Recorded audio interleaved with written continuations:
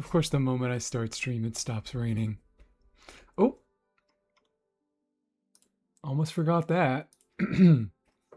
Almost forgot Ely casually doing Lama Nuke damage.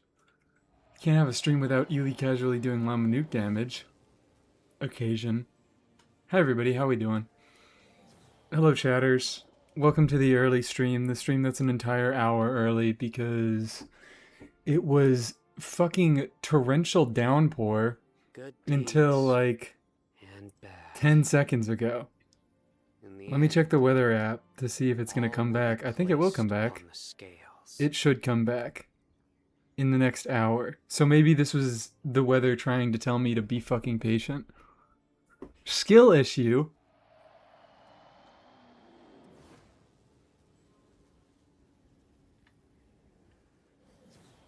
You know what? I was deciding if I should time you out or not, but now it's taken too long. So you're going to get away with that. You're going to get away with calling it a skill issue. Just control the weather where you are. I don't know the weather machine, man. I've never met him once in my life. I don't fuck the weatherman. I don't know if all of you are fucking the weatherman and you can do whatever the hell you want and you can make the weather whatever it is wherever the hell you are. But I don't fuck the weatherman, okay? Anyways, hi. I got my staff leveled yesterday. I leveled the staff. The staff is now complete. The staff is done. So maybe hydrate. I just did hydrate, but thank you for the hydrate redeem. I'll drink water because I haven't had any water yet. And water's good for not making my insides shrivel up. Did you see that Sino's skill is bugged? Yes, I reported it. I don't know what bug you're talking about, but I did indeed today. I finally locked the fuck in, and I was like, you know what? I am... I'm the one complaining about this. I need to head the charge on this one. I need to lead the charge. If I'm telling people to report Risley for C1 breaking in Stellar Conduct, I need to do that myself. Lady Gaga, not right now. Sorry. I like you, but not right now. I might take that song off the playlist. He doesn't get his buff from EM? What? Where? This? Anyways, I reported that his skill was bugged when interacting with Thundering Fury. We are getting 100 apologems for it. Wonderful. When you enter state and skill, he just doesn't fucking get, like, any of these? So none of these work if he enters his... hold on. That's very easy to test. Let me swap back to his gilded build. And then we will be able to see that.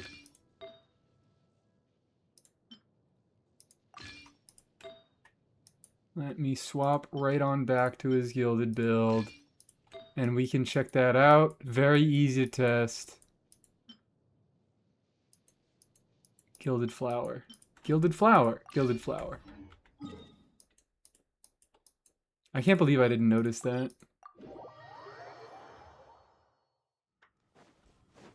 I freaking cleared the Fearless Pokeball with Chi-Chi Super Narchaska. Oh my god, congratulations. So... maybe I should have taken off Staff, because Staff is going to make everything needlessly complicated. But let's just get full stacks.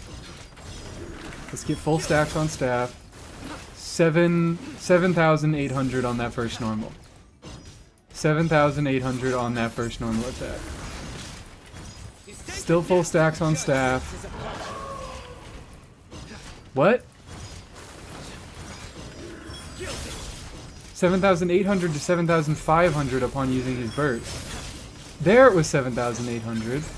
What the fuck changed?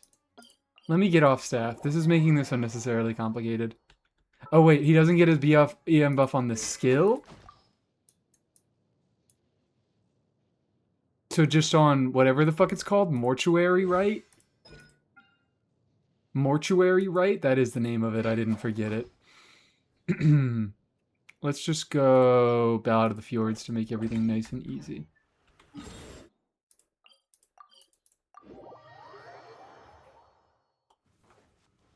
Think it tells you in the notices in the menu.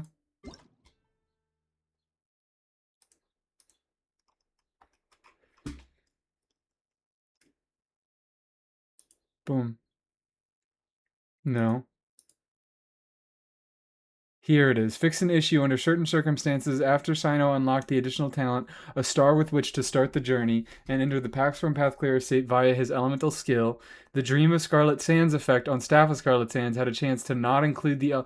Oh, specifically on his signature. Okay, so I did need to be on Staff of Scarlet Sands. The effect of the Staff of Scarlet Sands had a chance to not include the element of mastery provided by the Pax from Path Clearer state. Okay, so that's what it is.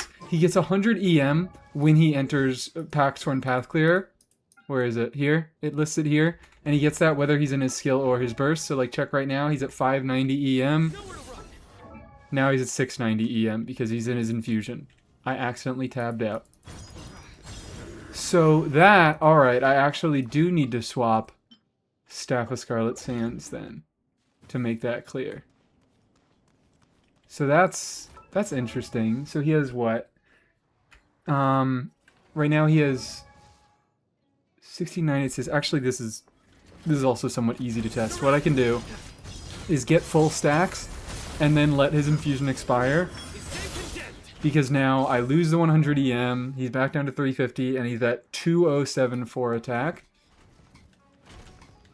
Under certain circumstances. Yeah, they always say a chance.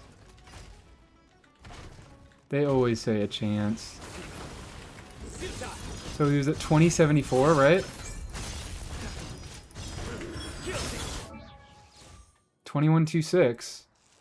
That looks actually not entirely correct to me. He gets 100 extra EM. He should be getting more than 100% of his attack converted to... Or his EM converted to attack. I don't know if this affects like fucking snapshots or whatever. Like when you get the stacks, it might not work dynamically, so your attack might not fluctuate based on how much EM you have. I don't know. I don't know anything. But it's good that they're fixing that. Because I pulled this weapon, not specifically for Sino, but I did pull this weapon to convert EM to attack, and it would be a shame if it didn't do that. Me and I watch a VOD. Hi, Kaiser. How are you doing? Thank you for the 10 stream streak. And everybody that I missed. Hi Triple Crown Cave. Hi, Rex. Hi, Epic. Kachina fan, I don't know if I said hi. Staff complete now. Sino murders. Indeed he does. I don't know if I already read that message, but Sino murders so hard. He fucking doesn't. He doesn't. He still sucks. He's still ass. This dude still can't do damage to save his fucking life. Where is, But you know what? Let's give him a full shot. Now that he is fully complete, let's be kind to him. And let's give him a full team and see how much damage he can do. I have his staff complete, but my Sino is level 20. That's okay. Sino is like perhaps the least interesting application for Staff of Scarlet Sands.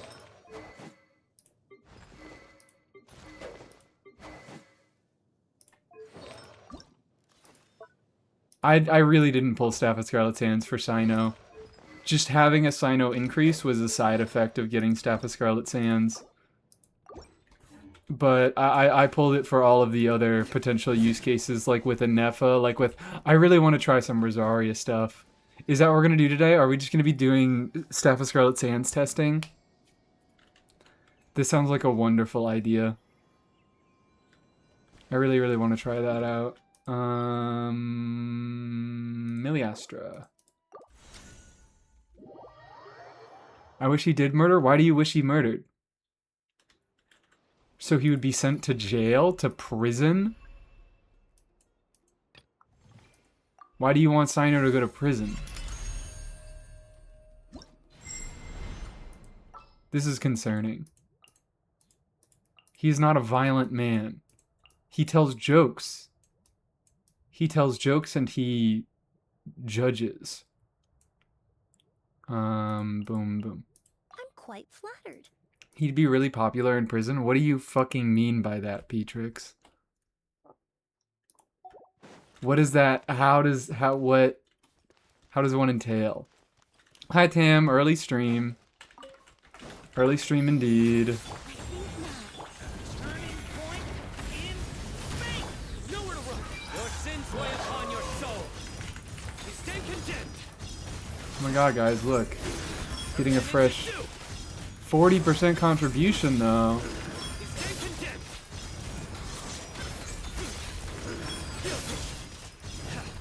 A little ambiance. Extract. Story has only just begun. You die. So sometimes we just fucking deal with the fact that he doesn't get his burst in every rotation. Nowhere to run.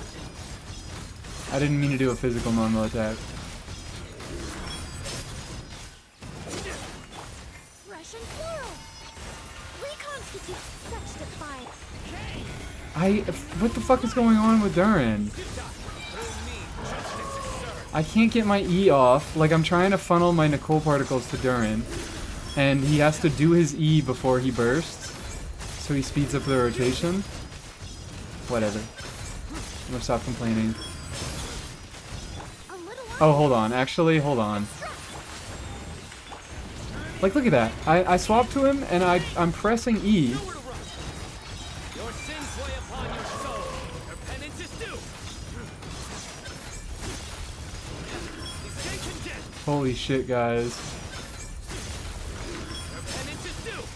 Oh my god, wait. Maybe Sino is actually dealing damage. You stay condemned. I'm so sorry that I ever doubted you, Sino.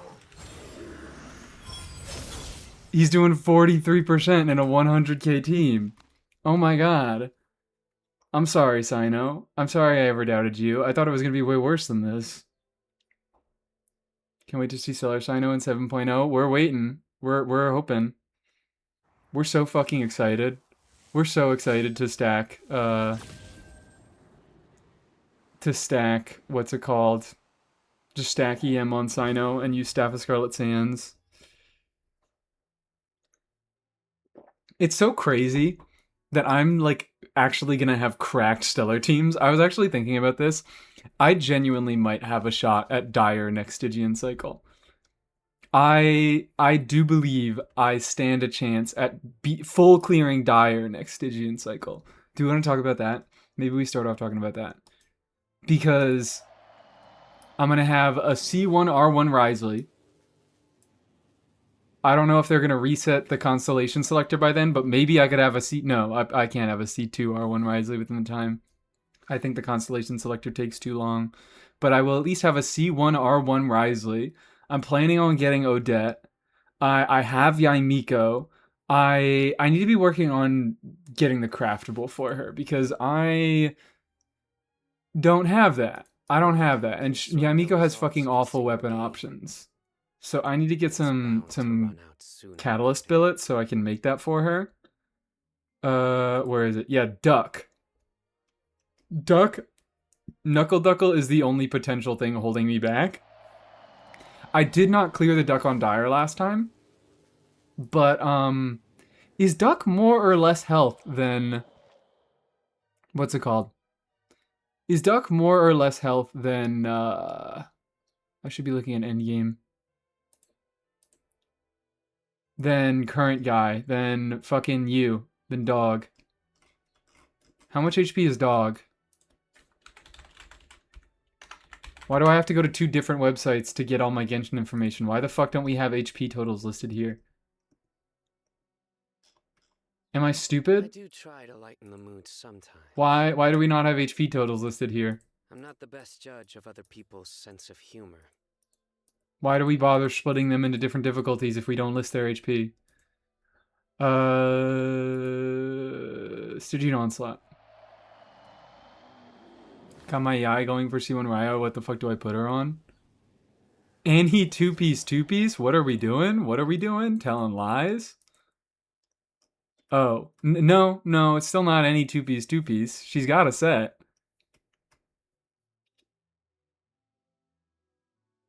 I'm starting to think that my live stream audience and my Good YouTube audience deeds doesn't have that much overlap. bad. I was asking weapons, we put her on the In craftable. the end, On the new Snezhnaya craftable. all will be placed upon Because the Woodsith is so scales. terrible on her because it has such bad uptime that the Snezhnaya craftable, even though like the stats are good, don't get me wrong, the stats are good. It's a high base attack weapon, it's attack percent substat. It has some EM and some damage bonus on its passive, stellar damage bonus specifically. But yeah, for now you can do Woodsith and you'll eventually upgrade to the craftable. Because Woodsith has not great effects, and because she goes early in the rotation, she deals a lot of her damage when not a lot of your buffs are up. So, stop starting on dire difficulty. Knuckle Duckle is the one I'm hesitating about. 13, well actually no, I am looking at dire. 25 million fucking HP. What is, hold on. It says 23 million. Okay, maybe I don't have a shot at dire. Maybe I don't have a shot at dire, but I was thinking I have I'm going to have very, very good stellar teams. I'm going to have invested stellar teams. I have C1, R1 Risley. I plan on getting Odette. I have a C6 Beto I can throw in there if I need her. Whatever other supports. I got the pick of the fucking litter. I have every single stellar support right now, and the only one I'm lacking, the only stellar unit that I'm lacking is Sandrone. This, I'm thinking Varka. I think I could probably Vark the shit out of this. The DPS check isn't horribly high. It just wants you to have a shield. So I can probably Vark the fuck out of it. And Knuckle Duckle, because I have a little bit of investment in my Varka team. Knuckle Duckle may pose a problem because he does indeed have more HP than Dog. I don't know exactly how the mechanics play out, but I do have a staff of Nepha. I do have a staff of Nepha to help us out. Weren't you shitting on Odette a week ago? Yes, and I will continue to shit on her until the end of time. I think she's a boring ass fucking unit, but she's gonna enable things that I want to play. She's like Escoffier if I liked freeze teams.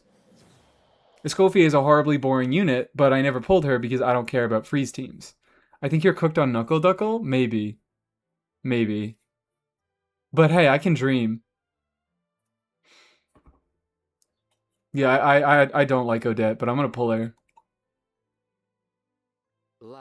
Because she enables some very good things on some characters that I do like. Some cool and interesting things on characters that I do like. I don't like her, but I do like Sino, and I do like Risley, and I do like Yai Miko, and I do like Beto and Diona, and I do like Mizuki. And Odette is going to be good with all of those characters. Part of the reason why I'm so excited about all these stellar buffs is I just, like, a lot of these characters are some of my favorite characters. And I just haven't had good use cases for, like, especially Yai. Especially Yai. I really do like Yai as a unit design, but she just numerically was always a little bit too weak for me to, like, do a bunch of interesting stuff with.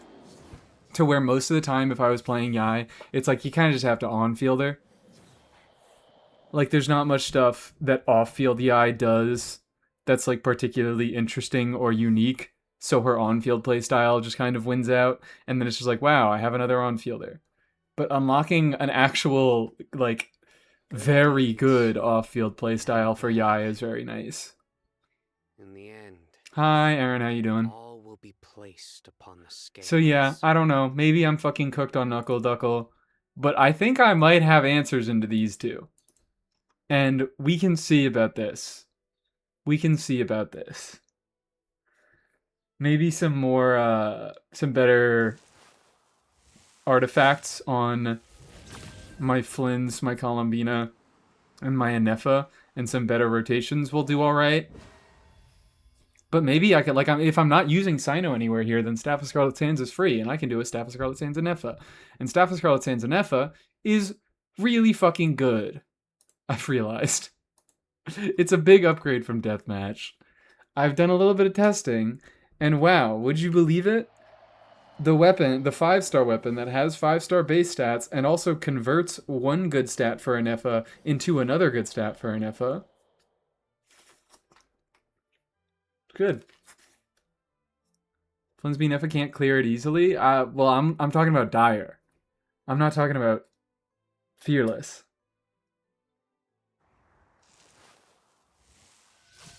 Stellar Horse has no decreased Electro during downtime, so it's worse for Cyno. Well, I did indeed just say that I was not planning on using Cyno.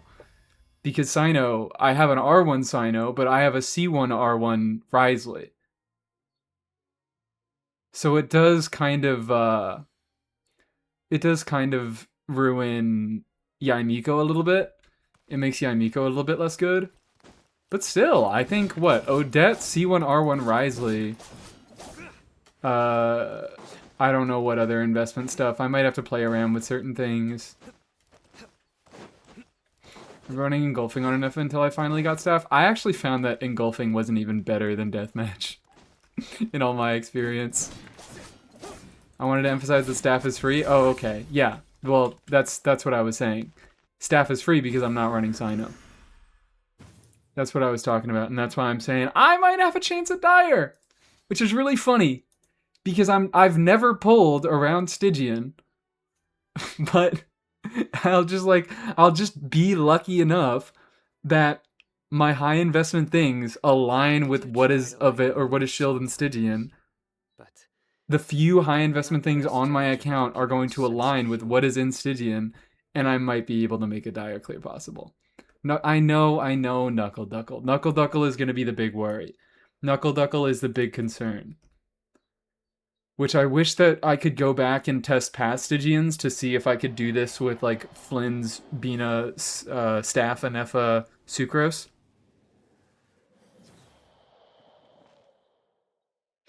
There's always Stellar Shroll Mizuki. Yep. There's always Stellar Shroll Mizuki. She can brute force Knuckle Duckle with her 1 billion DPS.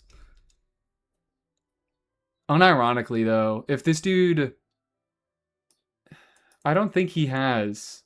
good deeds. Like, he's meant for Stellar Conduct. I don't know the mechanics. I don't know if he gets reduced anima resistance. I don't think he's supposed to be Mr. Stellar Swirl.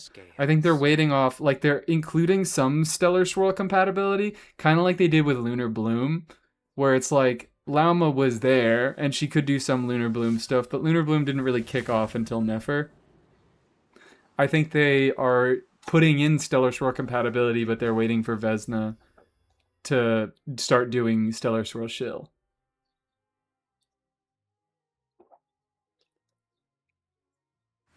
You can try if you can beat the little bit easier dog on Dire. Is the dog easier?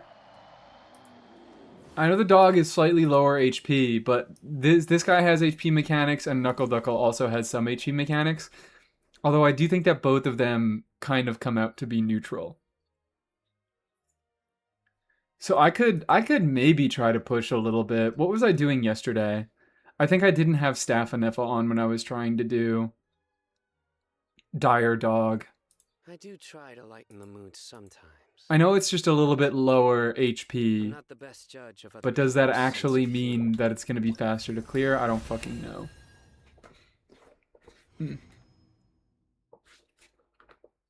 I can clear 2 bosses, but never the third, because the third just has too much HP, yeah. This is why we don't pull around Dire. This is why you do not build your account around Dire. Because it requires you to vertically invest in everything that ever comes. Every unit that ever comes out, you have to grab a little bit of a weapon, you have to grab a little bit of a constellation, and then you can consistently do Dire. What evil creatures. I could do a little bit of this, but I didn't want to do a bunch of Stygian stuff today because of how much Stygian stuff I did yesterday.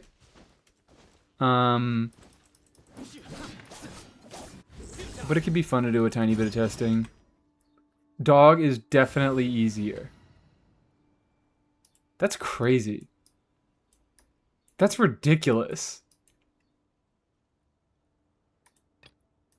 That's just like insane to think about. Okay.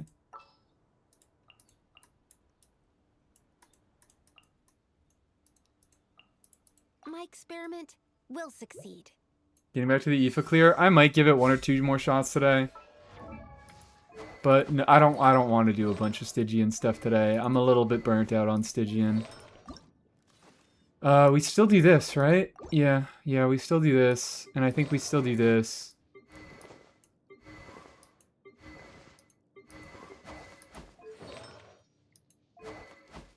I actually, you know what? I don't think it's possible. I don't think it's possible. I don't think it's possible to do dog here. I don't think staff on Nefa is gonna be enough investment. Cause I very briefly was sitting in the Jeff stream today, and he was trying to clear dog on Dire with Flint's Premium with C1 Flints as his only piece of vertical investment. Although he didn't have Sack Jade Bina. I don't know. I think he had a much more impactful, like, we both have one piece of investment on both of our Flint's Premium teams. He has Flint C1, I have Inefa on staff. But my one piece of investment is definitely less impactful because it's not even her signature. It's her second best in slot weapon, and Inefa isn't dealing as much as Flynn's, so that's less impactful than Flynn's C1.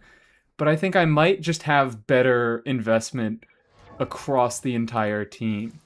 Like, my artifacts might be a little bit better because I spend more time on this account than he does on his alt.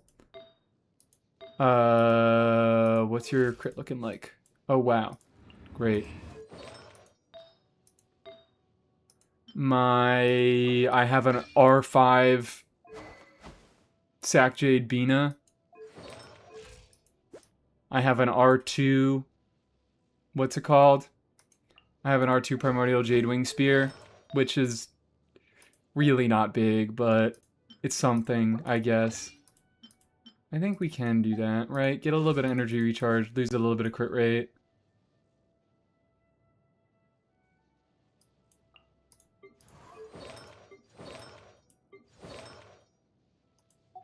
Let's mess around at least. Let's see what we can make happen.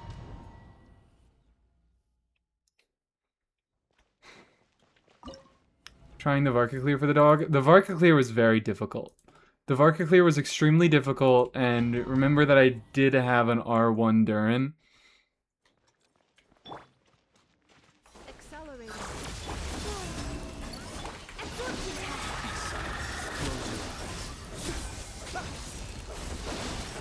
To dust. Observe. Do you feel the dark? Oh no.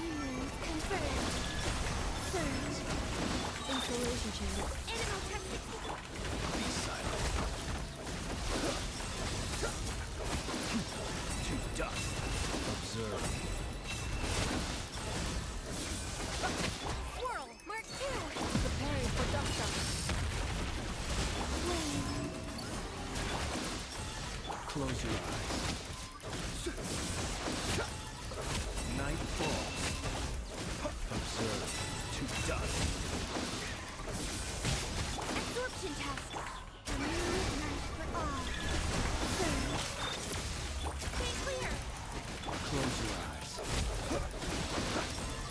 To dust. Be silent.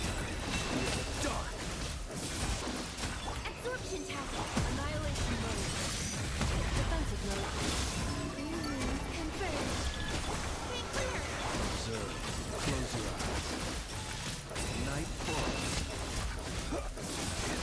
Observe. Animal hypostasis at release. Insulation chamber. Close your eyes. Observe. Night falls. Yeah, I don't fucking know. Be silent. This was not very well played. Ultimatum protocol. Defensive mode. Midnight for all. Animal testing. Observe. Fear the dark. This was not very well played. God, I love the schedule adherence this week, don't you? You guys never read the schedule. Why does it matter? Why does it fucking matter if I follow the schedule? If everybody's just gonna ask me if I'm following the schedule or not, if everybody's always gonna ask me why I'm live, why does it matter? The schedule is just for fun at this point. First time using Tenacity on Xinyan so I can sneak a Xinyan clear. First time using Tenacity on Xinyan? Are you sure you're a real Xinyan fan? Okay. I'll get to that review in a second, but we're gonna do like 1 or 2 more shots against this, and I don't even think I'm close. So the dire dream may be dead before it even began.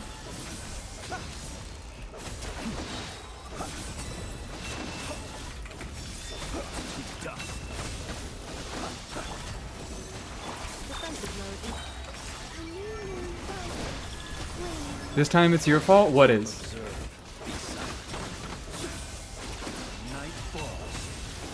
Acting like it's always... It's not always my fault. It is my fault every single time. I'm the one who's not fucking following the schedule. Ah, okay. Whatever. Whatever. I'm playing like ass. It doesn't matter. Who cares? What are you gonna do even in the orb? I'm not talking about this fucking Stygian.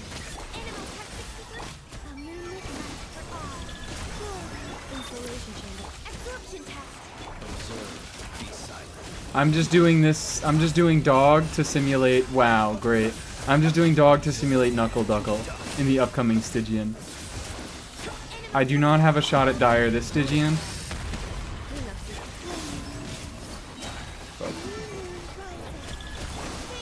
I do have a shot at Dire next Stygian, maybe, if I can beat Knuckle Duckle, but it's just looking like it's not gonna happen.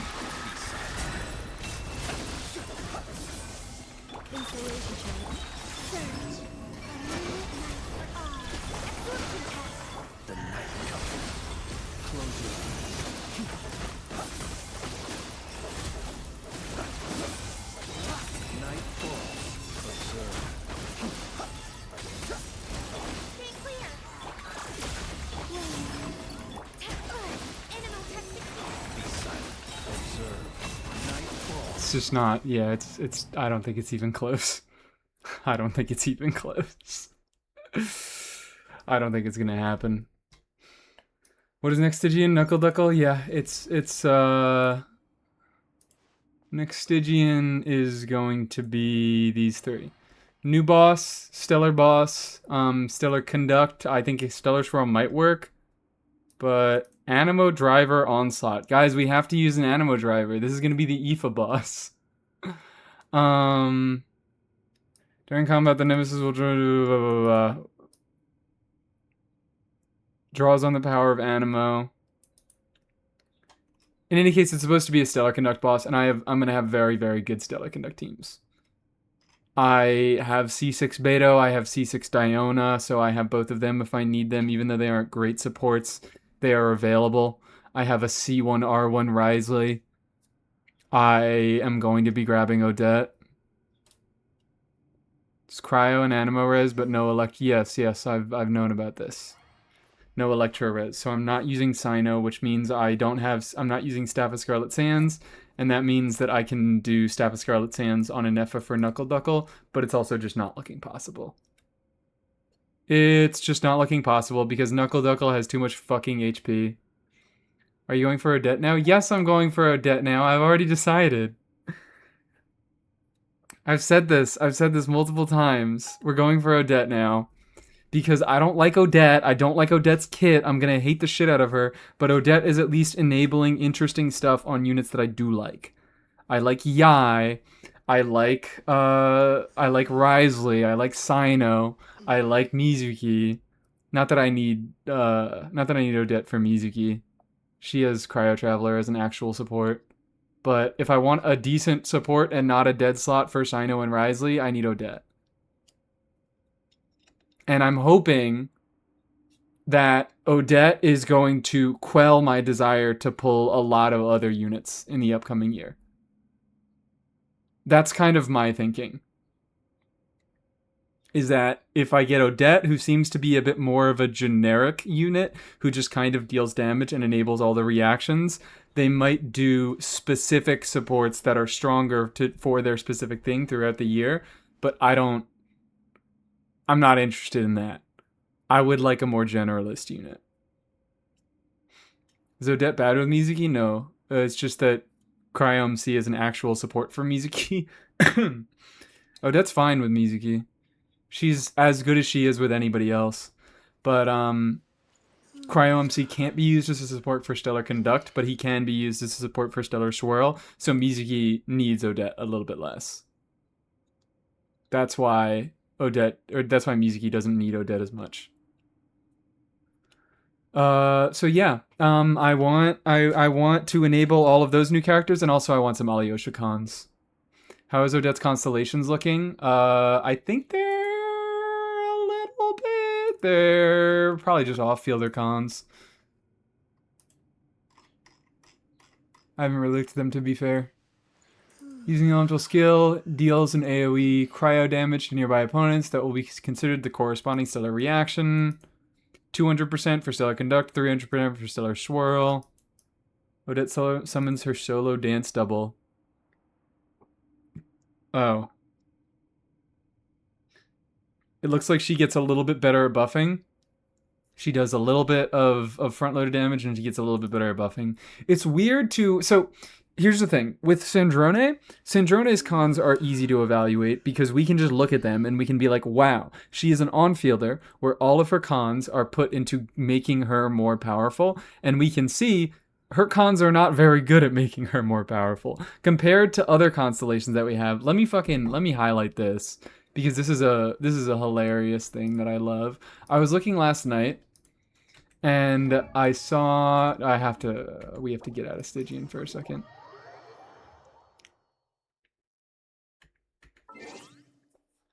Sandrone. I was looking at Sandrone C2 because someone in Dorsal Chat said that, oh, it's so sad that C1 is terrible and it's just a stepping stone to C2. And I looked at C2 and I was like, wait, this one also, like, it's not as bad as C1, which is just 30% stellar damage bonus. This one is also kind of bad. It's 40% crit damage on her fucking charge attack condensed beams, and then she can get additional stacks of crit damage, which maxes out at 100%. It starts at 40%, and each time a beam is fired, she gets an additional 20%. So she gets, 6 beams after C1, because that reduces the rate that she gains decoding power. So first beam does 40, second beam is 60, third is 80, fourth is 100%. So it's a buff that slowly scales up to give her 100% extra crit damage on her condensed beams, which that's her stellar hits. And then I realized, wait, that is just an objectively worse version of Kniech C1, which is just a free 100% crit damage on his most impactful damage. It doesn't scale up. It doesn't start low and get higher. It just is 100% crit damage on his impactful damage. This power creep is just like Lenny C2 but 40% more crit damage. What the fuck is Lenny C2? Like that's a very funny comparison that I realized. Sandrone's C2 that you have to go through a worse constellation to get to it is just a nerfed version of Kniech's C1. Very funny to me. So the point of all this is saying that Sandrone is an on-fielder. Sandrone deals damage, so her constellations are pretty easy to evaluate because Sandrone, she might get a little bit more damage with buffers in the future, but it's pretty easy to evaluate how much damage her constellations are giving her because we have her numbers and her constellations only affect those numbers. Whereas Odette has some buffing capabilities, and it seems like in C1 her buffing capabilities get a little bit better. So the value of that constellation relies on us knowing the numbers of future Stellar Conduct characters, the characters that she will be buffing. So, like, it isn't, to me, it doesn't look like a very great numerical constellation. She gets a little bit of front-loaded damage. It's not that much. What's the normal scaling on her skill? God fucking damn it, I hate these scalings. I can't decipher anything. It's fine. It's like a few hits of her skill. Conduct is 50% and 60%. Then it goes up to 200%. It's a fine instance of burst damage. It's not, it's the same as I think 4 of her procs. 3 or 4 of her procs. And then she gains, I fucking like still don't exactly understand. She gains 2 stacks of Marvelous Splendor. She will gain a special effect when she summons her solo dance double. Increases her stellar damage by 15%. When Odette is off field, she loses 1 stack, while all nearby party members gain the corresponding number of Marvelous stacks. Okay, yeah. So this is just a buff. This is a full party buff. It makes her a little bit better at buffing.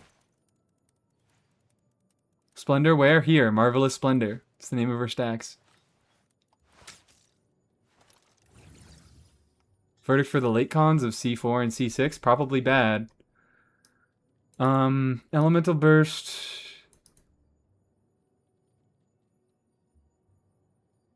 When Odette names Snow Swan's Dream? What the fuck is Snow Swan's Dream? Oh, that's just when she boosts her own damage bonus. When a party member, Stellar Glimmer damage is dealt by other, what the fuck? Stellar Glimmer reaction damage dealt by other party members is increased by 50% of Snow Swan's Dreams effects. Which is 25%, right? Oh, okay, it scales with talent level. That's why they say that. Her burst gives more damage bonus to herself based on its talent level. Okay, cool. I'm going to be ignoring the fuck out of this burst. C4 actually gives a full party buff upon using her burst, so it probably makes her burst a little bit more worth casting. When a party member... Odette will join a coordinated attack that is also considered corresponding. Okay, so it makes her burst more worth casting, and it gives her a coordinated attack, so it's just more damage.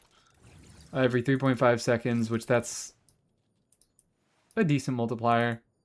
C4 actually looks to be kind of good, as far as I can tell. Hi, Feline Creature. First time joining Twitch stream. Welcome in. How are we doing? Relative to, like, I'm not saying C1 looks like a fantastic thing that you should pull, or C4 looks like a fantastic thing that you should pull. But it's good personal damage. It increases the buffing that she does. It doesn't look like the normal useless constellation that we get off of C4. C6 is... what the fuck is this? When all nearby party members have been granted Marvelous Splendor, her Marvelous Splendor stack will no longer decrease. And she gets Elevation. Okay, so she looks like she actually gets good buffs in her constellations. It looks like a lot of her constellations are buff-focused. Is C6 a broken one? Sure. Whatever. All C6s are broken. This team has so much damn stellar damage bonus. Yeah, it's getting so fucking much. So many characters give inherent stellar damage bonus. The artifact set is giving stellar damage bonus. A lot of these characters are getting, or these constellations are giving some stellar damage bonus.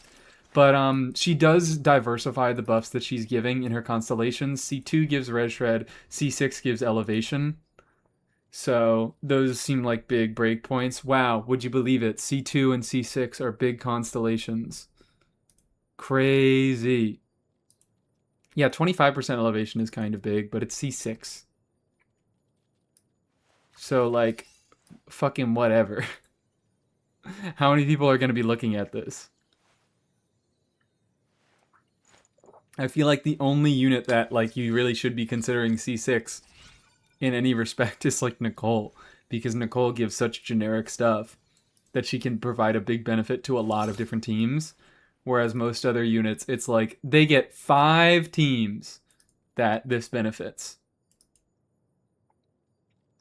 I also had a redeem. Yes, you did. I haven't gotten to it yet. That's how the beginning of streams goes. We have two reviews that I haven't gotten to yet. But I want to talk about beta stuff, so we're talking about beta stuff first. Plenty strong without her cons. Maybe the feature of main DPSs is that their cons are doo-doo. I don't know. It's weird to me because it's like there doesn't seem to be a reason why Sandrone's cons are as bad as they are. Because like considering someone like Varesa, where Varesa, her cons were a little bit worse than the other contemporary constellations. I think kind of because they wanted people to be pulling Eon Song constellations on her banner, so that it was a little bit less valuable to get Varesa cons while going for Eon Song cons.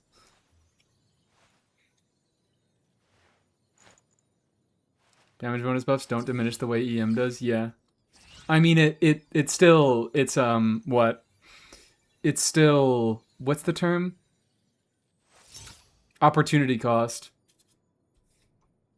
It still is opportunity cost stuff. Like, you want to be balancing your stats as much as you can, and these teams are getting a gazillion free stellar damage bonus. So you definitely are going to make up for it, and that's why we're running our fucking attack percent goblets. Attack percent buffs are going to be more valuable. That's partially why the new craftable is going to be so good on both Risley and Yaimiko, because they don't get very many attack buffs. So the fact that the weapon is high base attack and attack percent substat, it's actually not even that much worse than crit. It's funny. It's silly, it's funny. So that's why this weapon beats out, I think it only very slightly beats it out on Risley. It's a lot more comparable to Widsith on Risley, because Risley actually gets good uptime on Widsith, whereas Yaimiko's issue is with Widsith is that she also gets bad uptime. Like, it's not a fantastic weapon for her, and she also gets bad uptime on the passive. But yeah, this weapon good, just because it gives a fuckload of attack, and these teams are heavily lacking attack. Craftables fucking washes. Well, R5 craftable washes R5 Widsith. I think that it might, for Yaimiko, it might be just R1 beats out Widsith, but for Risley, you do need a few. You do need a few refines on this. Thinking they're doing good weapon, bad cons, or bad weapon, good cons, because Odette weapon is pretty bad. That doesn't, make sense. Why would they do that? What reason do they have to make any of the vertical investment bad?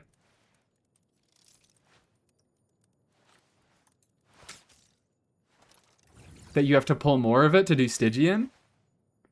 I don't know. Like, it feels like the people who are going to do Stygian, I feel like there aren't many people who pull based on Stygian. Maybe people will pull, one character based on Stygian, but I don't know how many people are out there pulling weapons and constellations specifically for Stygian. Maybe I have a wrong read on the community. And also, Sandrone weapon isn't particularly... It's not bad. What the fuck is Odette? So Odette weapon, just to compare the raw stat values of both of them. Odette weapon is here. It's a high base attack, crit rate substat, so it's easily comparable to Sandrone's weapon because it has the same stat line. High base attack, low substat with crit. This is 24% attack, 40% stellar crit damage, 4 elemental energy every 3.5 seconds.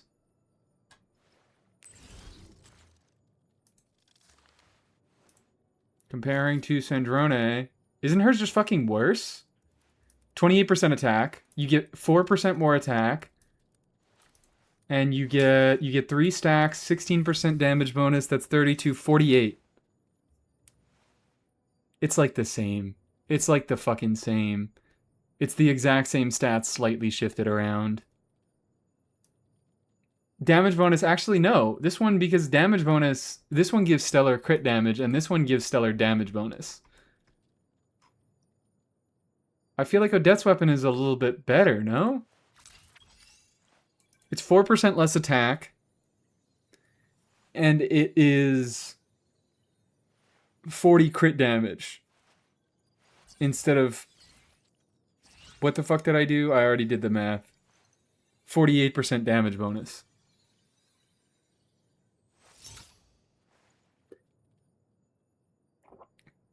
Sandrone is surprisingly mid for a Harbinger. Everyone else was a lot stronger on release. Arle and Bina in particular had their best stuff when they released. I don't know what to tell you. Oh, hi, Yuli. Sorry, we're looking at leak stuff. Sorry. Oops. Fuck. This isn't leak stuff. Hi, how are you doing? If you're still here. You're maybe not still here. Yeah, everybody go follow Yuli. She did a stream today. She did a stream for Kave's birthday. I didn't get to see a lot of it because I was making breakfast. I was making lunch and setting up for this stream. But she was brute forcing for brute forcing Kave stuff in Stygian. I'm making dinner. Oh, okay, wonderful. But yeah, stat for stat, it's the same. It's just that Odette is, dealing a little bit less of the team's damage because she's an off-fielder. So, like, it's worse for the team investment, but, like, come on. We're not spreadsheeters here, okay? We're not looking at one singular team and picking what is the best investment for this one singular team. We are sane people, and we look at the weapon and we say, okay, it gives the same stat value, and Odette does a little bit less damage because Odette is an off-fielder. And it's going to be easier to use Odette in a much wider variety of teams than it is to use Sandrone. That's just support and DPS weapons. Give up on brute forcing because I'm too lazy to play around with builds. Fair. This Stygian is also fucking boring, so I don't blame you. Yes, I've seen Chichimawika. It's cool. I guess. It's neat. It's a cool, funny thing. Odette will have the battle pass weapon. Alright, don't both of them have... Fucking Sandrone just, like, has weird... Sandrone currently has issues with both the battle pass weapon and the craftable. Which is what makes... I think that's what makes her signature a little bit better as well in a vacuum. Because she has worse alternate options, whereas Odette has potentially better ones. I'm curious to see...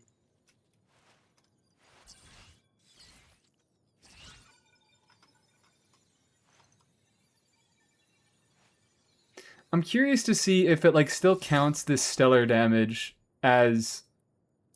what's it called? As skill damage. Like, I know it doesn't get skill damage bonuses, but if there are effects that give, like, crit for skills, like, what's it called?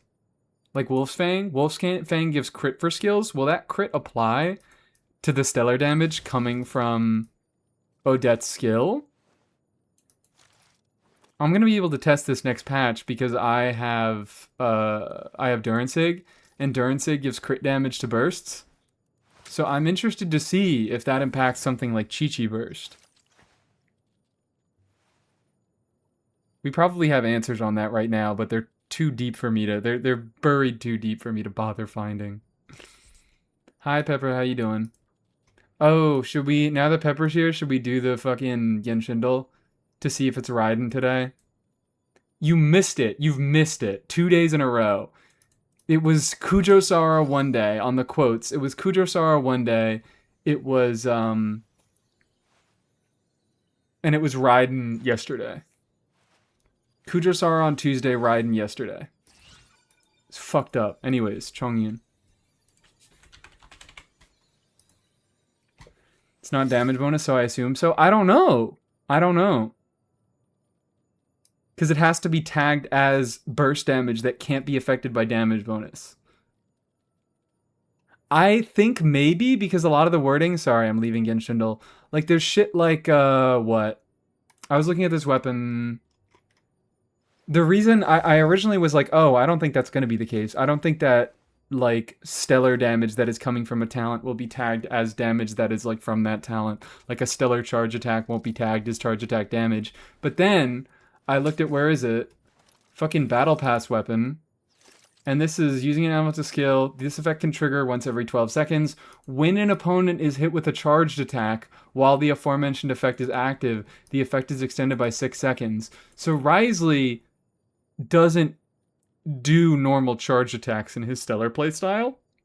So I'm wondering, will Wriothesley be able to proc this effect with a Stellar charged attack? He should, but Maybe the fucking damage tagging stuff is weird. I hope. I guess, hold on. Let's check the wording on the constellation, because this should clear things up.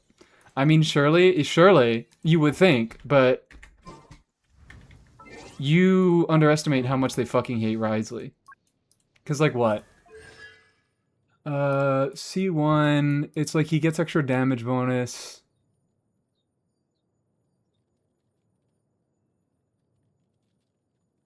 After the 5th attack, Repelling Fist enhanced by chilling penalty hits an opponent.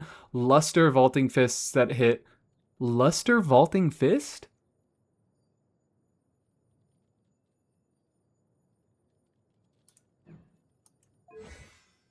That's what it's called. Into the enhanced Luster Vaulting Fist. Okay, no, it specifically mentions Luster Vaulting Fist. It says the 5th attack of Repelling Fists enhanced by chilling penalty. It doesn't say like a normal attack. It doesn't say his 5th normal attack. And this doesn't say charged attack at all. It specifically references Luster Vaulting Fists.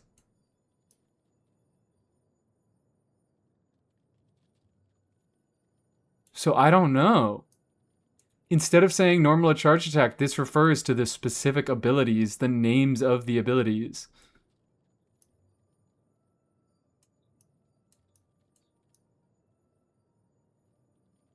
Hopefully.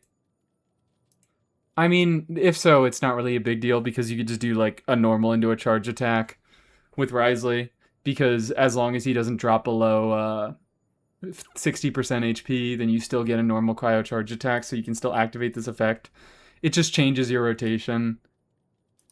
But it's weird. It's fucking weird.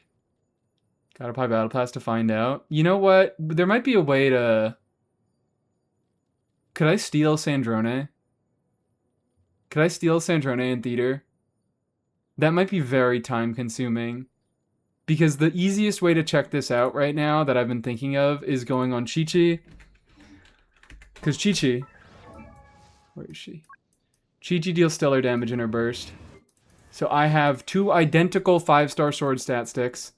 I have Athame and I have Haran. And they both have the exact same base stats. And this passive effect gives fucking elemental damage bonus, so it's not going to affect her burst damage because it's stellar. But this gives crit damage to elemental bursts.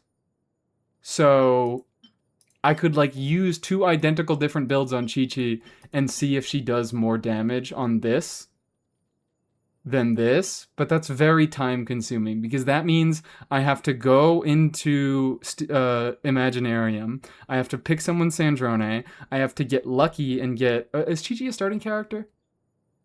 I don't remember. No, she's not, is she? Who the fuck is it? I don't know. But I have to get lucky, I have to get Chi-Chi, and I have to get Sandrone. And then I have to go back out of Imaginarium and co-op Overworld. Actually, that's a way better idea. Anybody want to do that? Anyone with a Sandrone want to come join in so we can do some quick testing about that? I assume Lunar works the same. Maybe. But I don't think I have any gear. Like, it's harder to test. This is an easy way to figure it out.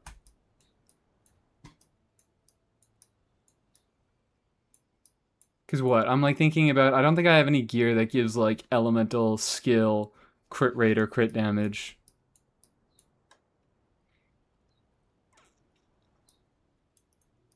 I have Sandrone, and I have no idea what to do with her because I don't have her weapon, nor do I have Yai. You just clear the Stygian boss with her. Because the Stygian boss is fucking easy, and you don't need anything. You just need a decently built Sandrone. Yeah, nobody is a must. Nothing is a must in this game. What content are you trying to do? I have Sandrone. Alright, feel free to request in. My UID's right there. I'm just gonna throw Chi-Chi in. I will Deploy. bring my note.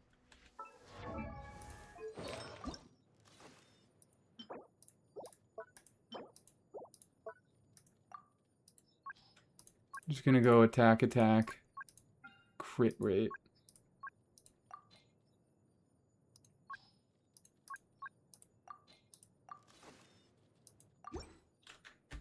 And then we will look at the reviews in a second, I promise. People have done no Miko Dire Ball, yes. Ball is fucking baby easy for Sandrone. Baby easy.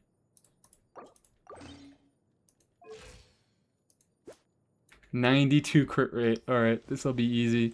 This'll be nice and easy. Got an upgrade? Damn. I should have stayed indoors today. I guess while I wait for somebody to join me. No hits. Let's go Shilonen. I feel like Shilonen is a really common guess that I do. One, And she might not be a good one. breathe, Because, like, who the fuck ascends defense? and Oh, that's a request. That's Petrix. Get in here. I'm still gonna finish off the Genshindle before we do this. It's between 4.1 and 2.0.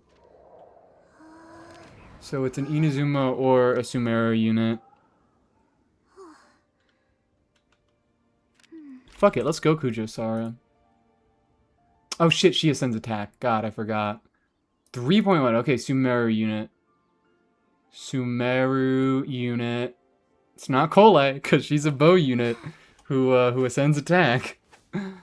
I could go Nahida, maybe? one, two, Sumeru Catalyst. 3, 4, and Why am I fucking blanking? Give me a second. Don't tell me. Don't tell me. Why am I blanking on who was a Sumeru Catalyst?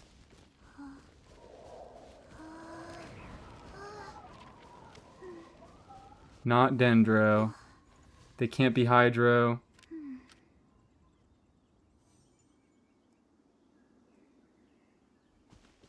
What the fuck are the other elements? They're not Pyro. Anim?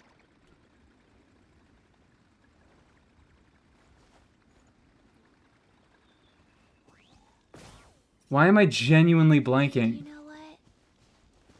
Sumeru Neither do I. Catalyst. I already forgot. They,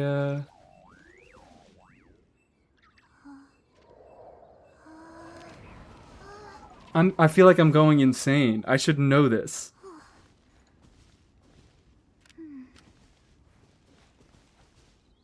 Okay, Nahida came out, Layla came out that same patch. Layla is not a catalyst. After that, I think we got Alhaitham, who is not a catalyst. We got Yao Yao, who isn't even from Sumeru.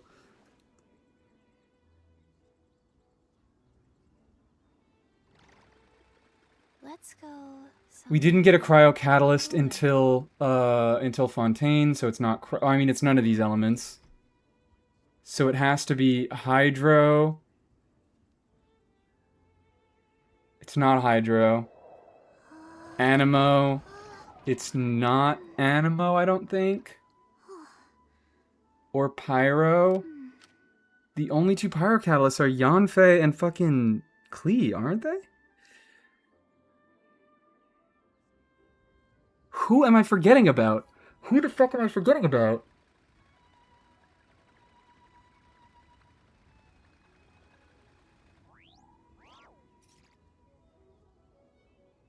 Hydro Anima Pyro. Hydro Anima Pyro.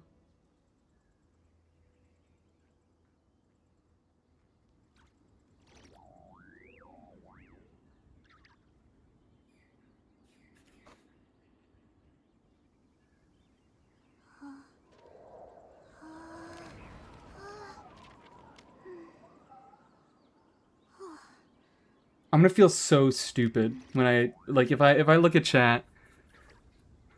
Who is this? Why am I genuinely fucking forgetting this? I'm gonna minimize OBS. I'm gonna go to a different tab so I'm not even tempted to look at chat. do you know what? I'm gonna start fucking looking through the characters. Neither do I. I already forgot.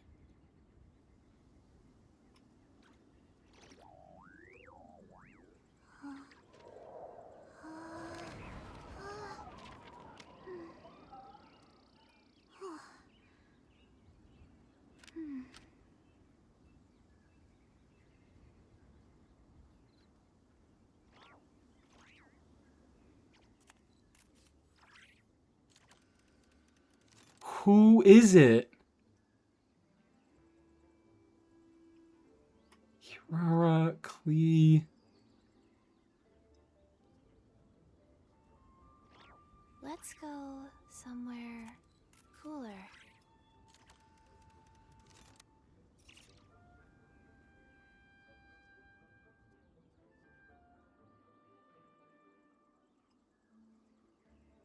Who the fuck is it?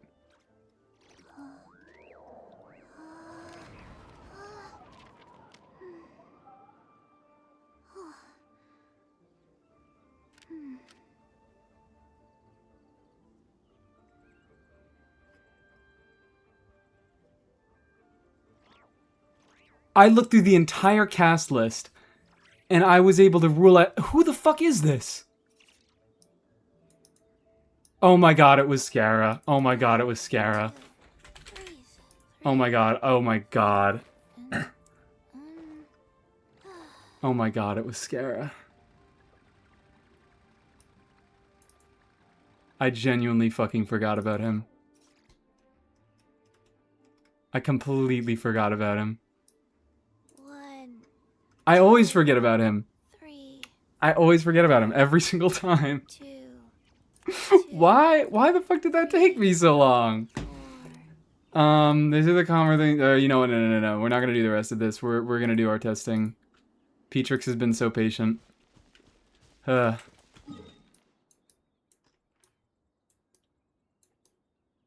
the fuck are we gonna go? Come on. Well, you don't actually have to come with me. You don't have to come with me. We just have to check this. Okay. So, we're on this. We have no stacks of superconduct, or actually no, I do have to trigger stellar conduct. I do have to trigger stellar conduct to get into the state. So let's just grab Lisa. Do a normal attack on Lisa. Let's go somewhere cooler. God, this whole fucking like stack mechanic with stellar conduct is gonna make this shit so difficult. Orders given. Orders received. 32,000. 32,000 with that setup. Let's start doing a few little normal attacks so we get our fucking energy back.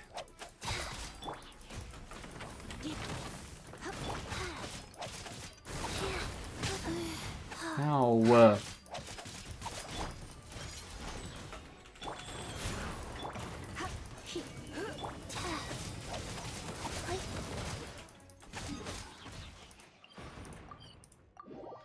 I don't want to die.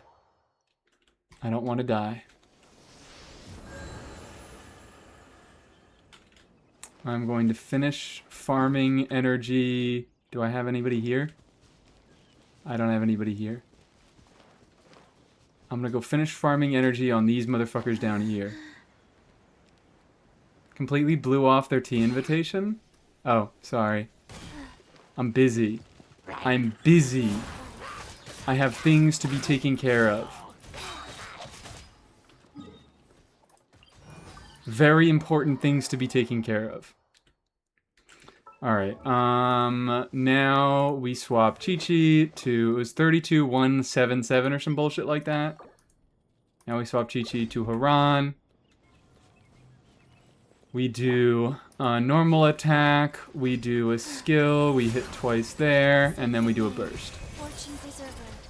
He was still in his high resist state. I have to fucking farm energy again. I hate it here. I don't know why all Wanderer tweakers gravitate to you when you clearly don't want him. I don't fucking know what it is. I don't know what it is. Faster. Okay. Something about it. Something about Wanderer.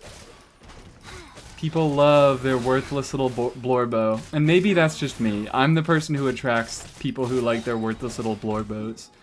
Because I don't do high investment stuff and I play around with characters that suck. Let's get this done quickly. I'm doing my best. It's not easy to test. I'm doing my very best. Okay, so let's get him, let him get up, let him get up. Fight back. Fight back, fight back. I feel called out. I'm sorry, but it's just true. It's just true. Orders given. Orders received.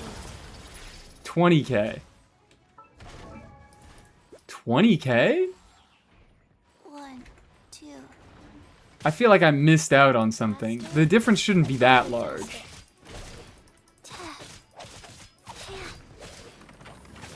Surely the difference shouldn't be that fucking large, right? Life goes on. Do your best with drinking this water. Thank you for the hydrate categories. Give me a second.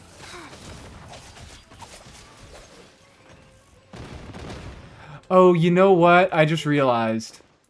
Fucking Duransig has an effect. When your burst hits, you also get an attack buff.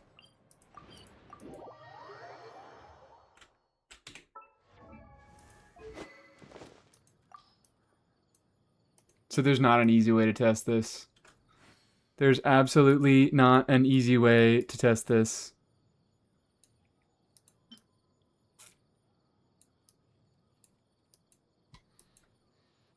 One, two, breathe. I feel like the burst crit damage did apply though. Maybe if it's 20% attack and 16% crit damage. Could I do something? You know what? I could just wait for tenacity to wear off. That's what I can do. When I'm not using Duransig, I can just have the effect of tenacity applied, and when I am using Duransig, I can run away and let tenacity wear off. 2, 2. We'll try that. Put someone on Noblesse and just waste their burst. Oh, that's also easier. That's also maybe a little bit easier.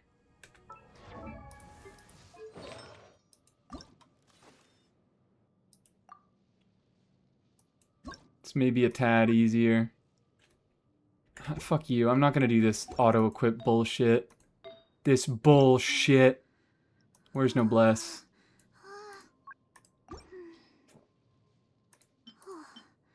Actually, does she have any energy right now? She does.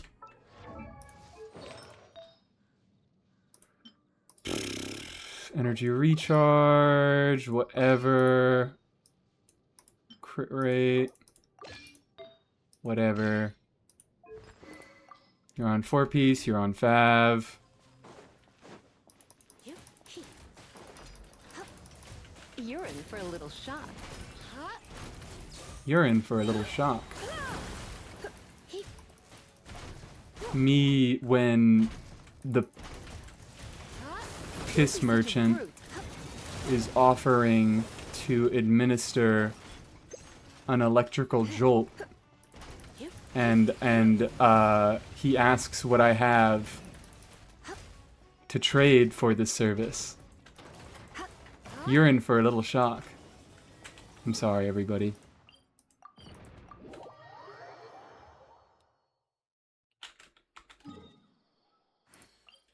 I am also... Petrix, you don't have to keep following me. I'm just teleporting away so the boss resets. Because it goes into that high-res phase.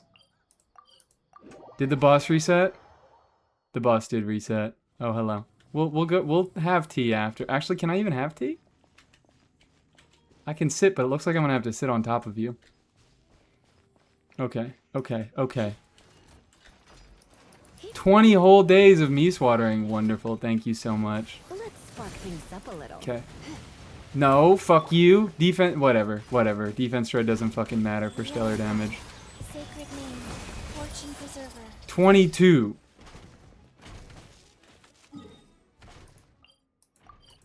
I don't know. I can't tell.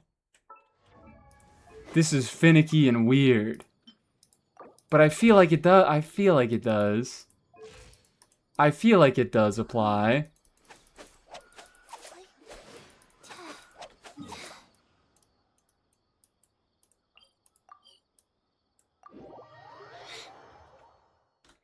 Oh, you see, yeah, that was a problem. See you, Sandrone. Bye bye. Is over. This tea party is over. Yeah, yeah. Let's get moving over here.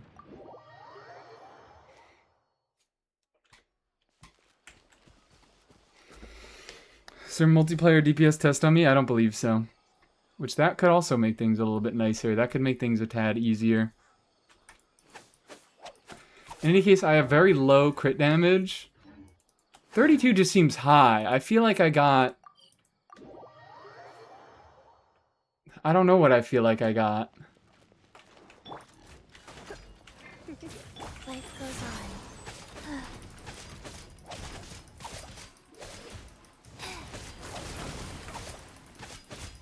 I'm actually happy that I'm able to do a little bit of Stellar Chi-Chi testing because I get to find out her fucking energy needs, which actually still seem kind of bad. They're better now that she actually generates particles and she has a passive that gives her more flat energy generation. But it still doesn't seem to be the best. Okay.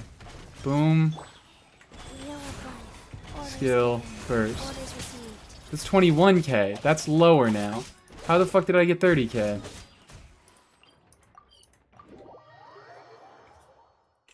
Maybe it doesn't apply. Maybe it doesn't apply. Maybe it's not considered elemental burst damage. Is there another piece of gear that I'm able to test this with?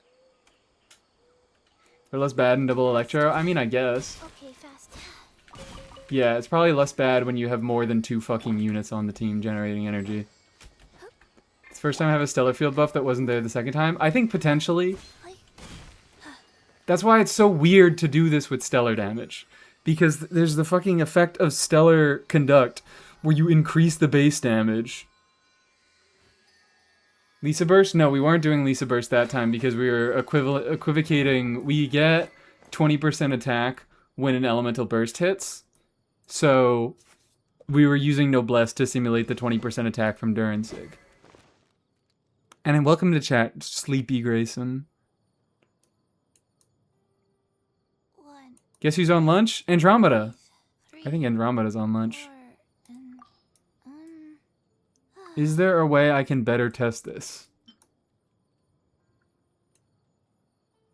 Actually, they're total... Actually, no, that's fucking weird.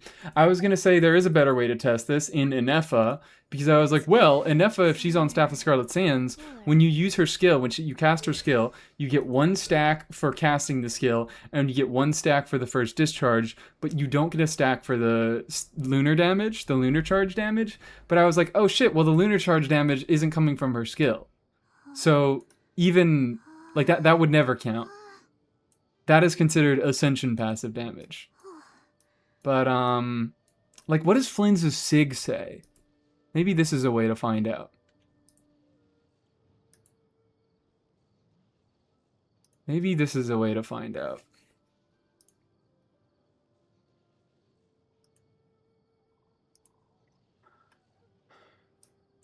hey, do you know what? After triggering a lunar charge reaction, the equipping character just gets 20% crit damage. Already forgot. No, he just gives generic stats. It's not attached to his burst or anything. He just gets lunar charge damage and he gets regular crit damage.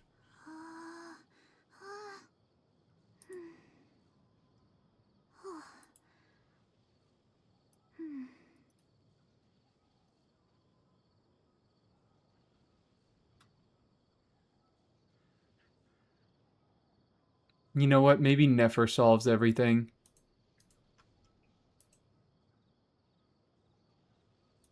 No, when the equipping character deals Lunar Bloom damage to an opponent, they get crit damage. Nope, Nefer doesn't solve everything. 4, 2, 2. But Nefer also gets, like, charge attack damage bonus? Can I steal your bugs? Yeah, sure. Thank you for the help.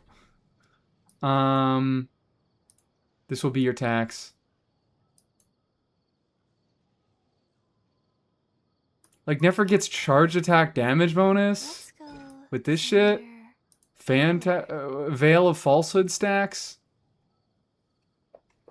Increase the damage dealt by Nefer's Phantasm performance. But that doesn't say, like, Lunar Bloom damage dealt by charged attacks. It says specifically her Phantasm performance damage.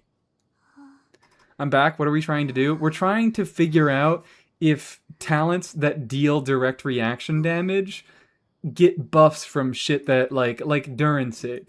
Like, Duransig gives 16% crit damage to elemental bursts. So we're finding out if that would apply to lunar damage or stellar damage dealt by an elemental burst. I just sent you a video of my findings. What was tested? 1, 2, 3. Okay, this isn't in-game. 4, 2, 2. This isn't in-game. This is a third-party tool that you're showing me.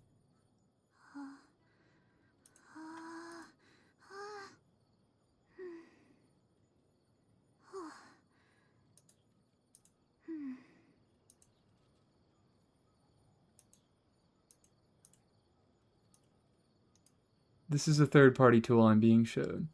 But they are in the damage calc. It's something. I don't know if I trust the damage calc. And the damage went up from what to what? 1, 2, breathe. 3, 4, and Are you sure? Like, that's not the fucking... Hold on. This doesn't even, like, show me what I need to see. But I guess we could do that. I guess we could look at that. That might be another way. That's something. I don't think it's reliable information, but it's something. I think you did it wrong in any case. Because Duran's Sig gives 16% crit damage on burst as a passive effect. It's not a triggered effect. It happens automatically.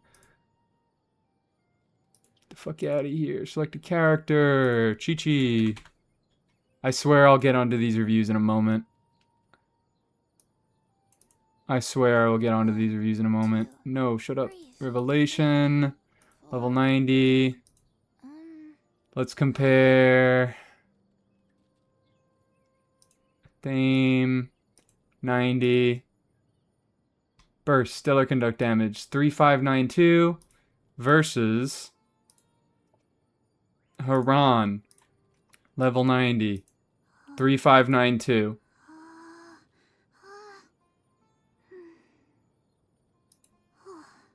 I don't think it applies.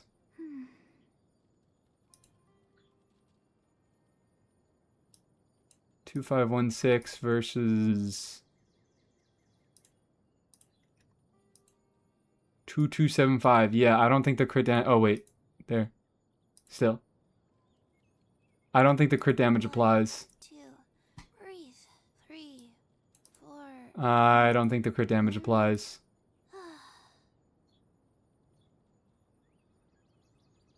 The damage calc is wrong a lot. Yeah.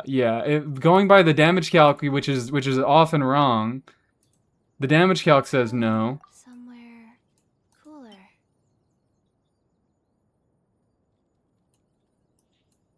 Fuck me. Where's an easy way to find this out?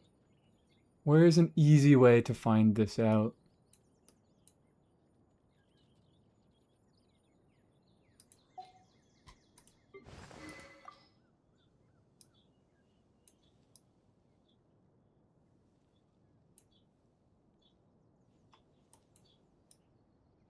Can you use linear Clarand? Yeah. It only 3, it doesn't work if 4. you don't have the unit in your own party. So I can swap to Linny, but it won't start marking stuff on your map. Okay. You know what? All right, let's do the reviews now so we can see. I can do some more testing on this after we do the reviews, but at least let's get the reviews out of the way because we have a few that are piling up. I've also started considering, You know what? I think I might start allowing reviews from anyone at any time, regardless of channel points, if you do 5 gifted. I don't think 5 gifted is a good rate for a single review from me, but it does allow you to get multiple reviews a stream. It does allow you to get a review if you don't have enough channel points. If you really are that desperate to get a review from me, I think I will maybe start allowing as a rule, you can do 5 gifted to get a review at the time. I do that. Thank you, Andromeda. I appreciate it. I don't think it's a good deal, but if anybody comes in and they're desperate to get a fucking review, 1, I think I will start allowing that. breathe. 3. Okay. First time using tenacity on Xinyan, so I can sneak a Xinyan clear. What are we doing? Where are we doing? Crit rate is not... Xinyan's fucking weird. Xinyan's fucking weird. Girl, I love you. I love you to death. You're the fucking best. And now we're getting... What is this? Soul Arcade. Cue a song. And we got a Venti from Andromeda.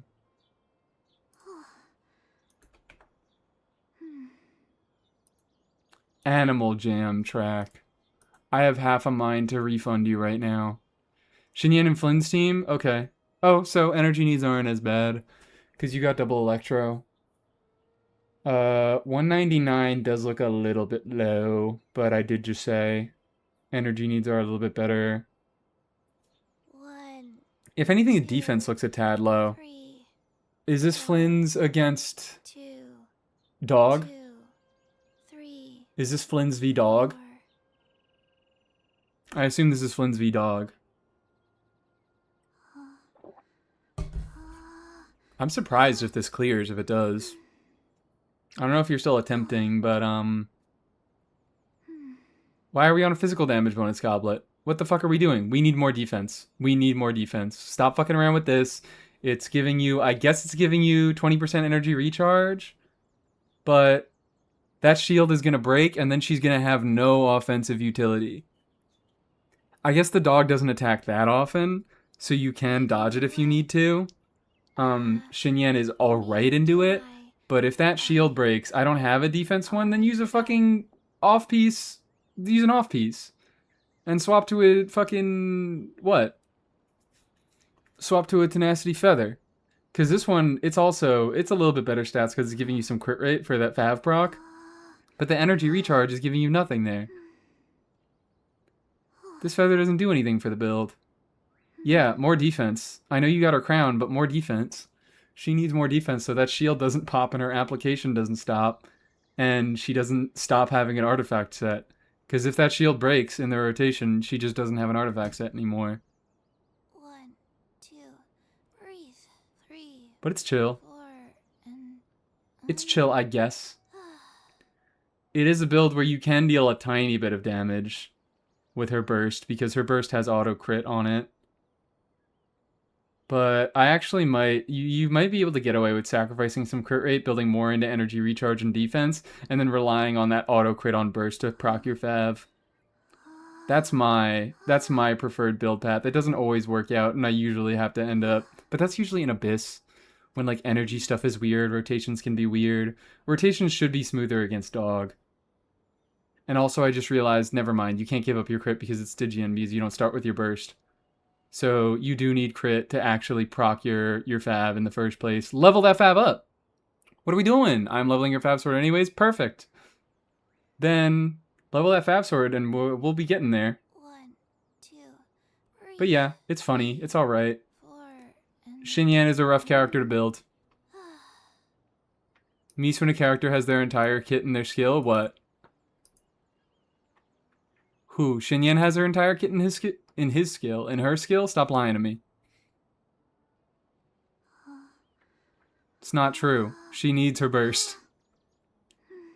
She needs that fucking burst. Shoot, I missed my Flimsy Poo review? No, you did not. We haven't gotten to it yet. We're about to get to it right now. You redeemed second. This was the first review I've done all stream. You just say that a lot in your videos? Oh, maybe I do. 1, Perhaps I do. Flynn's. 3, Level 100, C6. He kills stuff. 2, This Flynn's probably kills stuff. 3, R1 reduces C1 and increases your energy needs. R1 reduces your energy needs. You're fine. Well, I've seen this Flynn's before. What changed since I last saw it? Holy. Holy.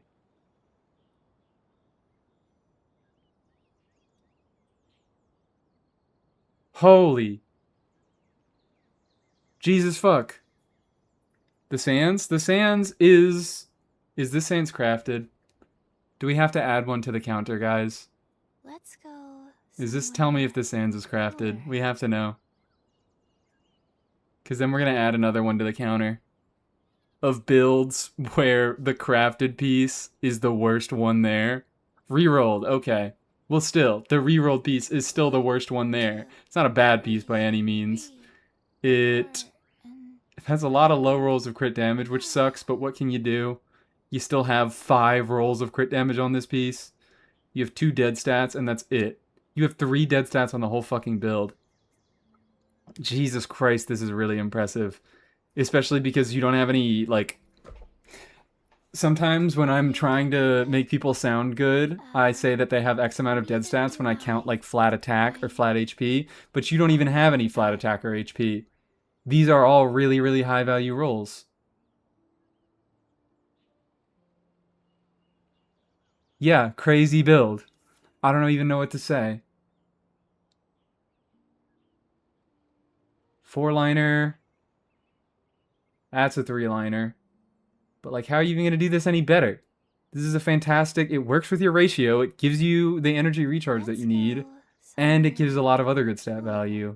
An attack and a max roll of crit damage. Yeah, what the fuck? Just get R5 Staff of Scarlet Sands. Exactly. Ooh, starting to rain again. Yeah, this is perhaps the best Flins I've ever seen.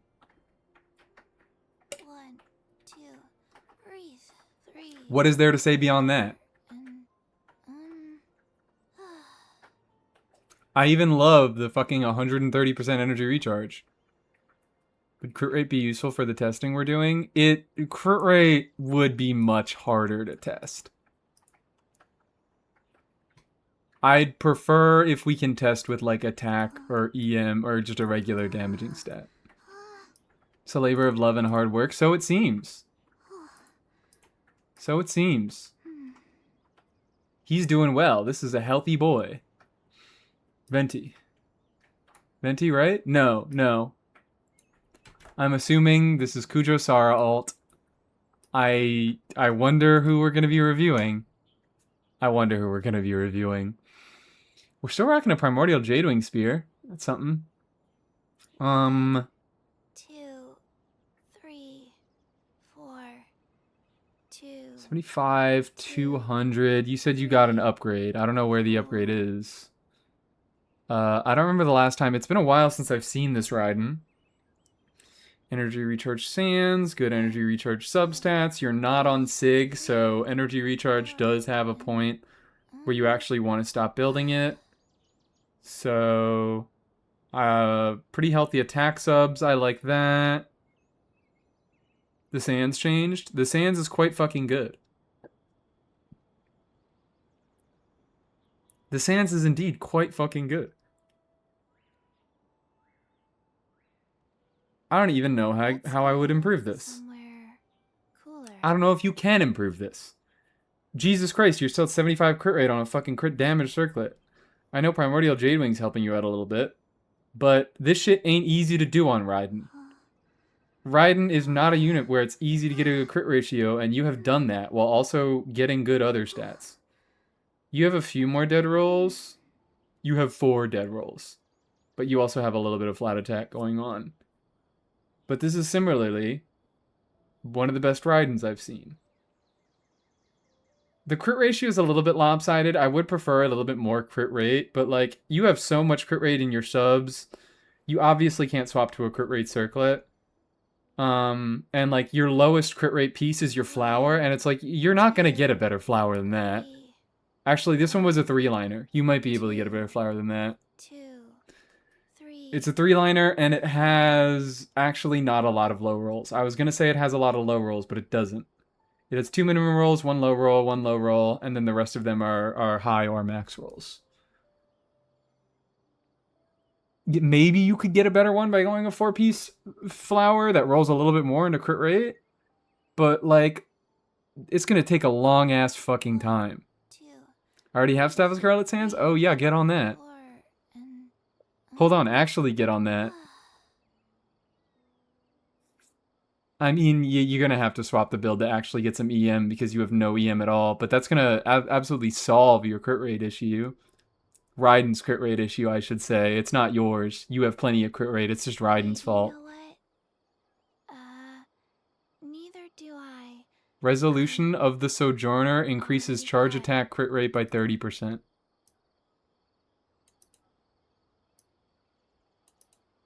What the fuck is that? Is that a new battle pass weapon or something? No, it's not. What is Resolution of the Sojourner? Sojourner. I've never heard of this before. But yeah, this dude's funny. I actually probably wouldn't swap to Staff of Scarlet Sands because you have 0 EM on this build. So you would need to do an entirely new build to make that work out. But still, I mean, not still. This is just an incredibly good build. My only minor complaint is the crit rate, and you could do a little bit more work on your flower to get there, but you don't need to.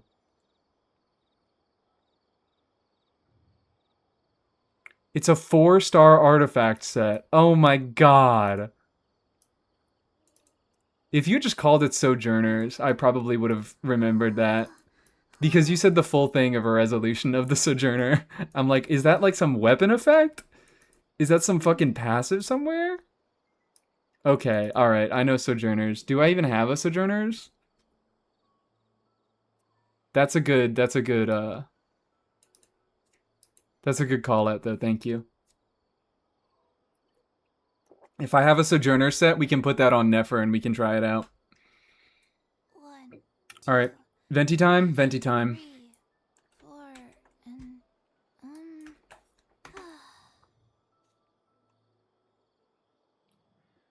Alright, what's replaced this time? That fucking flower is still there. Didn't I tell you? Oh no. What was it? I told you to swap the feathers on your Durin and your Venti? That flower is still, like, it's not terrible. But this shit ain't doing you any favors. This shit ain't doing... You still have so much ER. Rerolled the sands and you still have 17% ER on the rerolled sands? I guess. Crit rate is kind of low. Crit rate is kind of low, but this is Andromeda. So we are a little bit nicer here.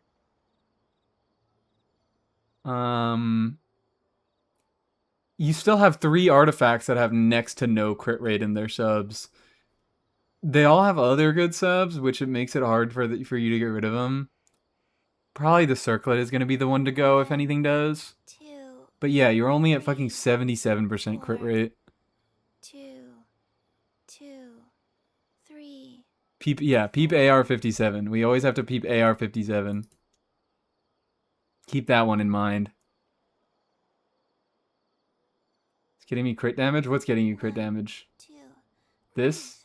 3, 4, and I mean, at this point, yeah, you really should be looking for more crit rate than crit damage. Your crit damage is fine.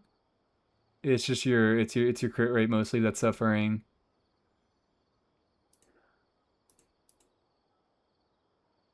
Man. You're a vertical investor. I can't fucking believe that you didn't pull on the Venti Durin weapon banner. Because your weapon option, Skyward Harp isn't bad, but Lion's Roar. I'm just looking at this and I'm thinking, you know what? If you had Ventisig and that was crit damage and you went a crit rate circlet, you'd be fine. 2, 3. You'd be fine. That was when I was free to play. Oh my, how the fuck did you get Venti seat? You just saved up for this shit? You just saved up for Venti C2? I think you went non-free to play pretty soon after because I see the new Valette skin, I see the new Valette Sig. I got Venti C1 on a double. Oh, okay. Alright, that makes a little bit more sense.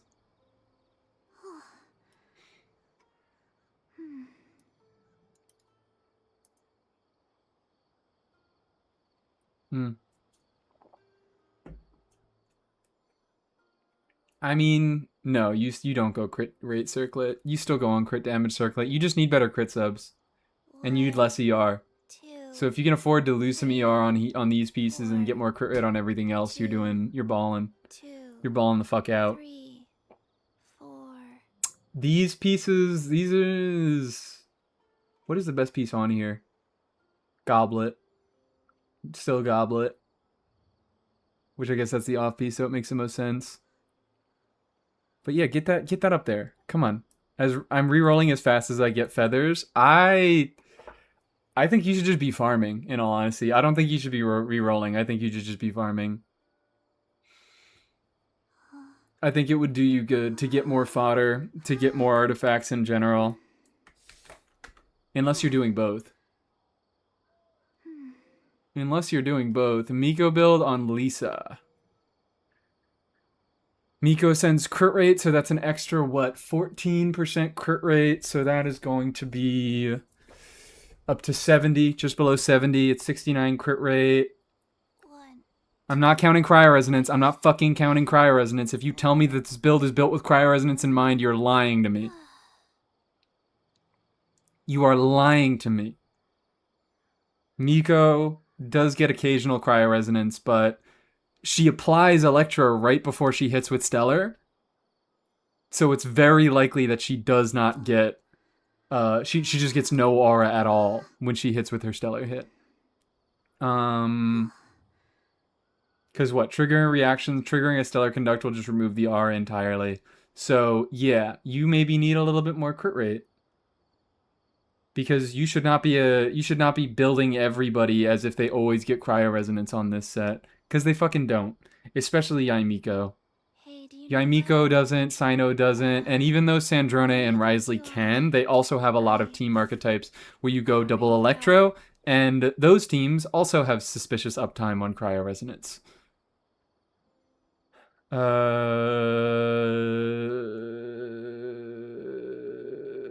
As for individual artifact quality, these are good substats. Is your worst piece your feather? No, your worst piece is your flower by a fucking country mile. 1 low roll of EM, 2 rolls of flat attack. Ooh, they're max rolls of flat attack. ER, and just crit. Crit damage is basically the only good stat on here. Crit damage and a tiny bit of EM. You could easily replace that flower, get yourself some more crit right there.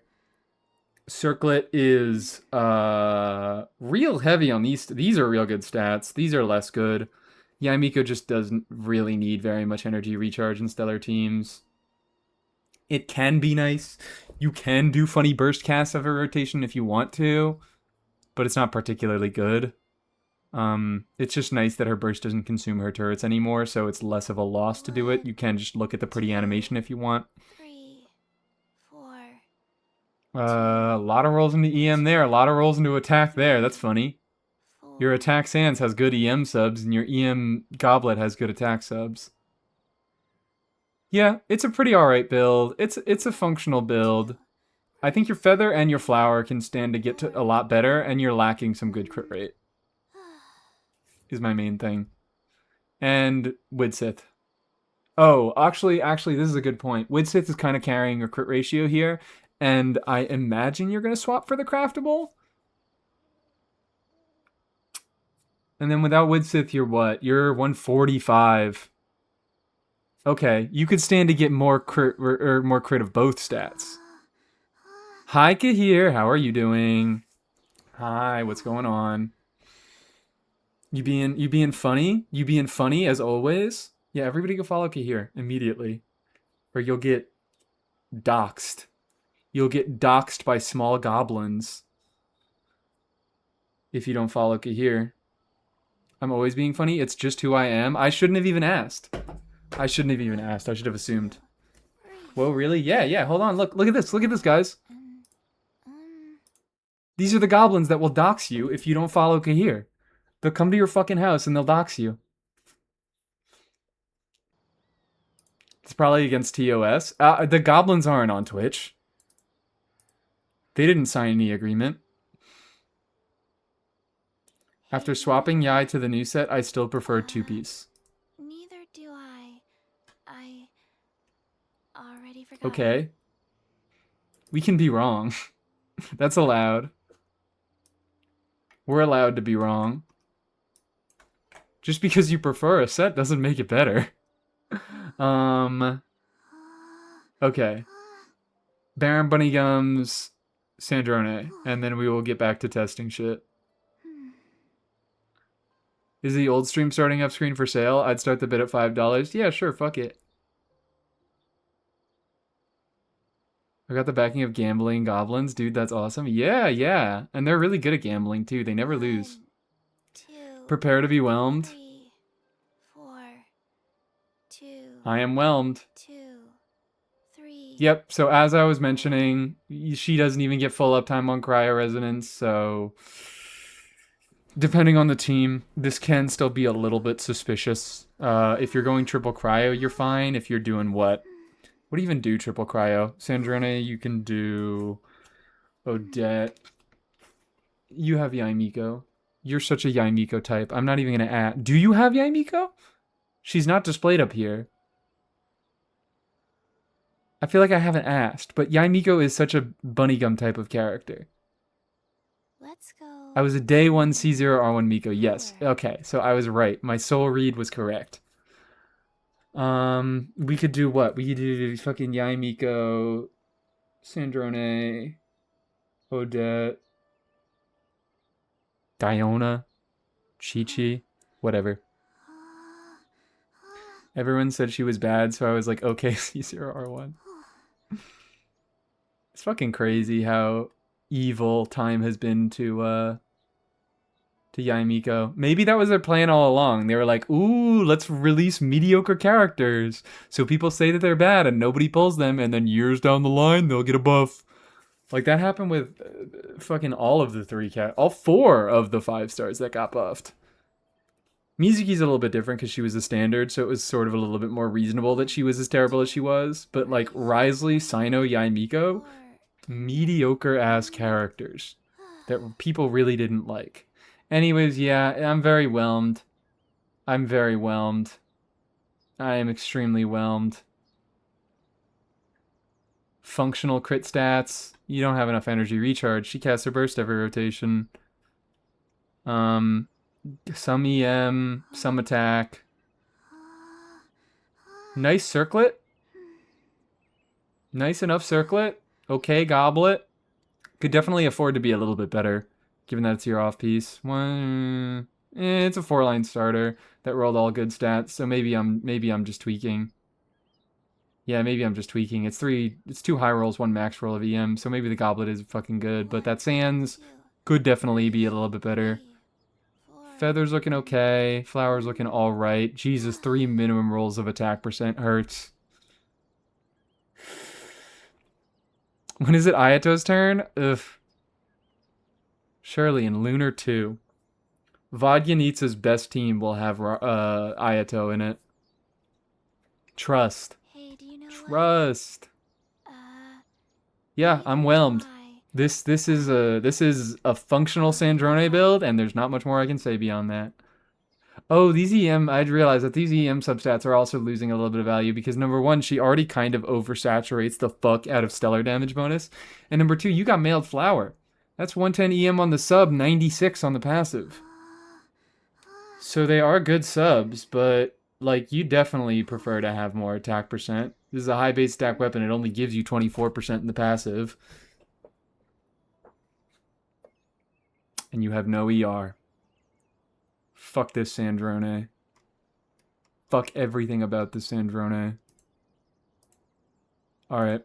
Oh, hello, you're still here. Petrix is still here. Is there... So, hold on. Risley? I don't think I have Sojourner's pieces. That's a fun idea, but I don't think I have pieces on Sojourners. 3, 4, and What the hell was I doing?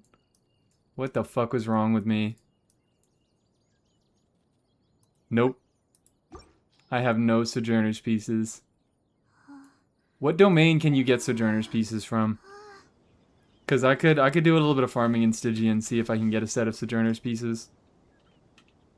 I found 2 money triangle things. Wonderful.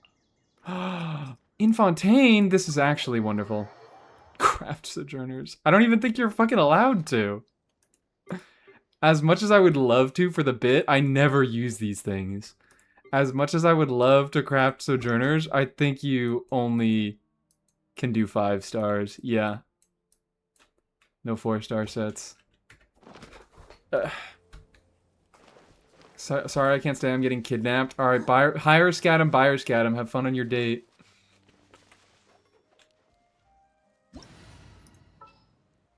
Ribley.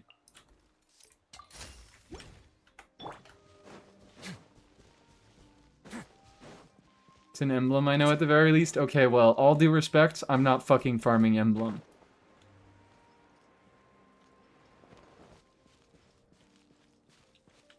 I can just check the list on Stygian because it gives you the full breakdown of everything that's there. Gives you everything that comes from the domain. Is it down here? Where the hell are you? Oh, hello. Where is it? Farm emblem for the debuffs? Yeah, surely, because the upcoming debuffs definitely won't fix her energy needs. It's a Notsu Serenade? Okay, cool. They're in other places with the bugs? Oh, okay, great. I didn't want to pick them up anyways. Oh. Well, there's some up here, apparently.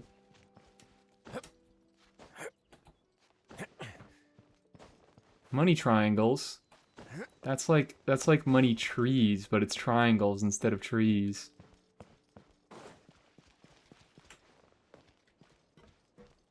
Let me go pick up these money triangles so I can get... Oh my god, wait guys, look at my Mora though.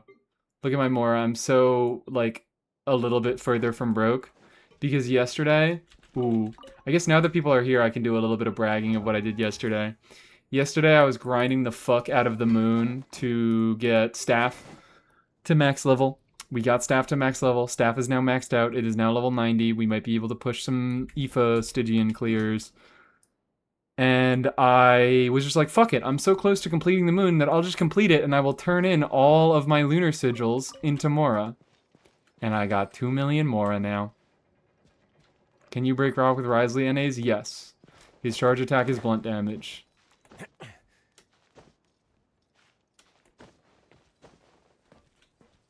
There's a money triangle. Marchose and Codex Scroll. Okay, cool. I might do Night Sky and Serenade. Maybe I'll do a little bit of Marchose.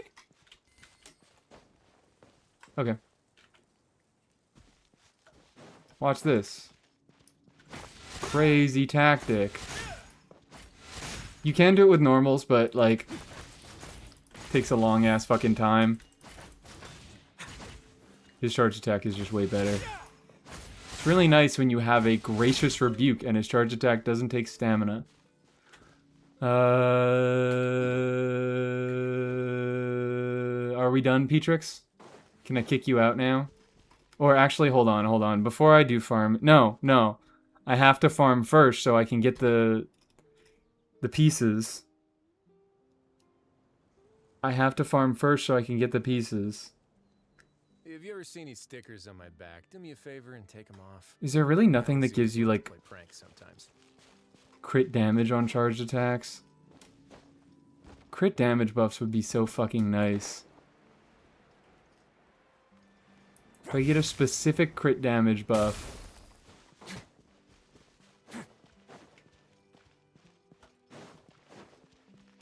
Triple Cryo Zero Yar Sandrona is getting a burst of rotation even without funneling a Escoffier over to her. This is so swag.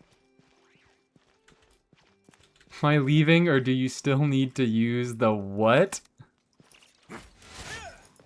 Oh, we're talking about Sandrona.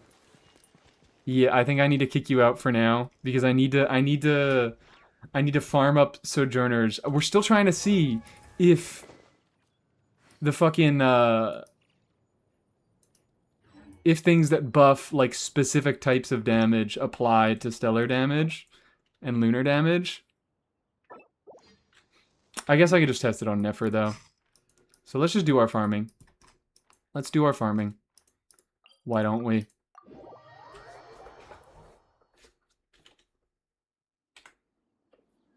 Who do I play? What do I play? I think I just go hard mode against... I don't know. But yeah, that's crazy. I got thrown off by your message getting deleted because you said clanker, because it's... People always call Enefa the clanker. I never even considered Sandrone as also a clanker. But also, I'm gonna say it right now, clanker gives me weird vibes when people say clanker. You want to say a slur too badly.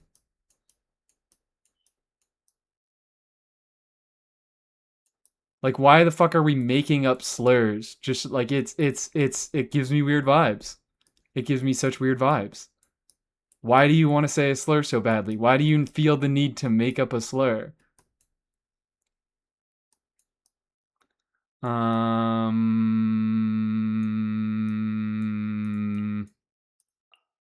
I should be fine, right? Oh, Durin isn't exalted anymore, but Nicole is. What the fuck is going on here? You're so real, I should have already banned this word myself. Gonna go do it now. Wonderful. Thank you. I don't care that I'm on vacation. I want to watch Mies 12. Hi, Vartanik. Thank you for the 10 stream streak. Sandrone and Yai already have boards. This is why we fucking stop talking. This is why we stop using Akasha. This is why we stop using Akasha. Give up on Akasha. Stop talking about Akasha. It's banned. Don't actually ban it. Don't actually ban Akasha as a term. But we're all gonna stop talking about Akasha forever now, okay? How does that sound? We have an alternative, and I don't like leaderboards anyways. I'm never gonna check leaderboards. I'm never gonna care that much about leaderboards. But if we have to talk about leaderboards, we have Hexenzirkel now. And Hexenzirkel is kind to us. Hexenzirkel is good to us.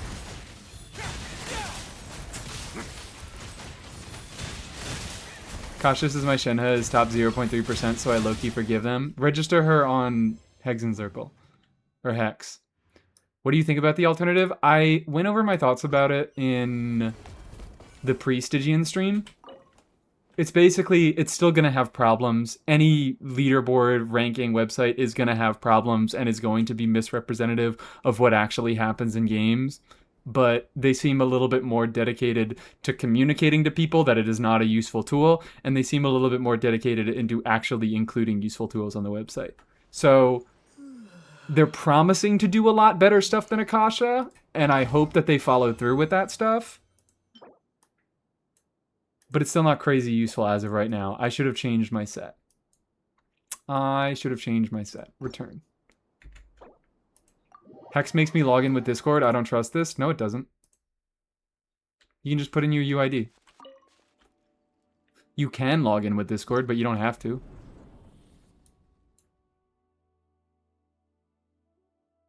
Boom. Is this Tiny Miracle? There's Sojourner. Fuck it. I could work on my Flins and my Nefer a little bit. Why not? I get the Hexenzirkel and not the leaderboard. It's low-key a problem. Yeah, that's something else I was mentioning. Like, it's just a bad name. It's just a bad name. Because Akasha, like, people don't talk about the in-game Akasha. So it's kind of easy for the leaderboard Akasha to take over. But the Hexenzirkel is like a thing. Thought login was where I registered. Nope. You could just fucking use leaderboards. Click anywhere. Where is it? Where do you do this? Profiles? Oh yeah, you go to profiles. And you can just throw in your UID there.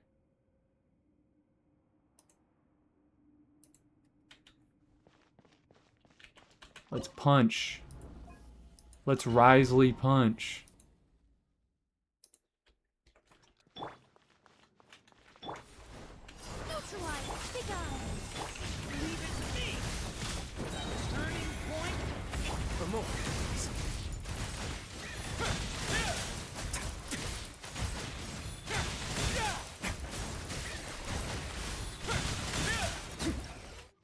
Risley punch.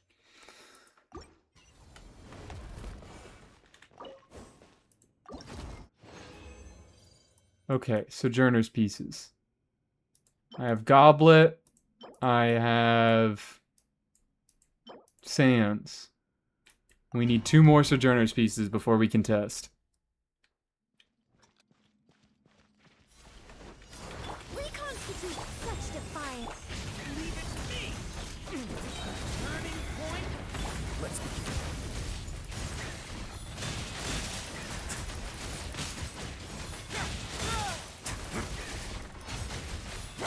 Punch! Was that faster? No. Guys, I gotta optimize my hard mode Stygian clear time. Okay, we got Feather. We still need either a flower or a circlet. I haven't even been checking my main pieces that I've been getting. Fuck me. No one on my profile has a leaderboard yet? Yeah. I could check, actually. I think there were already leaderboards since I last checked. Like, there were already leaderboards added. But yeah, basic dogs on Hex and Zircle. It'll probably be better than Akasha, but they haven't actually put in the work to be better than Akasha. I mean, are they better than Akasha? I don't know. Ah!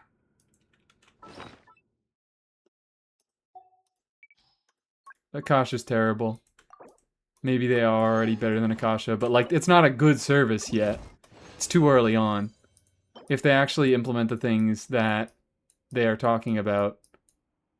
I'm not getting any fucking... I've gotten only a feather, a goblet, and a timepiece. I haven't gotten a circlet or a flower yet. And I've spent almost all of my resin for the day. What the hell is this? No Shenhe leaderboard. You gotta request them. Or do it yourself. Apparently they're trying to make it easy to implement your own leaderboards, which I think is a neutral thing.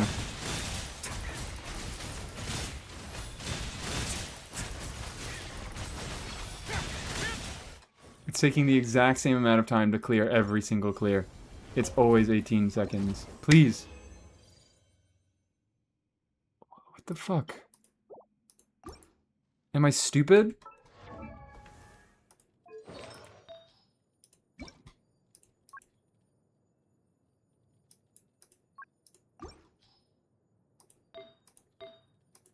No flower, no circlet. Fucking what is this?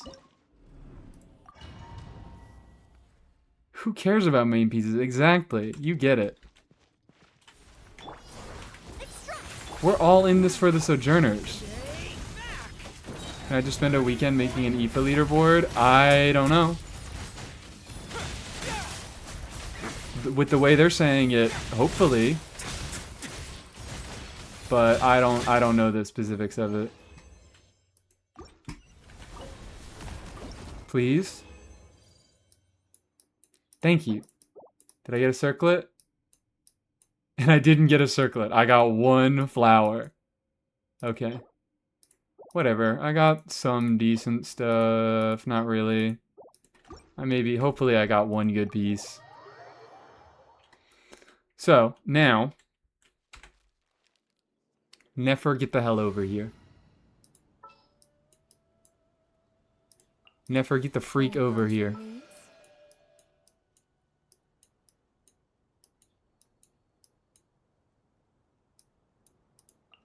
Ease of use, we're doing you.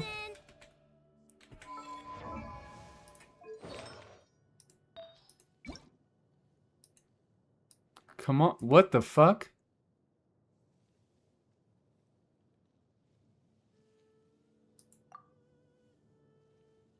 Okay, thank God. I was like, if people are using 4-piece Wanderer's Troop, some people are, 0.4% of people are using 4-piece Wanderer's Troop on Nefer. No! The damage bonus doesn't apply! Stop it! No! Look out! Oh no, they can't hear us! Their fucking Nefer AirPods are in! Okay. So she is at doo-doo stinko crit rate. Doo-doo stinko crit rate. Why does Ashley So this say should that be she's very not noticeable to helping her see clients, of course? if she gets an additional But he's 30% gonna crit earn it. rate. Should be very noticeable. Why are we sojourning it today? Because we're seeing if buffs that give specific, like, crit buffs. So this fucking gives a charge attack crit rate buff by 30%. We're seeing if that applies to lunar or stellar damage. Because I don't know. I don't know if it's considered charged attack damage. Like, it can't be affected by charge attack damage bonuses because it's not affected by any damage bonuses. But it could potentially be affected by charge attack crit rate. So No more lies. let's just get a little bit of Denver up. It all adds up.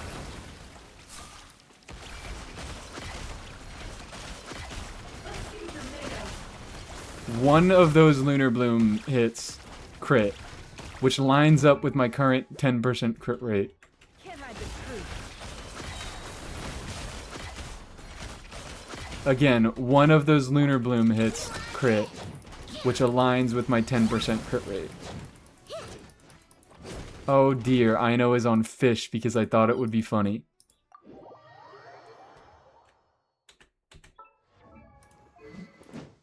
Oh dear.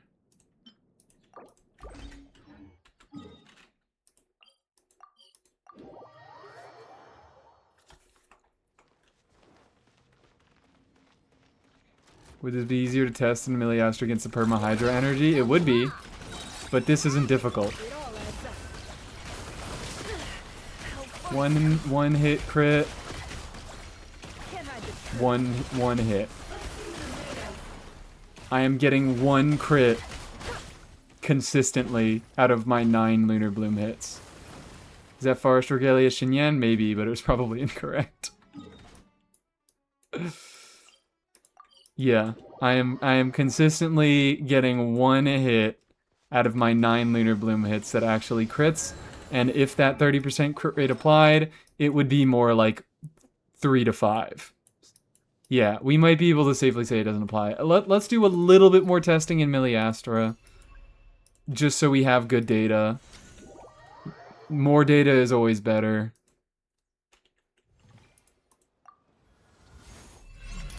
Hi, Forselden. Oh my god, it's Forselden. Hello, how are you doing? We're testing bullshit. If you'd believe it, the me stream is testing bullshit. Who would have guessed? Any promising leads?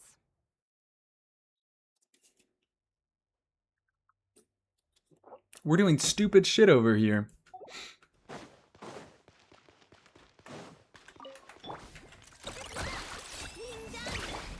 No more lies. Ah.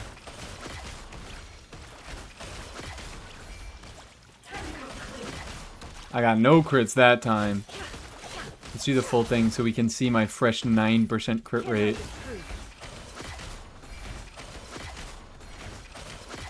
Still have not hit a crit on my lunar damage.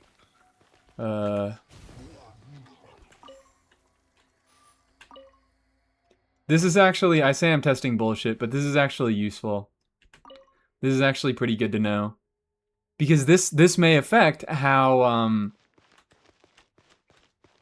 this may affect how, what's it called? How this upcoming gear might work. How this fucking Battle Pass weapon might work. The Battle Pass weapon that gives an extension on its buff when you hit a charge attack. So I'm wondering, would the rules be different for Risley? Maybe Petrix, if you're still hanging around, I might have you come back in here so I can test with Risley a little bit. It all adds up. One crit, 2 crits, one crit. It all adds up. No crits. So we averaged out to 1 crit a rotation. BP Catalyst gives attack and EM. Yes, it's 6 seconds of attack and EM, and it extends it to 12 seconds if you hit a charge attack. So we're finding out if Risley's fucking stellar charge attack is considered charge attack damage.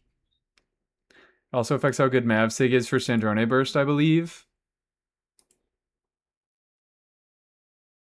Oh yeah, it does give burst crit damage, doesn't it? It does give burst crit damage. Or I thought it was just regular, like it just gives crit damage, right? What the fuck is Mavsig?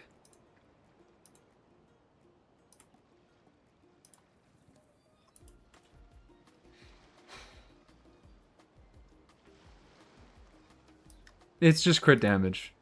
It's just straight up crit damage. After normal, charge attacks deal elemental damage, which she can deal elemental damage with her charged attack. Even if the stellar damage doesn't count, she deals regular cryo damage.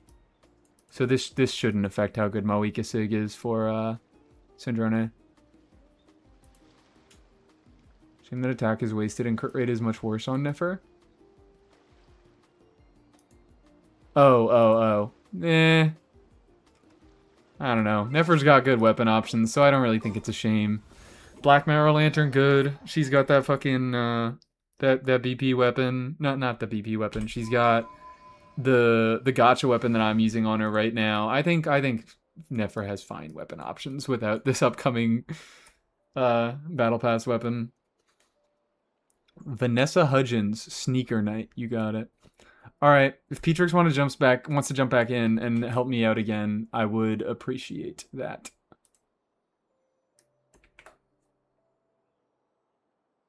Sneaker Knight.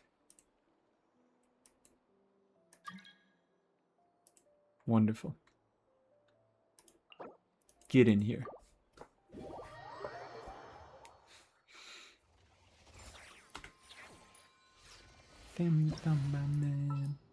This is actually kind of better. Maybe a crit rate buff is better to test because a crit, it's just easier to see if something like the factors of the stellar conduct doing what it does and giving you like variable damage based on how many stacks you build up is just kind of needlessly difficult to track with like attack or crit damage, whereas crit rate, it's a binary thing. You either crit or you don't.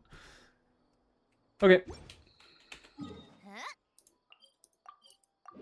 Get that boy on Sojourners. New bug just found where Sitlali's skin can cause your game to lag like shit. Thanks, Sitlali. Awesome. What is up with all the bugs this cycle? They broke Risley's C1? They broke Sino's signature? They broke Sitlali's skin? What the fuck is going on? Alright, so now, Risley, we're actually going to take you off Sig so we have less crit rate. I think it'll be easier to figure out the less crit rate we have. What happened with Ryo C1? He doesn't get his stellar charge attack upon landing his 5th normal attack. He can't be run with healers because he has to drop below 60% HP to get his stellar charged attack. It's just not right to keep small animals where they won't be able to see the sun. Do I just have to like put that in big letters at the top of the stream?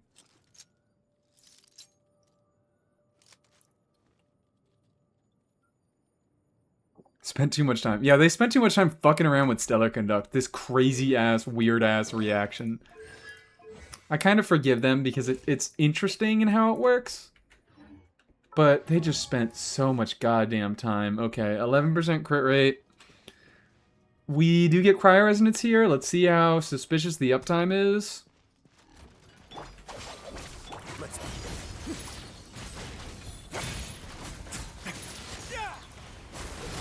Come on. Oh, I'm playing Kooky. I just said it myself. You can't play Risley with healers, and then I fucking played Kooky. This is what I'm talking about. I'm just not used to it. It's crazy. It's crazy. Where did you discover this song? Who is this? This is Raw Band. These are the messages from the stars, guys. I was like, I like the vibe of messages of the stars, or messages from the stars, but I don't love the song itself. So I looked for other songs that they did, and I found Sam the Samba Man. Yeah, let's just fucking fish hole. Official.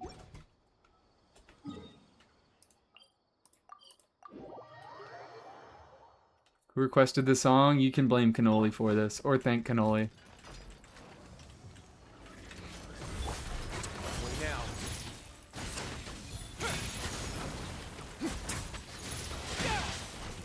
No crit.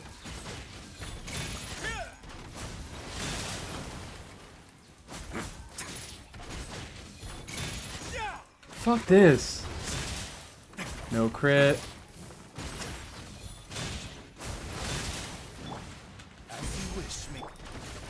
I'm not in fucking skill anymore. I'm just messing this up. I summon thee. Ow.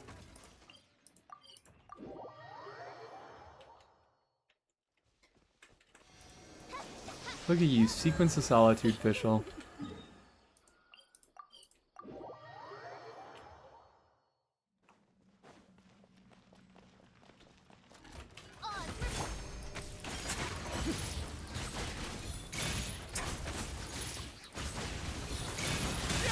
No crit.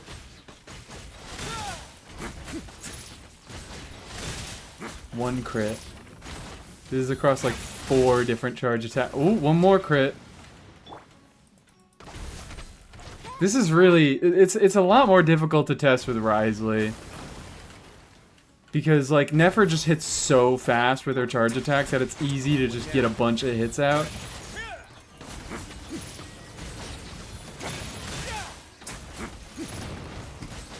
I really need to keep better track. I think we've done like 9 charge attacks and 2 of them have crit. Which sounds right for this, for 11% crit rate with cryo resonance, with decent cryo resonance uptime. It'd be so weird if it doesn't extend the craftable. I mean, the solution's easy. You just do a regular charge attack. You just fucking go whoop at the beginning of the fucking rotation. But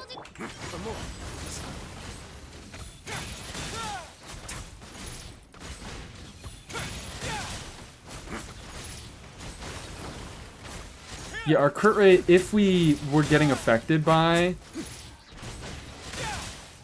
Sojourners, our crit rate would be fucking 50%. And we'd be seeing way more crits than this.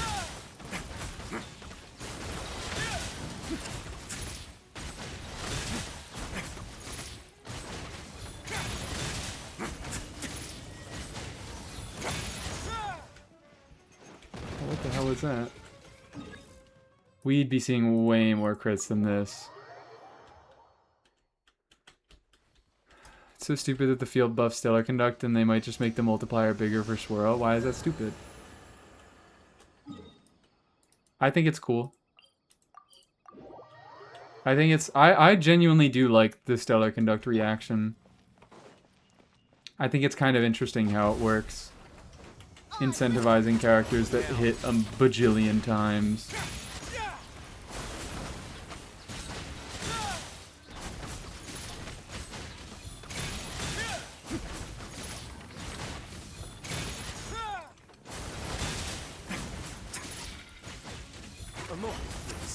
Ah, fuck. Yeah, I think I've done like 15 charge attacks so far. And like two or three of them hit. So this is looking a little bit suspicious for whether Wriothesley's charge attacks are actually counted as charge attack damage. I don't believe they are. Like, I don't think anything that wants you to be doing charged attacks. Is there anything that...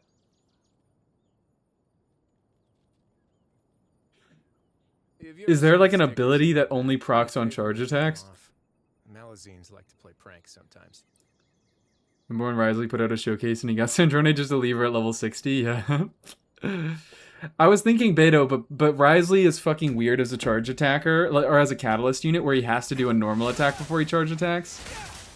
I guess I could just space myself so that the normal attack doesn't hit.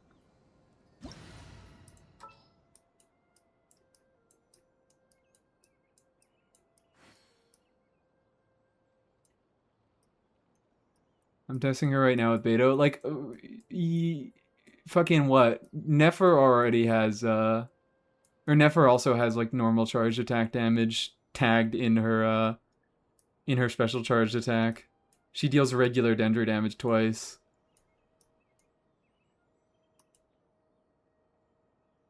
Beto. I'm thinking, is there anything that applied, like, that triggers off of charge attacks but not normal attacks? And I don't think that there is. Beto. Hello.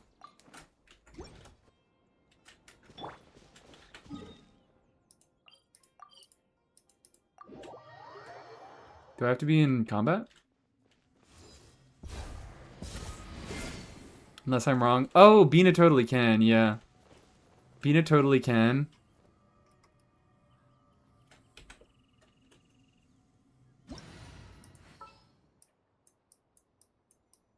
Let's swap to Bina then. Well, I actually no. I do want to specifically be checking Risley. We can check Bina afterwards. But I do specifically want to be checking Risley. Because Risley is a bit of a unique case where he's a normal-ass fucking unit. And he has a regular-ass cryo charge attack. And they convert that cryo charge attack into stellar damage. Whereas Columbina just doesn't have a charge attack if she... Well, I mean, I guess she has a Hydro charge attack. But it's like, it's a completely different animation. Like, she unlocks a different charge attack when she uses that. So I can test both. But let's start off with just Risley. Do I get this outside of combat? I don't think I do. No, you have to be in combat. You gotta be in combat. Maya Fallen. Fuck is Maya Fallen?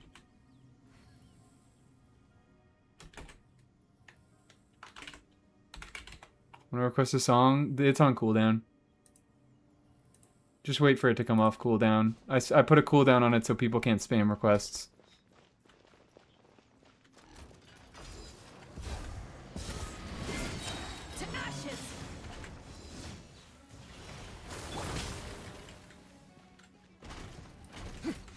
Oh, wait. Wait now.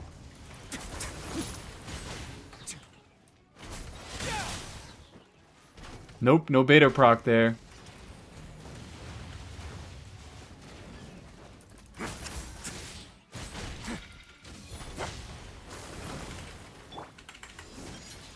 Why did I not do a hold skill there? Let's begin.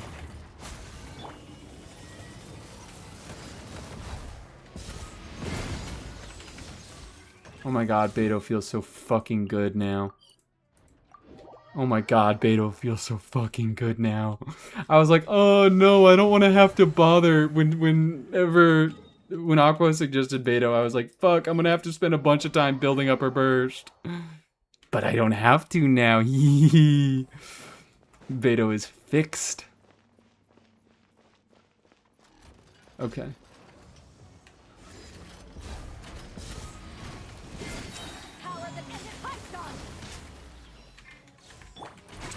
Now.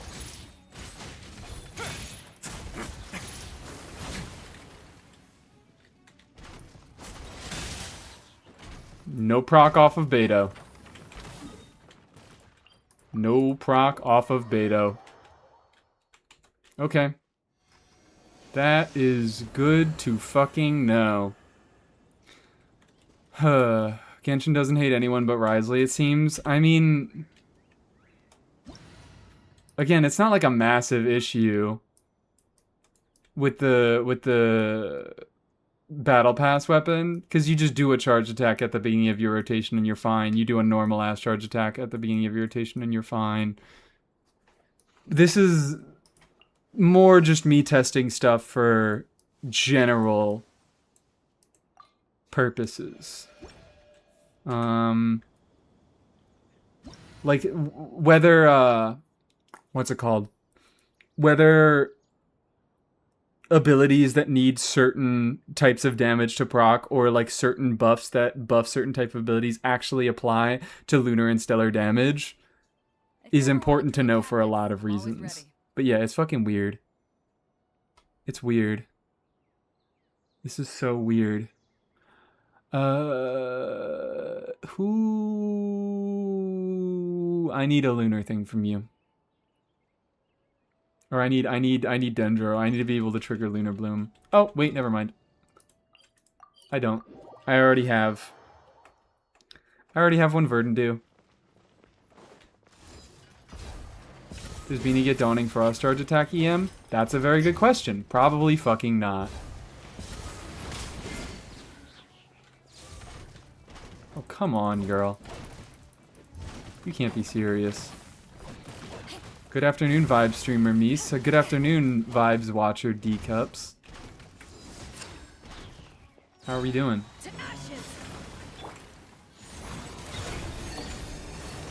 I didn't see any fucking electro damage from Beto there.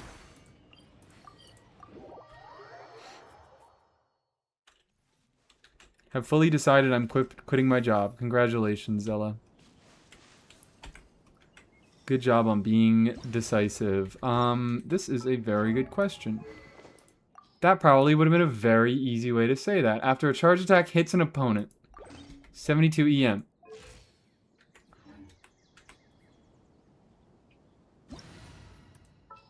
This is actually kind of fucking important.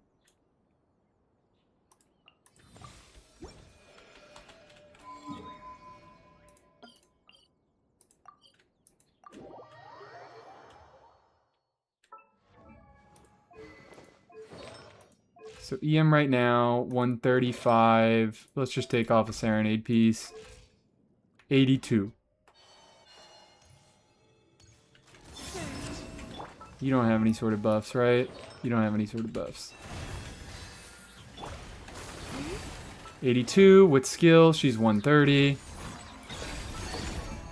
130. Jesus Christ, she can't get it. That's messed up. That's messed up. Found another money. I'm not going to remember. I'm just going to come to you right now and pick it up because I'm not going to remember you telling me where it is. Oh, well, there's one over here, apparently. There's a money over here. That's fucked up. That's really good to know because I totally thought that this was a good, like, DPS weapon for her. But she can't get over half of the effect of its passive. You need to do regular charge attack damage. This is actually pretty fucking meaningful. This is pretty meaningful for a lot of things. In general, it just makes me like... I mean, I already wasn't the biggest fan of lunar and stellar damage. I don't think many people are. But it makes me like it less. Oh, I have to go down to fucking get it? Ugh. Alright, you know what? We're not bothering. We're not bothering. Are you picking up more... Are you getting more bugs? Is that what you're doing here? What is Petrix up to? Yes? Okay, you're getting more bugs. KQM even has Dawning Frost at the top of their Bina main DPS weapons. Well, KQM hasn't been right for years. Okay? KQM has not been a good resource for years. Every time I find out something else about KQM, I'm like, oh yeah, no, they're really just letting everything slip. They really are just letting everything slip. They don't do proper testing anymore, do they?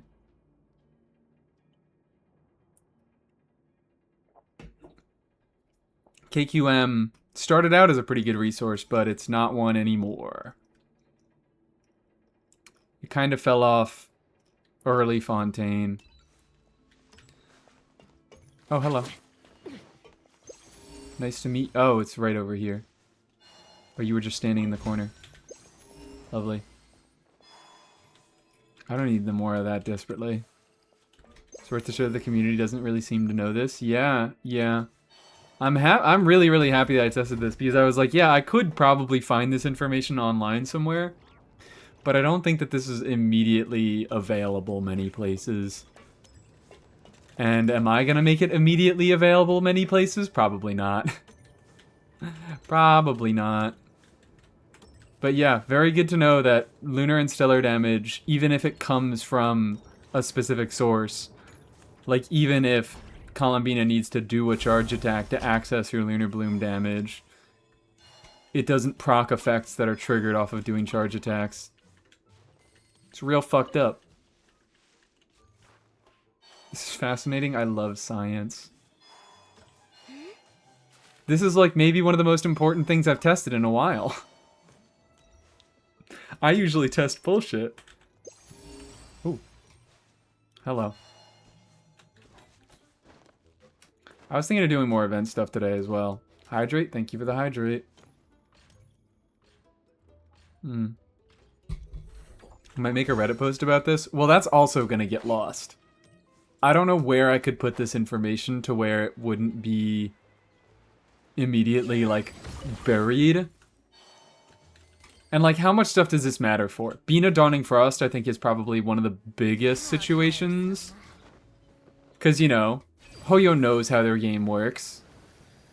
So they usually design the gear, and they design stuff around it being easy for specific characters to trigger. I say that as if the current fucking beta cycle isn't ridiculous. But yeah, if I had to guess, that means that Risley can't extend that that Battle Pass weapon's duration by 6 seconds with the Stellar Charge Attack. Man, I fucking hate what they did to Stellar Risley. Anybody else who has a C1 Risley should also file a bug report. I did that this morning. I finally got around to it. It's evil what they did to Risley.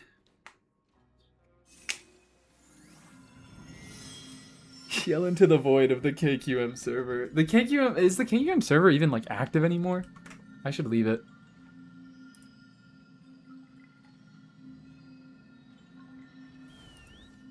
There's 4 people in the voice chat right now. I didn't listen. C1 Risley, good or bad?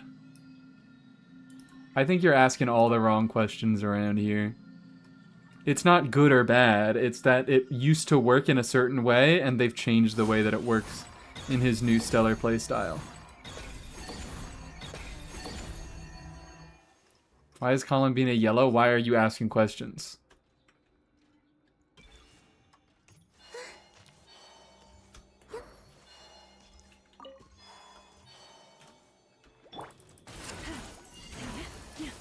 Because what? Like someone like Lauma? Lauma deals regular elemental skill damage before she deals her bloom damage. So she doesn't have an issue proccing effects like this. There are a lot of characters who don't have issues proccing effects like this. But like Sino, he deals regular elemental skill damage alongside his stellar damage. So he doesn't have a problem with like proccing effects that require... Actually, hold the fuck up!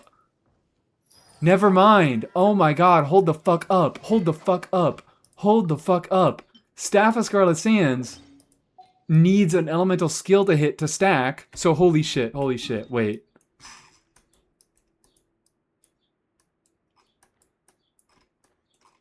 Usually Sino has a very easy time getting max stacks on Staff of Scarlet Sands because it doesn't have a cooldown on how fast it gives stacks. So his skill hits 4 times.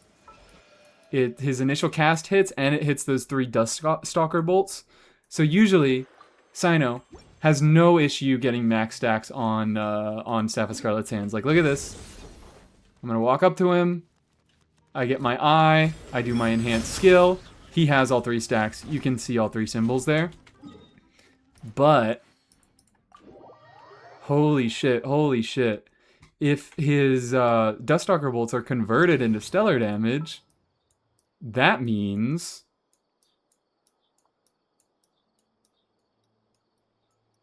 he's probably only going to get 1 stack from his skill. Which is really fucked up.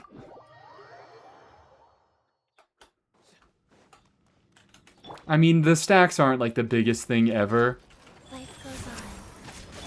But like, hold on, let's do this. So we don't get a stack from the initial cast. And it's just do. He only gets one fucking stack!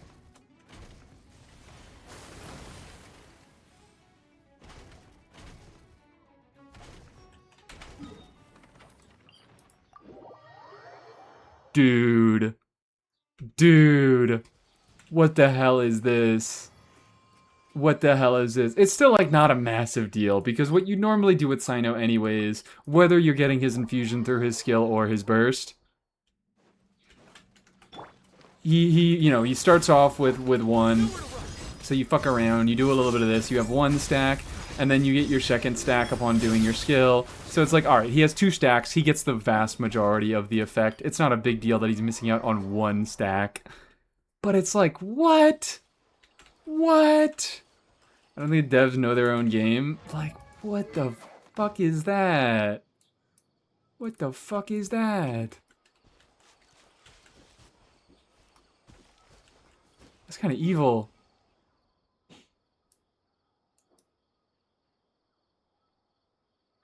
Go alert the Cyno Reddit. Yeah, go alert the Cyno Reddit. Staff of Scarlet Sands, it's much harder to build stacks on Staff of Scarlet Sands with his stellar conduct stuff. Like what? Let's just do this. Like normal Cyno rotation. Normal Cyno rotation. I love that it's on the stellar conduct banner. Yeah, it's not a, like I keep saying, it's not a massive deal. It's really not as big of a deal as I'm making it out to be. I'm exaggerating for the purposes of effect, but it's still kind of fucked up. It's still a little bit fucked up. Like normal Cyno rotation, skill, burst, his skill goes on cooldown, so you can get away with an early skill, and then, like I have 2 stacks now, first enhanced skill, I now have all 3 stacks, it's not a problem. But what the shit? What the shit?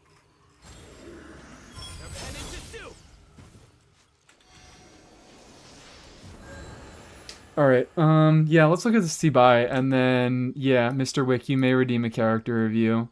A Skirk, what can I improve her for? I don't know, but we're gonna look at its C-Buy first, because that got redeemed 15 minutes ago.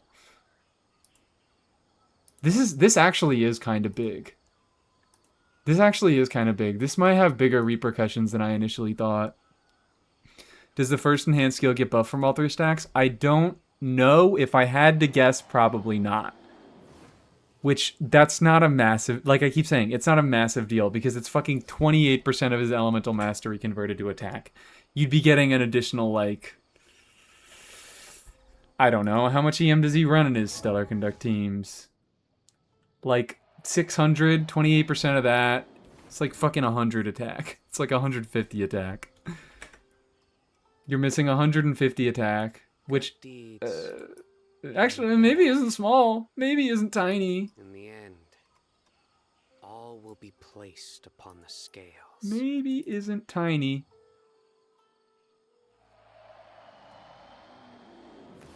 What the fuck am I doing? I'm looking at,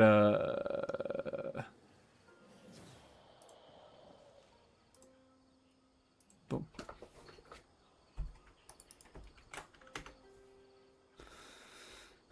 I'm looking at a T-Buy. T-Buy? T-Buy. T-Buy. Harbinger, what the hell? Okay.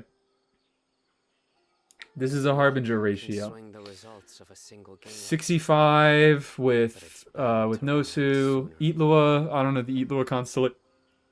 What is the Eatlua constellation? I must ask. I'm gonna assume for now he's not C6 and that we're only getting 5 crit rate. This brings us up to 70. I'm hiccuping. Hello. I need to drink water. C5? Okay, yeah. Because I was looking at this and I was like, oh yeah, this is a ratio built for that. C5 Elo, so you're at 98% crit rate with Harbinger of Dawn passive. Where Linnea? Where Linnea? Linnea better have enough energy recharge. In the end, Because Harbinger of Dawn is not a free effect. on the scales. Staying above 90% HP is kind of difficult. I'd say you generally need defensive utility for it. And you're not getting crystallized shields. I do not have Linnea? Okay, what are we running? Is it Goro Columbina? Zhongli. Oh, okay, then never mind. You're fine. Zhongli works perfectly. Zhongli is like the best option for Harbinger. He is actually going to keep you very consistently above 90% HP. So I cannot worry about that, but the pieces. Pretty nice. Sands. That's where like all your crit rate is coming from. That's funny. EM, good EM rolls. Crit rate, EM. This is looking okay. You don't need any more crit rate, so it's fine that this is missing crit rate. And, oh, this is all good stats. 2 flat rolls of defense could be better, but it's not a dead stat. Wow. Yeah, this looks like a pretty good Tsibai to me. This looks like a pretty comfortable Tsibai. I might actually die before I get a good Night Sky Circlet. Yeah, it's not a good circlet, but, like, what are you gonna do? Get more crit rate on it? This is gonna be a dead stat. The only thing you can get, the only way you can get a better circlet is if it had defense percent on it, which you already do have a lot of defense substats, and it does have flat defense, which again, 2 max rolls of flat defense isn't the best stat, but it's not completely useless. I need those fat defense rolls. Like this is kind of most of the better. This is the best of what you're gonna get. You can't really do much better than this. If you convert this to defense percent, then that's like the only way this can... I mean, converting any of these to defense percent is better. But if you lose your defense, your flat defense, or your EM rolls, you're still losing damage and to get that extra defense percent. 2 flat defense rolls are about 1 EM roll on her. Wonderful. So you have 3 rolls of EM effectively on this.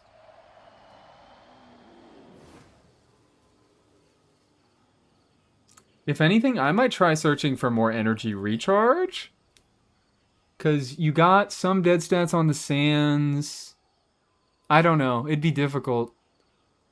Because, like, if your build is already working so well, maybe the only way to get it much better is to start consistently bursting. But if that fucks up your whole build, then maybe it's not worth it. In any case, it looks good to me. I certainly don't have any problems with it. You could get a better circlet, but this one already works pretty well for you. Let's skirk it. Fuck, I'm skirking it. I'm gonna look for more situations where it matters. Yeah, I think this is maybe what the stream's about now. We're gonna look at the stream, or we're gonna look at gear and shit and find out where it matters. It's a very nice Harbinger build. It is a very nice Harbinger build, especially because it has Zhongli, and it actually has good uptime on Zhongli passive, or on the crit rate passive.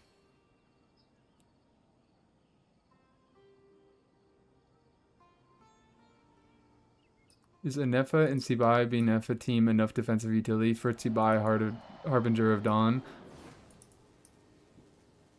Up to you. Up to you. Generally, I'd say it's pretty hard for an Nefa shield to break, but there are certain bosses that can do it. It's gonna be boss dependent. Anyways, skirk. I'm skirking it. I'm looking at this and I'm thinking you can get more crit rate. Good deeds. We're on skirk signature set. In the end. So even with cryo resonance, even with good cryo resonance uptime, you're only 85, 230. You do have good crit rate rolls though. And good attack rolls. Maybe I shouldn't hate. Maybe I could hate on this. Perhaps I could hate on this. I don't know what you're doing. You're doing Farina, Scofier, some other bullshit last slot. Is it Shenhe last slot? If it's Shenhe last slot, then I'll forgive the damage bonus goblet. But, like, this isn't a very good goblet, and Skirk can get very good value out of attack goblets on her. So if you could dig around and maybe find an attack goblet that has better crit rate on it, and that doesn't have all these stinking stats, that can help you out there. Or if you could just get a larger attack percent. Mona? Oh, okay. Mona. Yeah. You get a fuckload of damage bonus. You get a billion damage bonus. Set gives you 60%. Goblet is giving you some. Azurite, is that? No, that's just attack.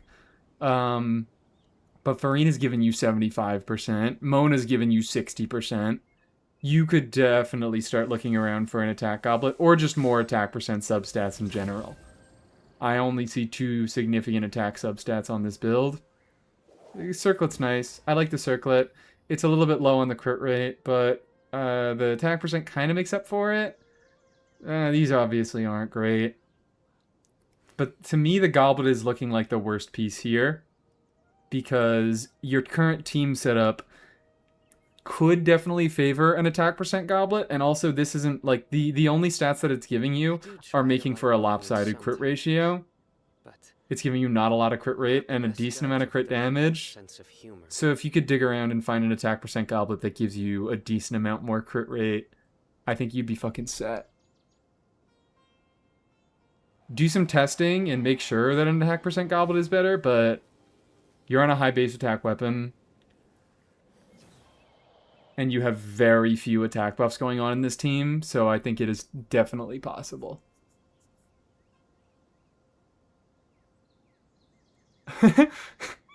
Alright, we have to allow this message. Because it was grabbed for you saying in the bag. I might just craft one or have one in the bag. Hopefully have one in the bag. Crafting one, I might not craft one. This is a really good feather. This is a really, really nice feather, yeah. Max roll of attack, good rolls in both crit stats. Or flower, I meant. So it might be hard to off-piece this one, but if you could potentially get a better onset and swap this to a better offset, that'd be nice. This feather already also isn't looking the best. It's got good crit stats. I can't take that away from it. But, you know, Skirk has 2 stats that she uses. She uses crit, she uses attack. So I get pretty picky about Skirk builds. But it's a good-looking Skirk. It's definitely not, like, it's not bad. I'm complaining about the parts that I can complain about, but it's, like, still perfectly usable. In the end, all will be placed. Alright, did I miss any other reviews? No, I didn't miss any other reviews. Wonderful. Does Flynn's burst have electro hits? It does not. Well, his regular burst does have a regular electro hit first, but his mini burst doesn't. What does that matter for?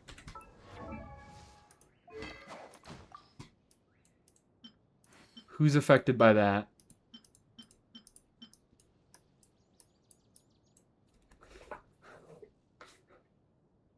Noblesse is what came to mind. Noblesse doesn't need you to hit with the burst, does it? It just needs you to cast the burst. Game, but it's bound to run out soon. Or you're just testing what?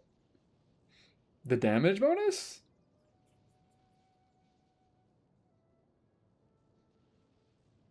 Like what? Mika fucking works on Noblesse and his burst doesn't do any hits.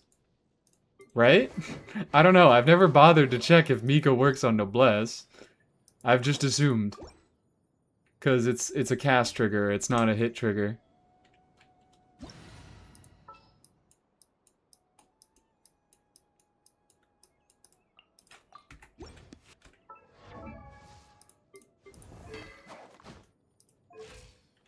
Thowie. 1 Thowie. Yep. Mika works on Noblesse. Posture check? I just posture checked myself. Joke's on you. Joke's on you. I just sat up myself. I'll do it again.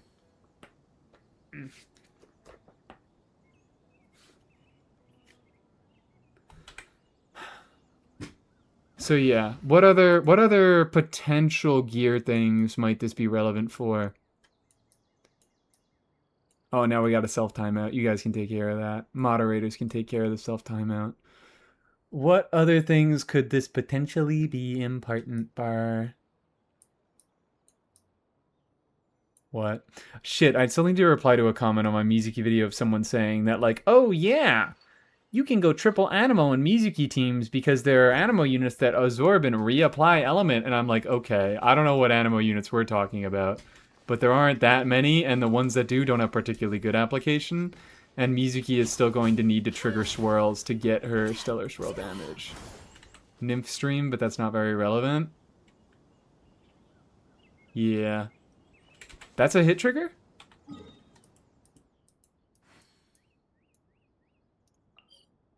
Where the fuck is Nymph stream? Hit opponents. It is a hit trigger. Yeah, whatever.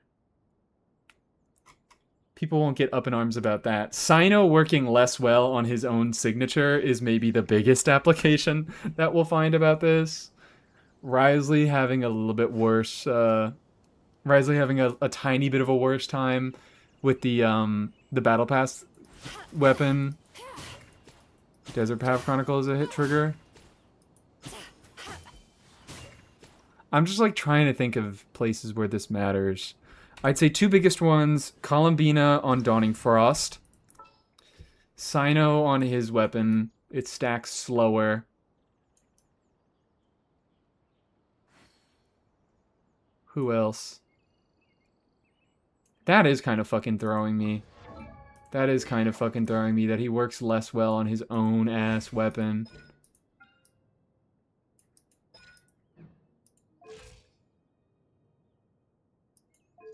Tenacity to buy, she only deals lunar... Tenacity to buy. Well, I don't know who's using Tenacity to buy, and even if you are using Tenacity to buy, that's actually not true. I believe she does deal regular geo damage upon doing her skill. Lunar phase shift. Fuck you and your dumbass keywording. She can consume 70 phase shift to unleash Spirit Steed's Stride and cause 2 instances of geo damage. The second instance will be considered Lunar Crystallize reaction damage. She does 2 hits, and one of them is Lunar Crystallize. I'm a genius. I am a genius. That's like a genius who got a B- in math.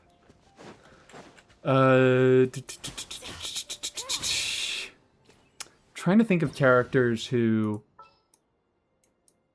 Because, like, that's the thing. With most characters, they do regular elemental hits anyways because they want you to be triggering their reaction to do whatever the fuck they want. Like, Flynn still has elemental normals. He still has elemental hit skills because they want to make it easy for you to be able to trigger Lunar Charge so he can actually get his enhanced burst. So it's usually not a problem with most characters.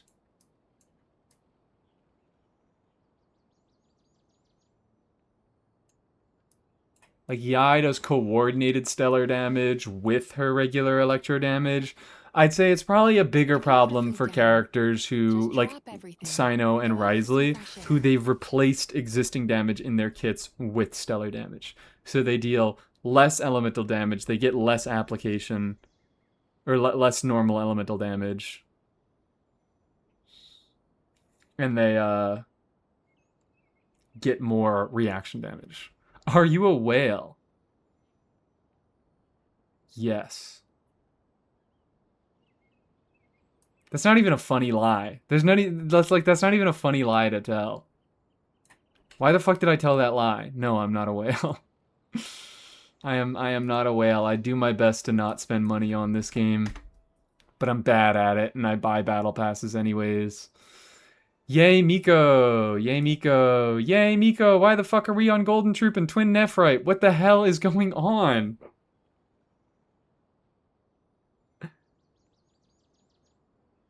That dream last night tasted wonderful. Yeah, so we're testing in Stellar and Lunar damage. Even if you access that damage through a charge attack, it doesn't count as charge attack damage. You're an orca. They eat shark livers. This is real fucked up. But yeah, what are we doing? What are we doing? What happened? We're AR-59. We don't have an excuse. You've never seen this weapon? It's a leeway chest weapon. The reason you've never seen it is because it's fucking awful. It's high base attack, low substat crit rate on a 3-star weapon. I think, right? I don't know, maybe I'm lying. And it gives movement speed and attack percent for 15 seconds upon defeating an opponent. I didn't know she could use the set. Yes, she can use the set. Do you guys not like? Is there just no crossover between the YouTube channel and the Twitch? Is that what it is? Do you guys think that it's different people? It's like a Ziox situation where it's a different person running the channel and doing the streams? I made a video about what shit to be putting on your characters. I've never seen your YouTube channel somehow. That's crazy. Like it's not a small YouTube channel. I would say the YouTube channel makes up a much larger portion of my income than the Twitch channel does. Damn, yeah, it's not the right video because I put the Mizuki video out. But I put a video out about how to gear your characters. Yeah, she can use the Stellar Conduct artifact set. And Golden Troop was like, oh, this is why you should go back to YouTube streaming. The Twitch viewers still aren't gonna go over to YouTube. Whatever. What I love about the YouTube channel is that the character reviews are free if I just apply the wisdom in the videos. This video is the only one I haven't seen. Well, you should probably see it. Because this is terrible.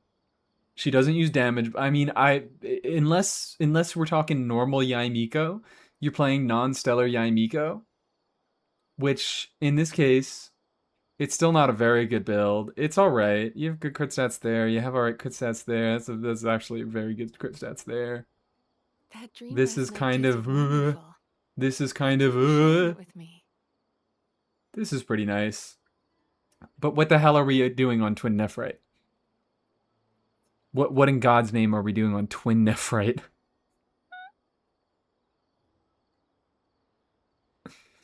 Is the new craftable or BP going to be better? The new craftable is. Even if it screws my crit ratio. We'll look at it in a second. The BP isn't good for Yai.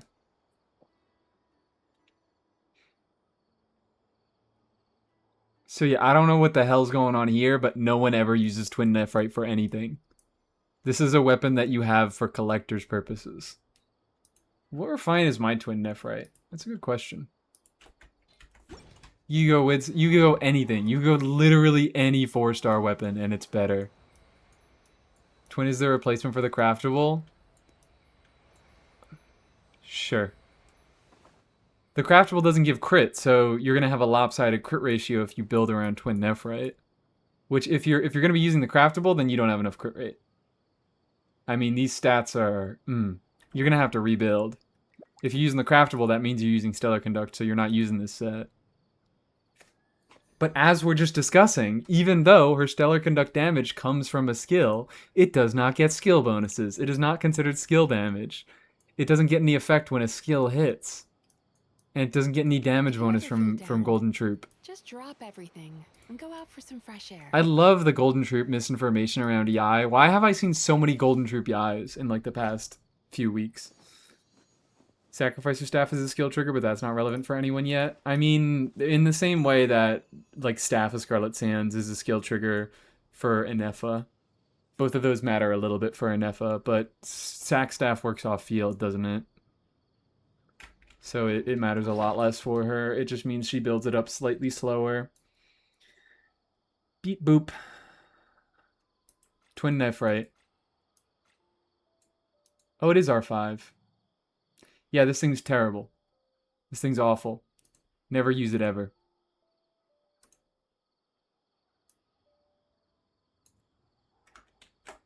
I cannot meaningfully review this because you're going to have to just do an entire rebuild. Except even as is, it's not a very good build. Still need to go through last Your feather's like the only really good thing on here. The flower's okay. The circlet's pretty nice. But these two pieces are both fucking awful.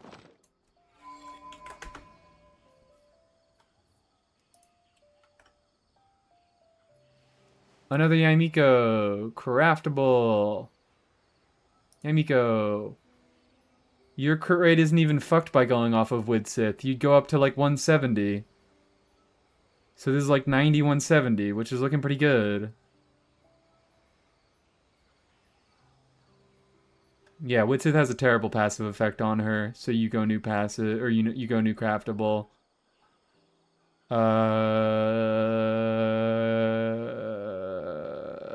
This is a Yain Miko that you should be looking to copy. Plus my Witsith is on Risley. You guys just don't swap weapons ever? That dream last night tasted I guess wonderful. Risley's probably going to Thank be you in the for same sharing team with as Yain Miko, so I guess. You're on my recommended again. Hi, Starlight. How you doing?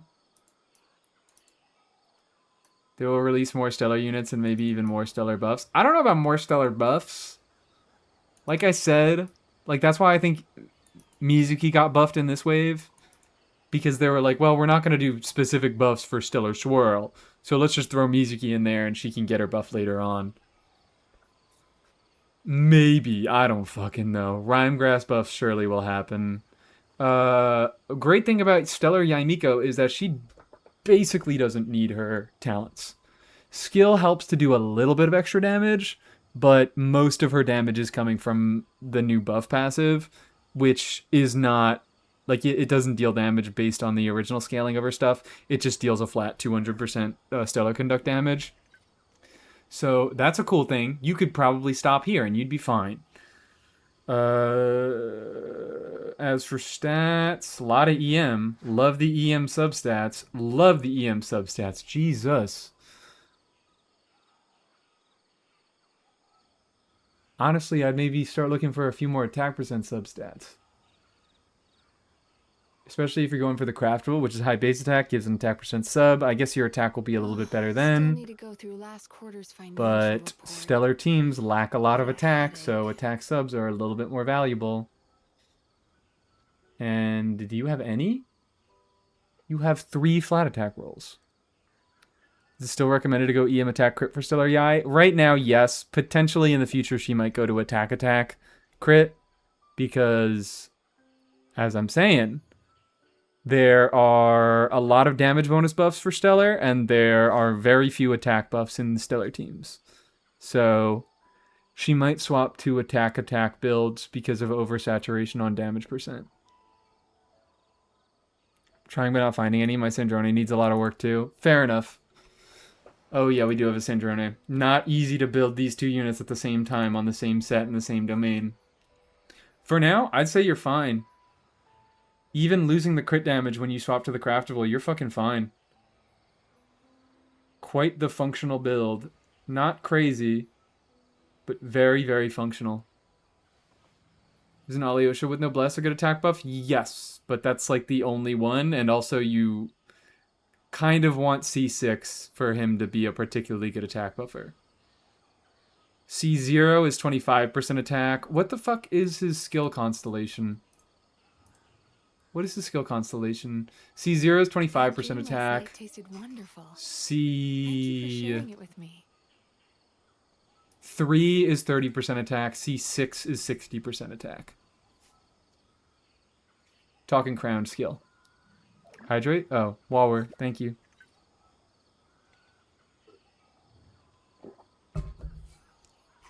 So yeah.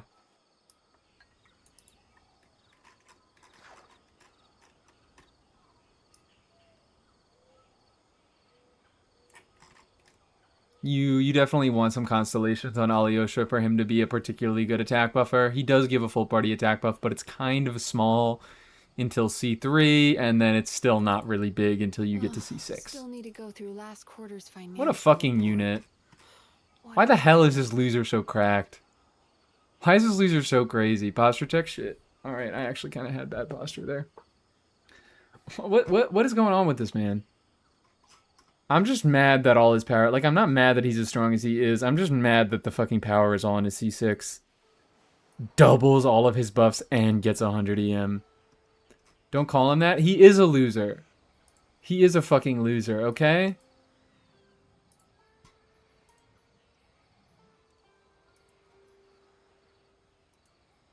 Watch this, right? Where is it? Where's the voice line leak?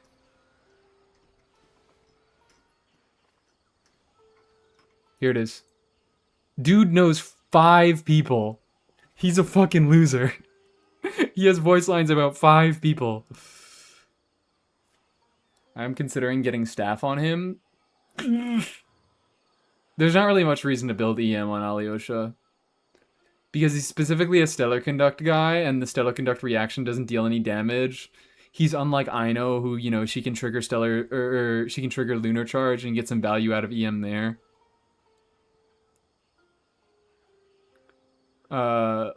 But he pretty much just does attack an EM, or attack an ER. Dream last night tasted wonderful. Being an introvert doesn't make you a loser. He's a Sharing it loser. with me. Actually, being an introvert does make you a loser. I'm saying it right here, right now. This dude's a fucking loser. His best friend is his dog.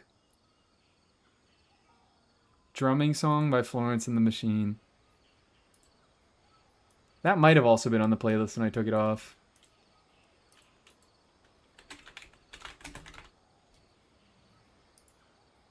Or is it still on the playlist? I don't fucking remember. I can aggravate and stellar. I guess you can aggravate and stellar. Oh yeah, he really wants EM for fucking aggravate because his scalings are doo-doo trash. His scalings are kind of miserable. I think I saw him get calced for what, like 4% damage contribution in Stellar Conduct teams, which isn't to be underestimated because, you know, these teams are doing like 200k DPS now. So 4% of that If you ever is, you feel know, down, 8k just drop damage. everything Ooh. and go out for some fresh air. Bina can't trigger Ballad of Boundless Blue. Oh no! She can't get damage bonus on her normal and charged attacks! My song suggestions are either hated or added to the playlist. Yeah. What's your problem with that?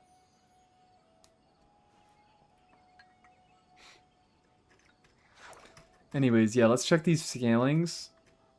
Crowned Burst. 90%. 134 actually isn't too bad. I think that pulses, yeah, once every 2 seconds. But That dream last night no, tasted never wonderful. mind. That is bad. Thank you for sharing it with That me. is bad. That's like Inefa damage. That's Inefa normal electro damage. And then 90% Tugarin damage. I assume that's also once every 2 seconds, right? I never checked specifically, but I think that's also once every 2 seconds. But that's 2 instances of electro damage every 2 seconds. It's about 220 scaling in total.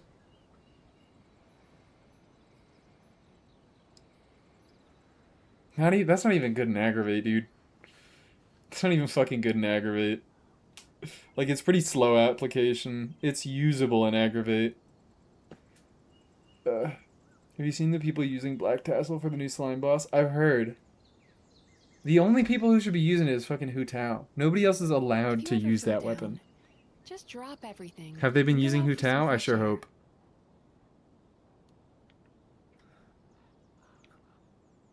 The hell?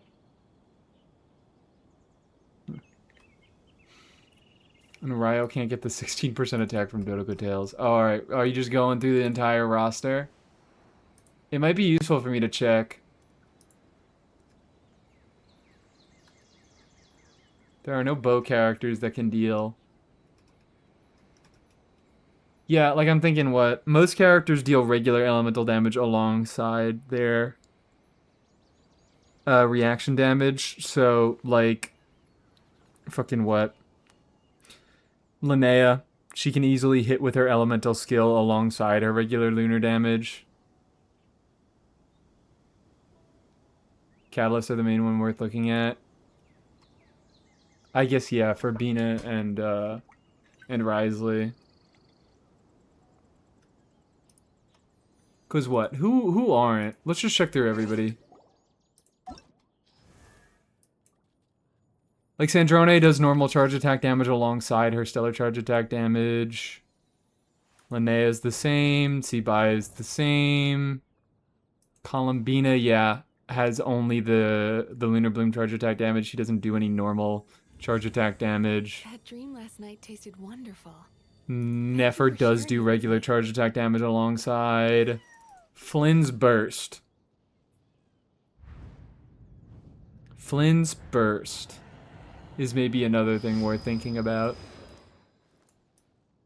But the use cases are kind of niche. Mizuki does regular elemental damage. That's something that I really like. Her fucking, what's it called? This buff still exists in Stellar Swirl. Like, she still deals a little bit of regular animo damage. It's not significant. But, it still deals a little bit of regular animo damage alongside her Stellar Swirl animo damage. Sino got his stuff replaced. Risley got his stuff replaced. Yeah, I did not get her stuff replaced. And then the new 3.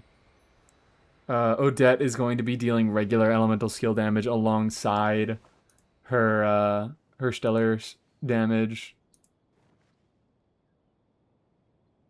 This is so fucked up. I imagine it doesn't come up very often. That's probably why it's not a big thing for Hoyo. But, like, if you report it as a bug that Columbina doesn't work on Dawning Frost, then they're not going to fucking care about that. They're going to be like, whatever, pull her signature dipshit. Haven't found anything relevant for Burst? Yeah, there's probably not, like, a Burst hit thing. Disaster and Remorse, but that gives damage bonus. Oh, still need to go through. So we're probably not going to find very much.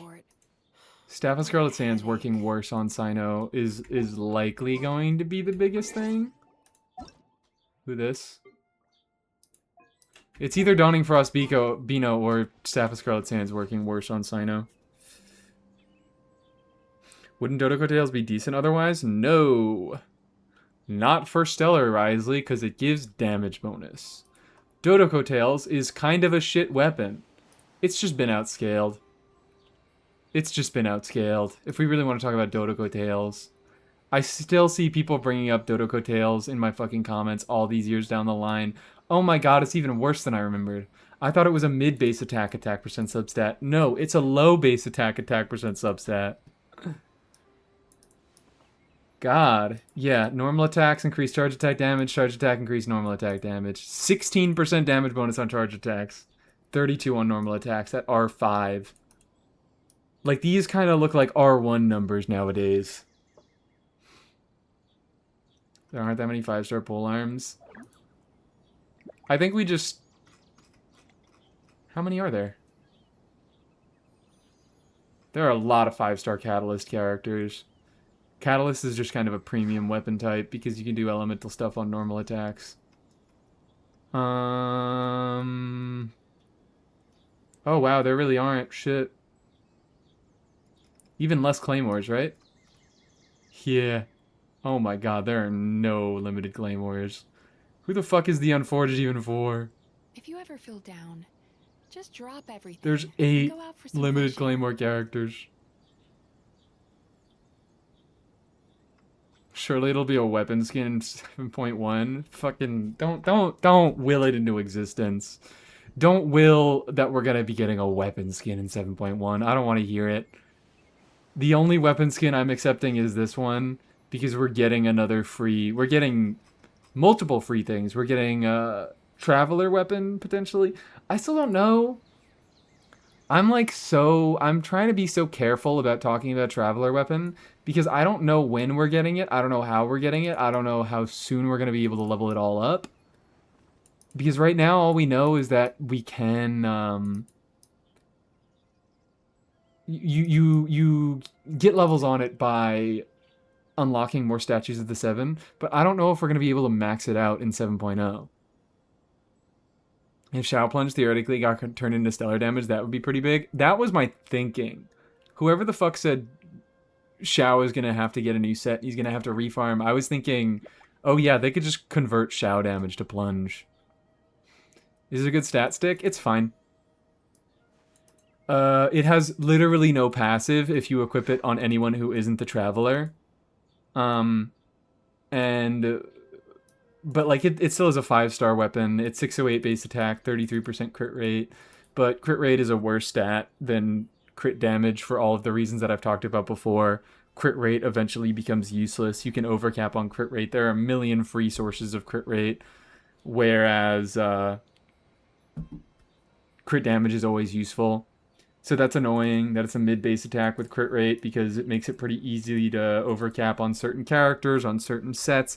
Even the Traveler themselves, they get access to a lot of good crit gear, and they get a passive 10% crit rate from resonating with Animo. So there's going to be a risk of overcapping on them with a few characters.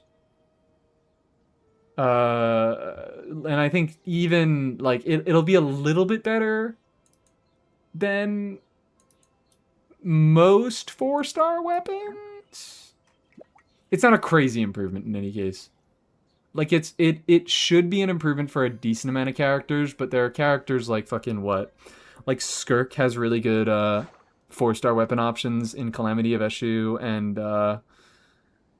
and what's it called? Finale of the Deep. Who's another character who has some good free-to-play weapon options? Clorand also in the exact same 2 weapons. Very good 4-star weapon options. So I don't even know if it will be an increase for the 2 of them. But for characters that have worse options, what's a character that has bad options? What is a main DPS sword? I think like Keqing doesn't have particularly good weapon options.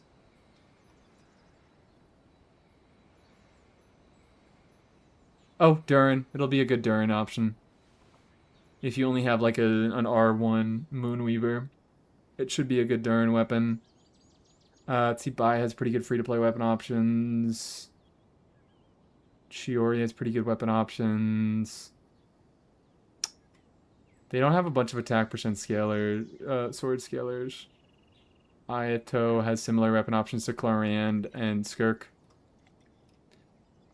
Better than craftable for Odette if you can build around it. Yep. It'll be nice to have. I don't think it'll be anything crazy, but it's a nice free thing to have.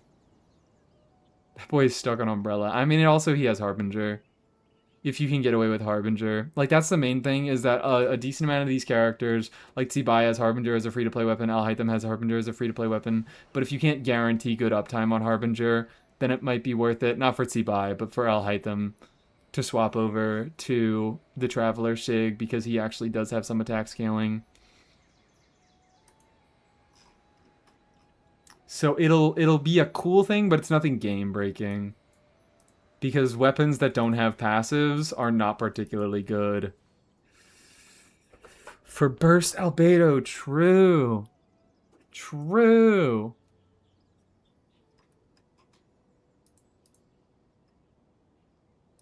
God.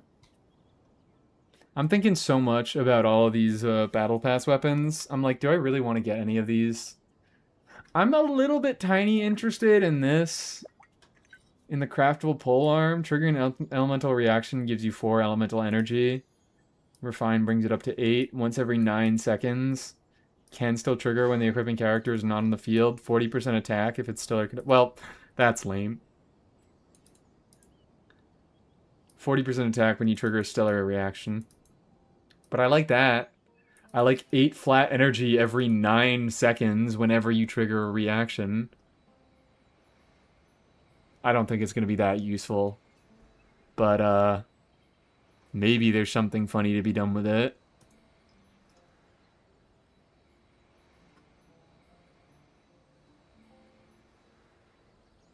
Where was it? Right now, we just don't have great users for a lot of these weapons, is the thing. I think a lot of the weapons, both the Battle Pass weapons and some of the craftables. Some of the craftables we do have good users for. But a lot of the Battle Pass weapons, like, it's just, with our current characters, there's nobody that can really take great advantage of the stats. But they do interesting stuff. Are they making the BP weapons for specific characters? Maybe. I can't say that with any certainty. But, like, with, what, the fucking Battle Pass weapon, using an elemental skill gives you the Swift Stride buff, and it's Yansan. It gives you attack percent based on how much you've moved in the past second. And considering that Stellar Swirl enables you to plunge, I feel like we can kind of assume that this is going to be a Vesna weapon, and Vesna is kind of going to be a plunge character. I hope Odette max out the movement of the sword. So it checks the buff every 1 second. buff refreshes once every second. So even if she maxes it out with her initial on-field time, it's going to check again when she's off-field, and it's going to say, oh, Odette hasn't moved at all. So there's your buff. We're taking that away. You don't get to have that. But yeah, these are pretty hyper-specific. A lot more than previous Battle Pass weapons. I don't know about all If that. you ever feel down, I don't know about just all drop that. everything. Wolf's You can Fang is have kind of fresh air. restrictive in what it does. Solar Pearl is kind of restrictive in what it does. But usually, I guess I can agree that there at least were more universal options put on Battle Pass weapons. Like Sack Jade is kind of specific in what it does. It's a lot of fucking crit rate, and it only really works on HP scalers because it gives a fuckload of HP. And you need to be off field to get good, or you don't need to be off field, but you only keep the buff for 10 seconds when you're on field. So it's like more specific buffs, more specific conditions. But like thinking about what?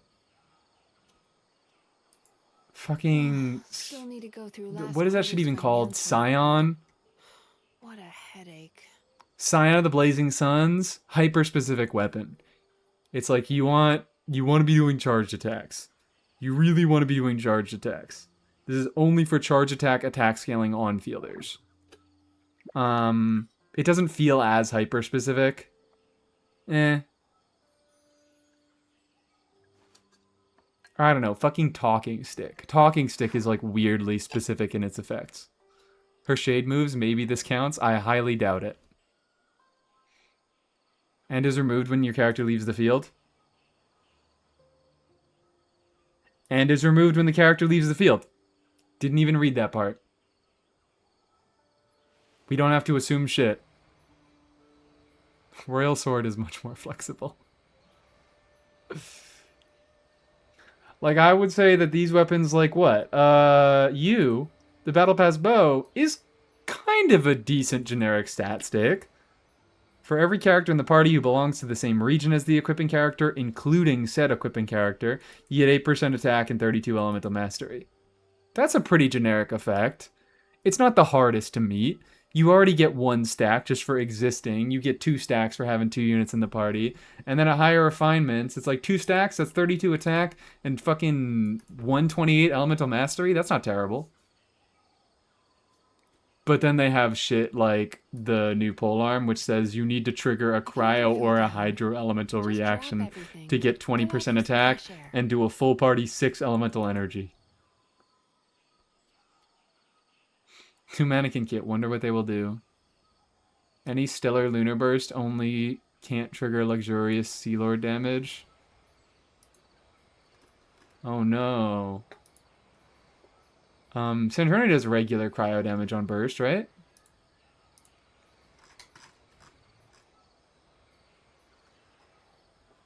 Yeah. No? Yes. Yes, she does. Oh no! I can't use Luxurious Sea Lord!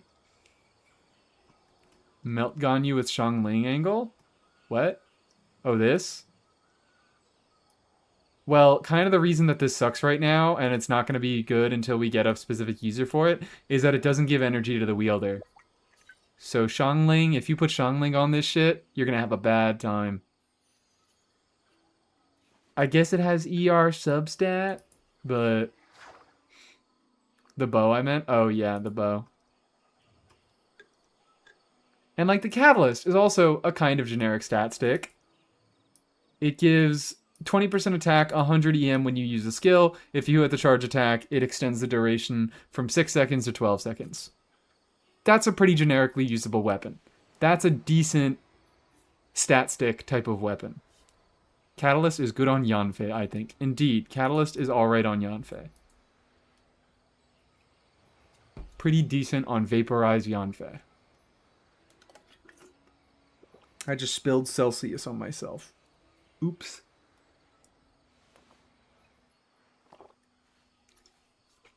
But, what? Polearm is kind of hyper-specific. Sword is kind of hyper-specific. Claymore is just weird. Claymore's just fucking weird, dude. It grants a buff in the following order for 10 seconds, 20% attack, 120 elemental mastery. It's like a buff that you can't control. It cycles, and then you like lock it in by triggering a stellar reaction. It's hyper specific and it's weird. I don't fucking know. I hate this thing. I hate this thing. Modern day Widsith. It's Widsith but worse. Widsith but evil, yeah. Callus is great for Melt Risley, but not Superconduct. Why is it not great for Superconduct Risley? Melt Risley and Superconduct Risley use the exact same stats. Like I said, I mean, that was all what all the testing at the beginning of the stream was about. He can't extend the duration of this effect with a stellar charge attack, but just do a normal charge attack. Big whoop.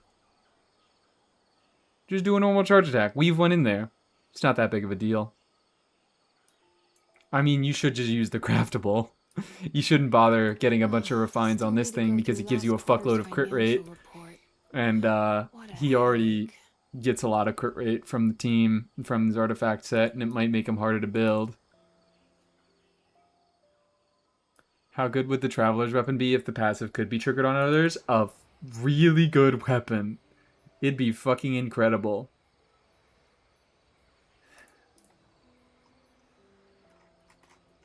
It'd be incredible. Where's Traveler's Weapon? Here it is. What's the full effect?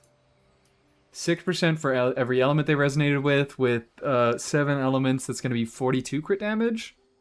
Yeah, 42 crit damage, 5 energy every 5 seconds if they hit an attack at all, and 40% attack. 40%, Jesus fucking Christ. 40% attack, 42% crit damage, 5 energy whenever you hit an attack. And that can trigger every 5 seconds. Crazy. Crazy. It'd, like, be pretty competitive with a lot of SIGs. Craftable or SIG better for Risley going forward? SIG is better. SIG is better than craftable. If you would believe it. That's why they updated a SIG. What's Hoyo's obsession with giving out crit rate weapons? It's because they know that crit rate is eventually a useless stat. They're doing this shit on purpose. They're making all these weapons low base attack, high substat with crit rate. Because they want to make them hard to build. They want you to pull signatures. They want you to overcap and have to deal with the fucking difficulties of overcapping. Because you get so much free crit rate from sets and from resonances. Like, crit rate's still a good stat, but it eventually becomes useless. That's how he was obsessed with giving out crit rate weapons.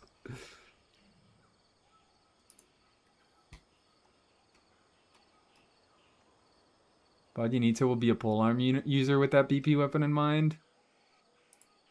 I don't know. You just need to trigger a cryo or a hydro-related elemental reaction so it works on anybody who's in the team with Bajanita. Maybe Bajanita is a very energy-hungry catalyst unit. Who knows? But this is probably the coolest weapon here. Because a lot of the others are just kind of like, damage weapon. It deals damage. This one, it gives you stats so you can deal damage. And I have a lot of good alternatives for all of these. Like, I have good weapon stat sticks for swords. I have Serpent Spine. So I don't really need this shit. Because what? I don't have Sandrone. Unless they release a stellar Claymore on-fielder that I do like, then I can work fine with just, what's it called? I can just work fine with Serpent Spine.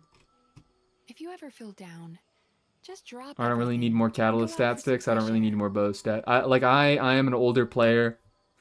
I have a lot of good weapons, whether those came from events, whether those came from me pulling over time. I have some good 5-star stat sticks, whether that came from craftables, things like that. So I kind of have a lot less of a need for all of these generic stat stick weapons. The sword is maybe the only one I'm slightly interested in because 80% attack is kind of a lot of attack, but still, I have good weapon options for swords, so probably not horribly necessary. But the polearm is actually kind of neat.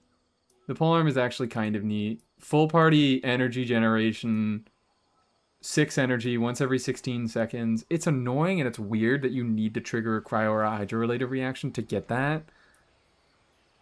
And it's kind of just worse than Fav for all of our existing characters, because most characters who would like an effect like this, most characters who want to give energy to the rest of your team also want energy themselves right now. So the fact that this doesn't give energy to the wielder is kind of a poopo stinky time. But at R5, like 12 fucking energy is not a small amount. Being able to give this to any character and getting 12 elemental energy to the entire party once every 16 seconds except for themselves. I kind of wish this wasn't a battle pass weapon. I kind of wish that this was the craftable. Because it's really, really hyper specific. It's hard to feel like... I feel like it's hard to justify getting this. Sino? Like, Sino, yeah, no. Sino...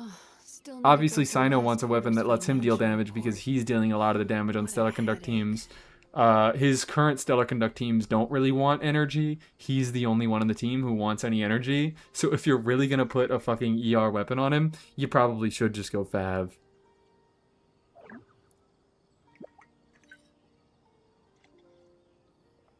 So, I think this thing's neat. But it's going to be hard to justify going for... I mean, maybe not that hard. What are my other priorities on the Battle Pass? I have my second Serpent Spine that I could do with some refines on, but I don't think it's desperately necessary. BP weapons, BP weapons, BP weapons. Have an R5 Sack Jade. I'm not getting refines on my Viridescent Hunt, and I'm not getting a Scion. I am not also getting more Solar Pearls. I have an R5 of both the fucking pole arms. I have one R5 Serpent Spine. I have an R1. Where's my Wolf Fang? What refine is my Wolf's Fang? That dream last 4. night tasted wonderful. So I need one more Wolf's Thank you for Fang. sharing it with me. And then I could get a few more Serpent Spines. But other than that, I don't really need anything else from the Battle Pass. So maybe I could. Maybe I could pick up a funny Battle Pass polearm. And just hold on to it to see if it ever gets a use case. If I'm getting Battle Passes anyways, it might be cool to get some refines on that thing. Find a use for it eventually. But like right now, thinking about current use cases... Oh, okay. Petrix left. Oh, still need to go through last quarter's Petrix financial report. left! What a Return to solo and... Like, what are some teams... What are some potential teams that could be useful in... Filter for polearms first.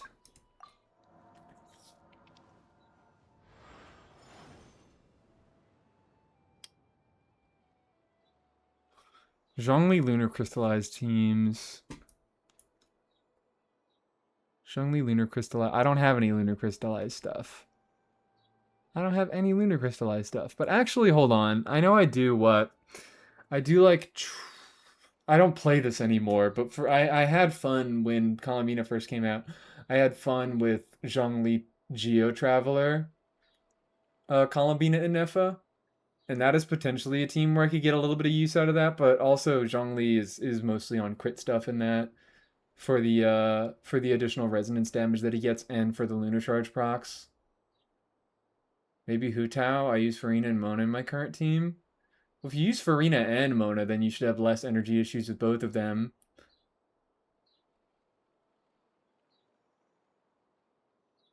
And also in that case, you still want Hu Tao on a good damaging weapon. Shenhe definitely wants the energy for herself, so if you're going a weapon, you should probably just go Fav. Flint's, I think, was, again, Like, he's a character, you want to put him on damaging stuff, but Flynn's was one of the more interesting use cases, because you could kind of, like, split the difference between Flynn's and Raiden, where Raiden, you can put Flynn's in Raiden's, or Raiden in Flynn's spot, and what she does less damage than Flynn's does, but the fact that she gives a shitload of energy makes it so that Bina and Anefa can be built on basically no energy recharge and still both get their bursts every rotation. And I feel like Flynn's on this new weapon could kind of reach a middle point where he does give energy to the rest of the team, so Bina and Anefa are able to burst more often, but he deals a little bit less damage himself. It's a more Stygian weapon that are real useful in a team. That's a good point. It could be really fun in Stygian. Rhymegrass, Emily. Hi, Misinformations. How you doing? Good morning. Good morning. But it could also just be like a fun supportive weapon on Anefa. Because it does give some personal stats. It gives 40% attack at max refine. It's 20% at R1, 40% at R5.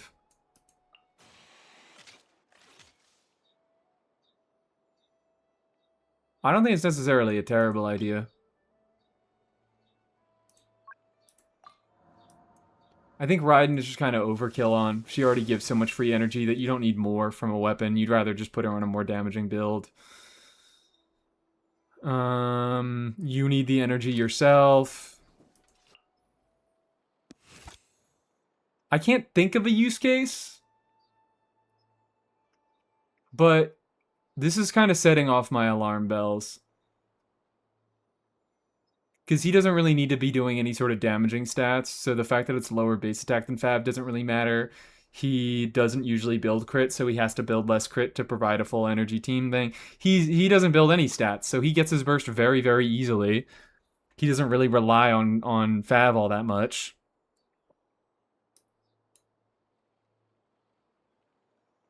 Maybe a Mika weapon, guys. It's a future impact weapon? Yeah.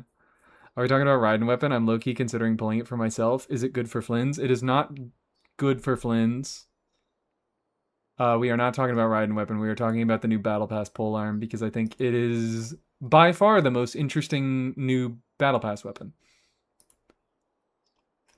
And I'm trying to think of use cases for it. I think it's fun. I think it's neat. And I'm Mika future impacting. Oh yeah, we don't have a song command. The song is up there in the top right corner. What was the last song? A Sudden Gust by Crying.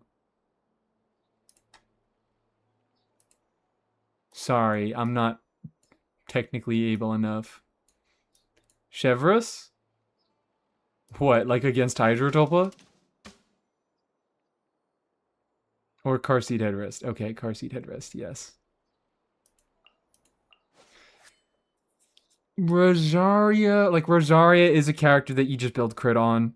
So it's not a big sacrifice to put her on Fav. It's a high base attack weapon. You get some damage there. I would say Rosaria, you just want to do Fav. Eonson, you just want to do Fav. Yao Yao potential. Yao Yao Bloom teams, but do Bloom teams really need energy that badly? I guess with Lauma they do. Lauma and Nahida both like their bursts. If you're doing that, if you're doing fucking triple Dendro against Tulpa. Candace really wants the energy, but she doesn't build energy. She doesn't build crit naturally, so that could be a cool Candace weapon. Yeah, if I had to future impact anybody about this weapon, I would say interesting but not particularly good option on Flynn's and Anefa. It has the potential to be useful on I might say Mika. Mika and Candace. Like if they get any sort of buffs to work with any sort of future reaction, or they just get teammates that want their specific things. I doubt that that's going to happen because of how like hyper specific and tailor-made all of the current like supportive teams are now. I doubt that anybody will ever really want Mika or Candace that badly. Toma, potentially. It's just the need to trigger a hydro or cryo reaction. I think messes him up a little bit. It's a little bit harder to include that into a team where it's like Flynn's and Effa already want to be triggering a hydro reaction, and then Mika and Candace, they are cryo and hydro respectively, so any reaction they trigger will trigger the effect. Is Alyosha a polearm? He is.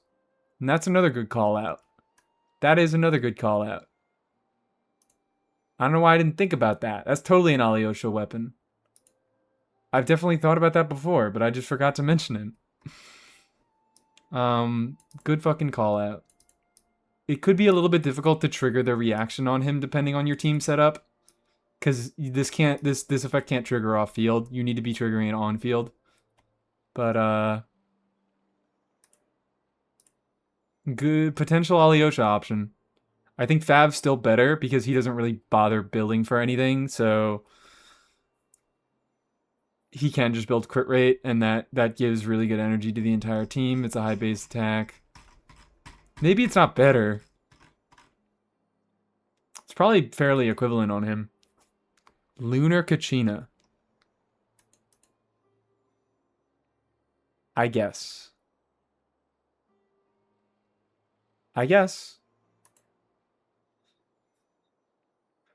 Who are you running in Lunar Kachina team that wants energy?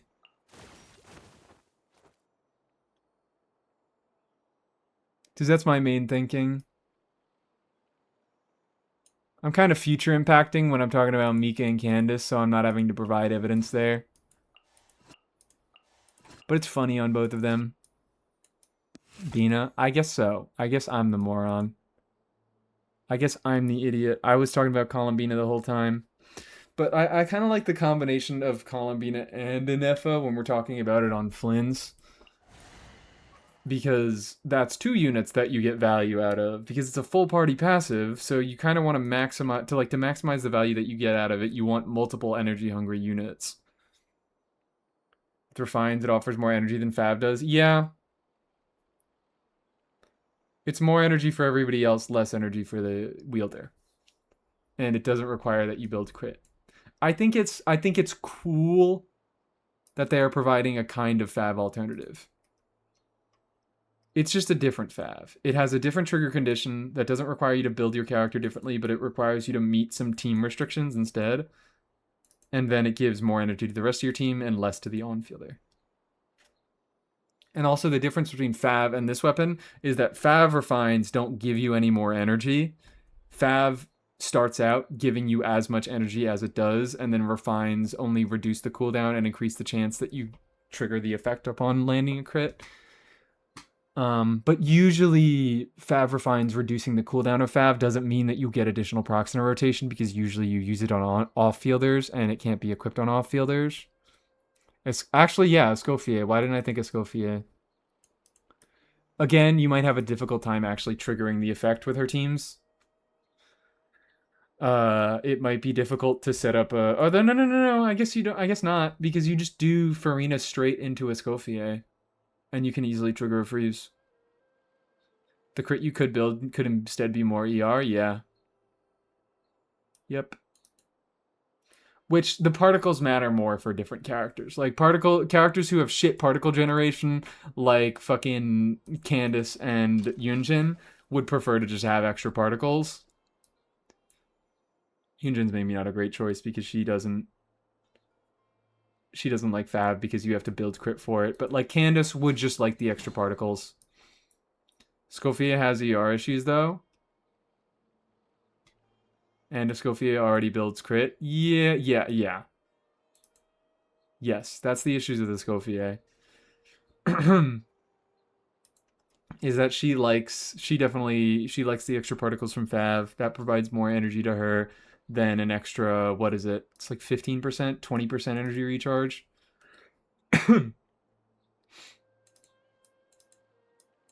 Is it better? It's lower base attack, but it gives you 40% attack on max refines. I'd imagine it's very, very similar to Fav on Escoffier. In that case, don't bother getting it because Fav is free and this isn't.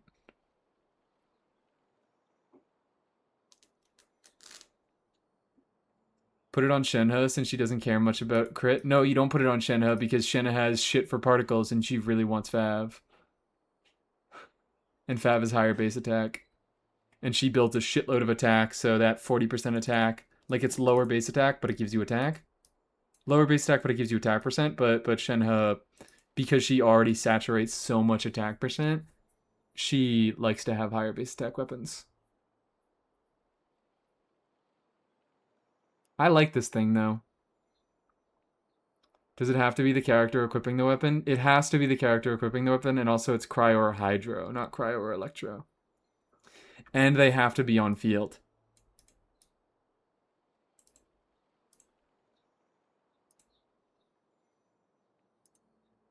I like this thing. I like thinking about this thing. I don't think it's a very good weapon. I think in most cases, Fav can just be used, even if there is one, like even if the new craftable is slightly better. I think that Fav, because it's free, will just be more recommendable at a baseline. Most people should probably not go for this weapon.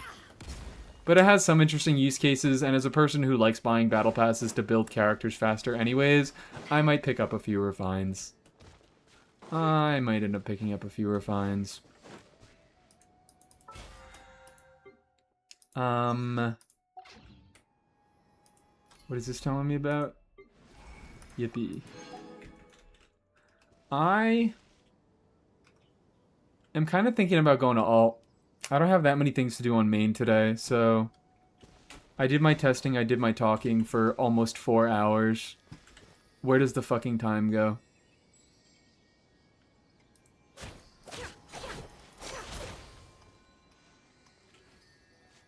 Night 3, no. Fuck you guys. Fuck all of you. This is not going to become a new thing. Asking for Night 3 every single stream is not going to become a new thing. Alt, alt, alt. Okay, cool. I think I'm going to run to the bathroom and then we can alt. For like an hour or so. Does that sound good? I hope that sounds good because that's what I'm going to do.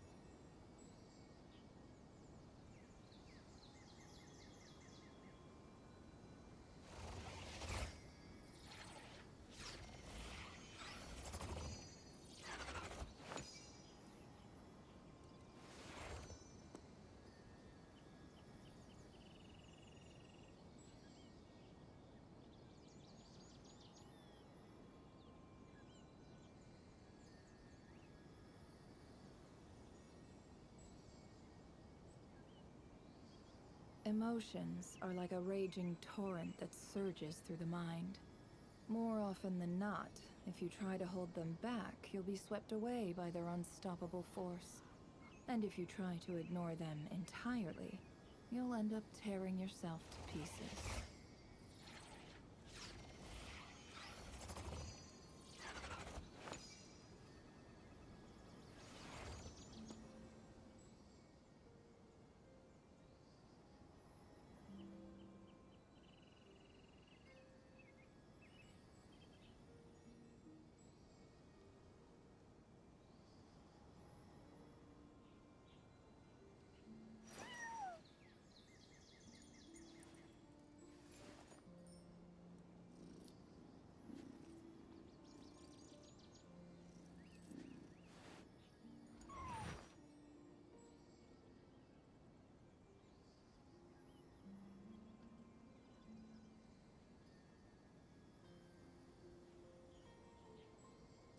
Why does Ashru sit up on the counter? To welcome our clients, of course. A kitty's gotta earn his kibble somehow. Alt account. Alt account. Alt account. I've been here this whole time, but my Wi-Fi is horrible. Every Raiden mention, I giggle and kick my feet. This has been one of the streams where we mention Raiden the most in like a long time recently. Like Nefer's looking through your bathroom. Yeah. Nefer's watching. Nefer's watching you, dude. Where is it? Where are my 7TV emotes?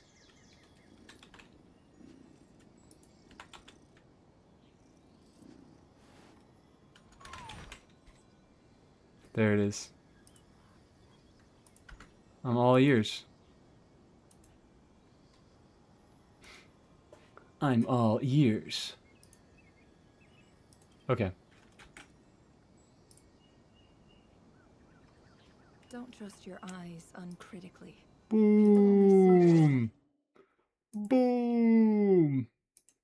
Can I get 5 big booms?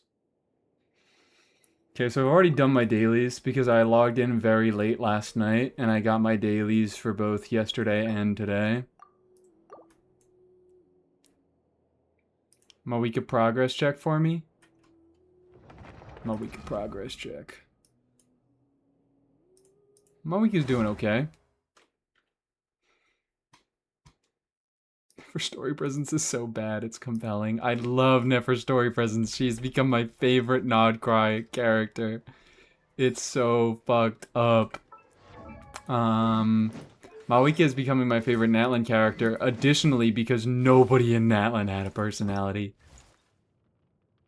She didn't have one either, but she tries the hardest. They try to substitute a personality with a motorcycle.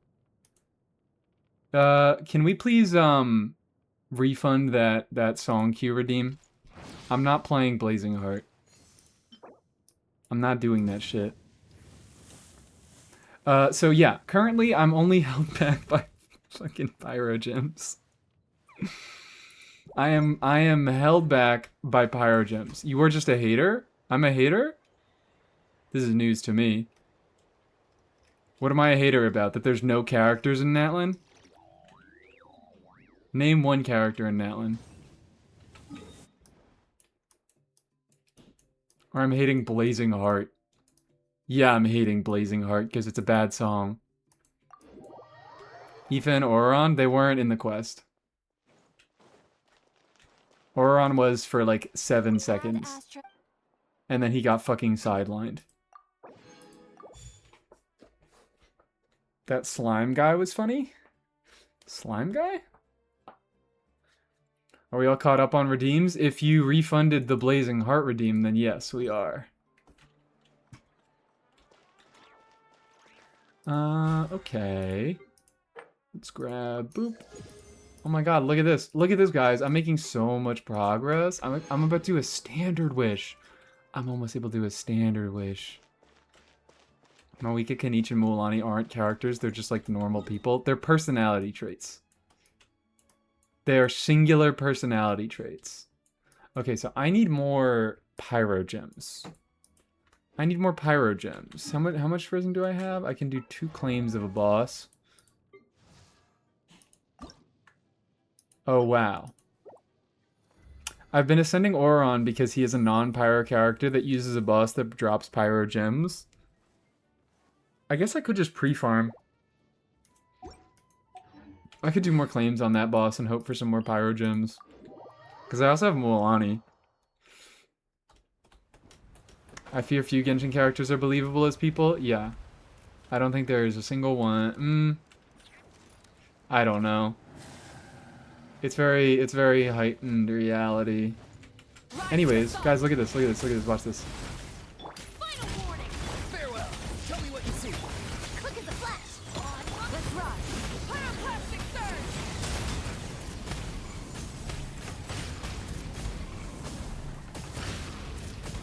I'm doing like okay, I guess. Full throttle! I can do it in 2 rotations. He's free. Time to say hello. In Yansan has enough energy recharge. What? Yansan has enough energy recharge. I'm cracked. I'm cracked, guys. Look at that. That was a real fucking rotation there. That was a real rotation. I killed it kind of fast. And that was a real rotation. Varka is very believable. I also love slacking off at work. You know what? Sure. Whatever. Alright. That's good. I'm doing okay, guys. I still need to actually, like, soon, I swear, I will start looking into Mawika combos. Drop your weapons. Not too far now.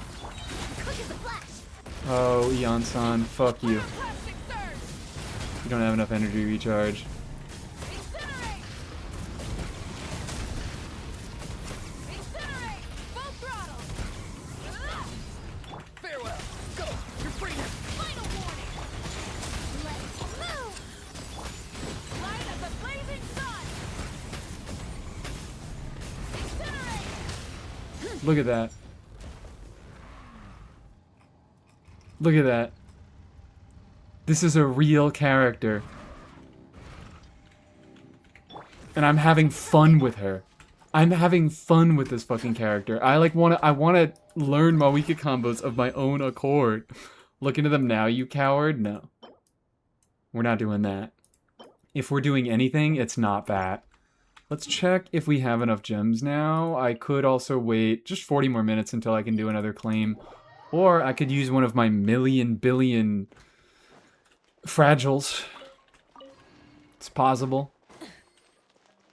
I've been using a few of them. I want to go over here. Craft. I could do some moon stuff for to get the temporary exploration gems. Hi, Stars. How you doing? Fuck. I think... At this point, I might be able to... How much star... No, I can't buy Dust of Azoth. I don't have any Stardust. I'm using it all on my monthly wishes. It's really funny that Mav has become a cool and fun character for everyone now that she actually has competition. Yeah, that's definitely greatly improved my impression of her. But it's not even necessarily that she has competition. It's just that, like, the role that I wanted her to fill is now filled. So I feel less slighted by her existence. Pull Seat Lolly right now for more dust. I mean, I've been pulling. I've been doing my pulls on Sandrone banner. I've been doing my fucking best.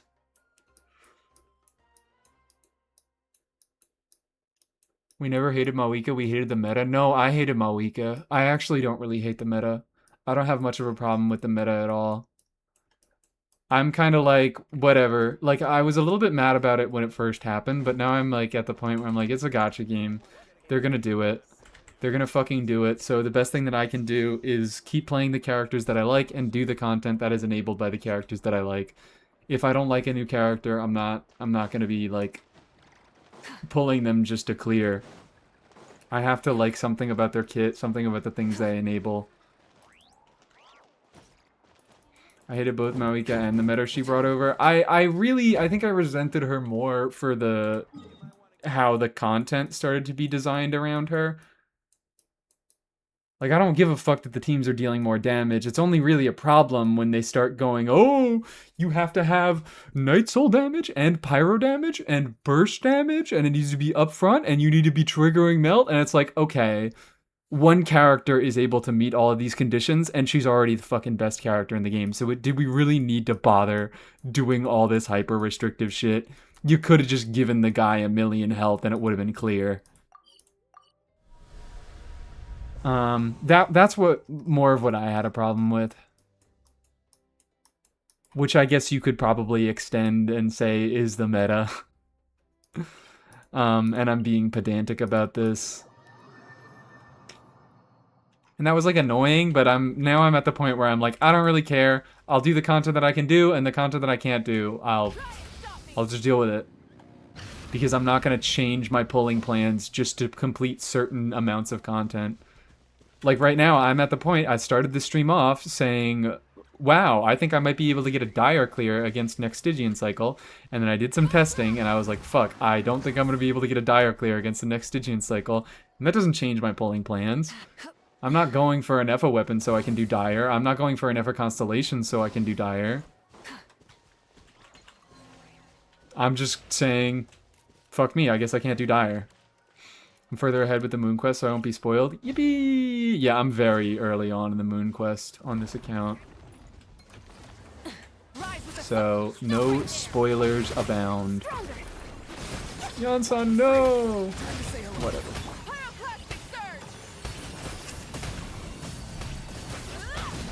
Like, I never care about the characters dealing more damage. I just care about whether the content is fun and achievable for me.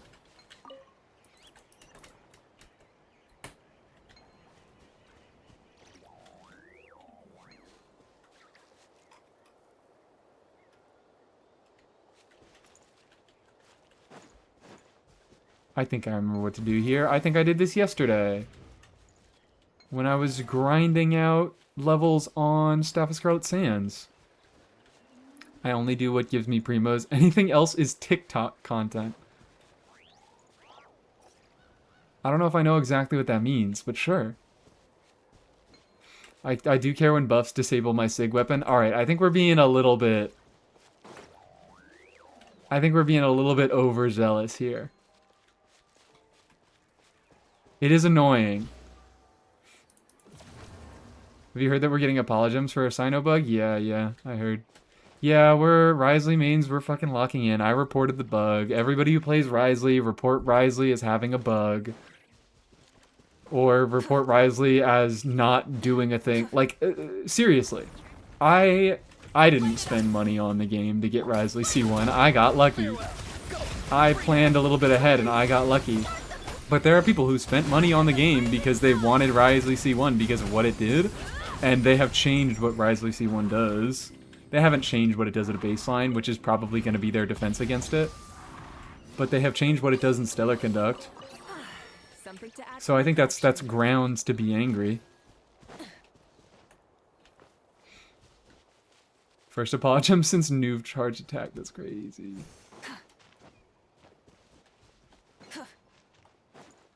Where is your friend?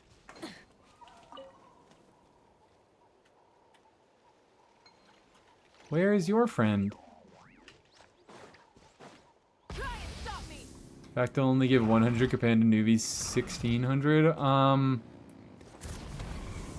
Well, number one, I don't think they got bomb threats over, I don't think they got bomb threats over the Sino thing. And also, the Sino thing feels like it's much more of like a direct, like, that just feels like it's a mistake. Like they fucked something up there. Whereas Nouvelette, that felt like unintentional nerf.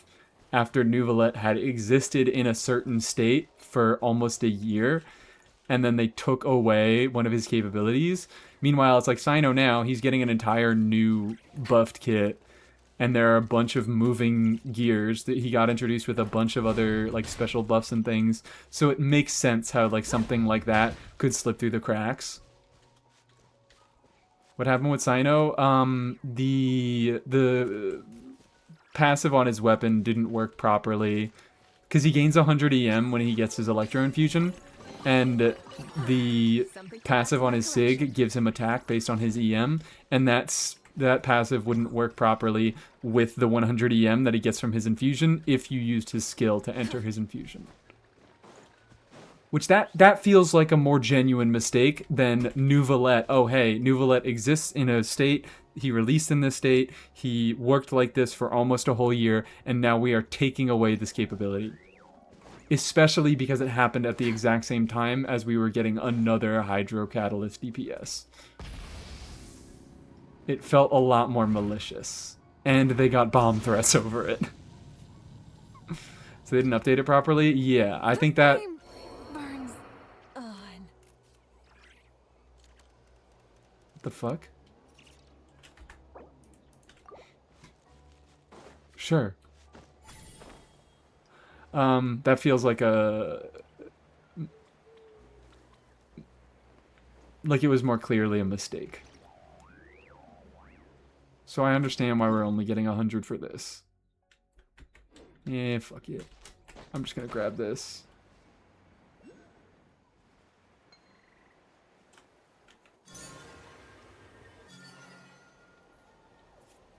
Do you only get 100 if you own the staff? I don't think so. I think that cutscene glitched. Better get 300 for the Ryo one at least. I don't know if they're going to change the Risley one.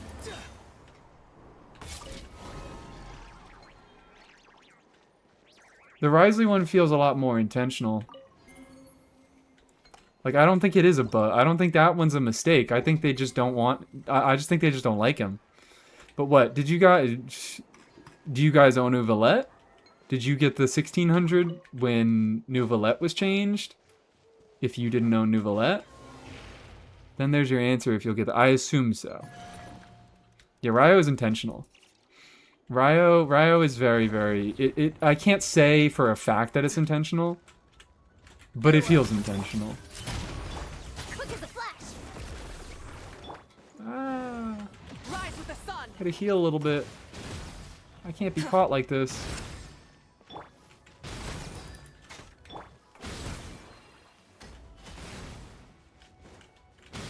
Final warning. Pyroclastic surge. Bam.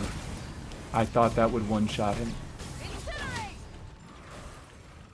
I thought that would one-shot him. The rewards of an adventure. Funny to think that only the male character kits end up with problems. I mean, I don't think they do.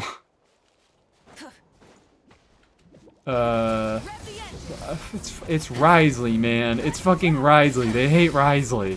Why do they hate specifically Risley? Like, New Valette. New Valette's still alright. But New Valette was fucking incredible when they tried to put through that nerf and they failed. I don't know what the hell they were thinking with that. That's ridiculous. They were never gonna get away with that.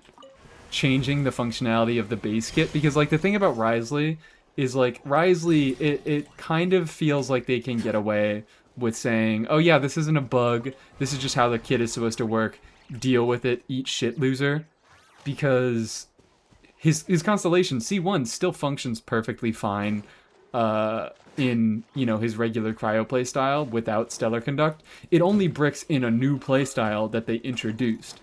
So if you just don't want to play that new playstyle, then C1 works fine. But it's the fact that they're like, oh yeah, new buffed character, we're selling this buffed character, he does so much more damage now, and he works with the current meta. But also, fuck you, we're changing something about how he works. Ryo mains are gonna make waves like lads players? I don't know. I don't know.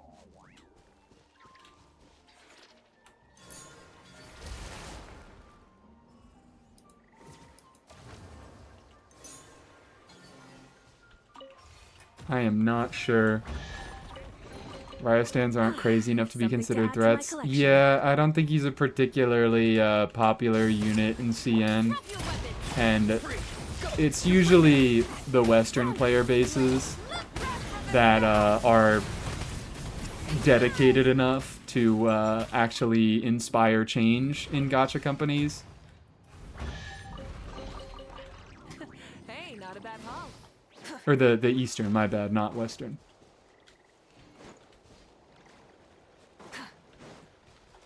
Like, it was mostly Korean players from lads that were doing this stuff. And also, you know, most gacha companies are centered in the East. So Eastern fans have much more direct access to the physical locations that the gacha companies work. So they are able to be threats. And I don't know that Risley has that kind of representation over there. I mean, he could, but I legitimately just don't know. Nice title shout out. Thank you, Code. I worked very hard for it. It's R2. It's very good. It's R2.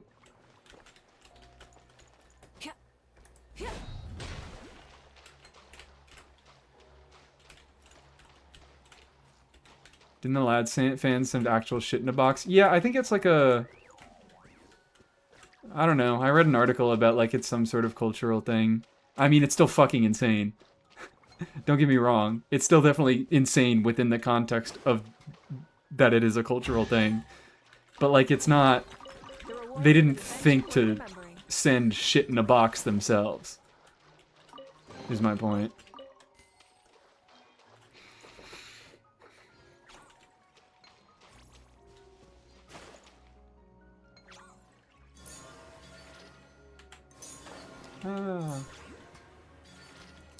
Still an insane thing to follow through with. Boop. Boop. I'm getting so much free treats. The rewards of an adventure. Burn it down! Not too far now. Tell me what you see. Stop right there! Quick as a flash! Yon-san, for the love of God. On my mark! We gotta get our own ER sands or something. Lads, fans are generally known to be batshit insane. Isn't everybody known to be batshit insane? I feel like I hear this about every single fucking gacha game. X fan base is the worst. Exactly. Like I hear, oh, Lads fans, they're really crazy. You don't want to know what a Lads fan will do to you. You don't want to know. You don't want to know what an HSR fan will do to you. You don't want to know what a Woo-Wah fan will do to you.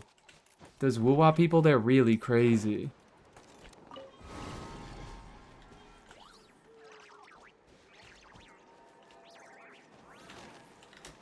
What the hell? What the? Okay. I don't hear this about other fandoms, TBH. I guess sending shit in a box is kind of crossing a line that other people don't. But also maybe I just don't keep up with these things.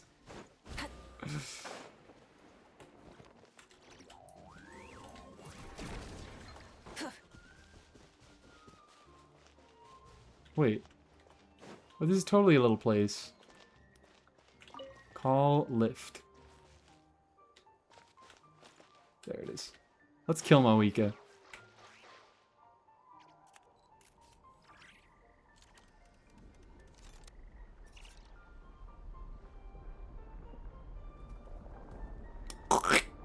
There we go. That was her spine. Quest area. Thank you, Black Cat 3, for clarifying. I didn't realize that it was quest locked. I just remember I went here on my main and I was finding some paintings and I thought it was just a little area thing, but if it's quest locked, I guess I can't do that now. Oh, perfect. Hello. Let's grab this. This is the first time I'm hearing about a shit in a box thing. Yep. I read an art. Like, I can't. I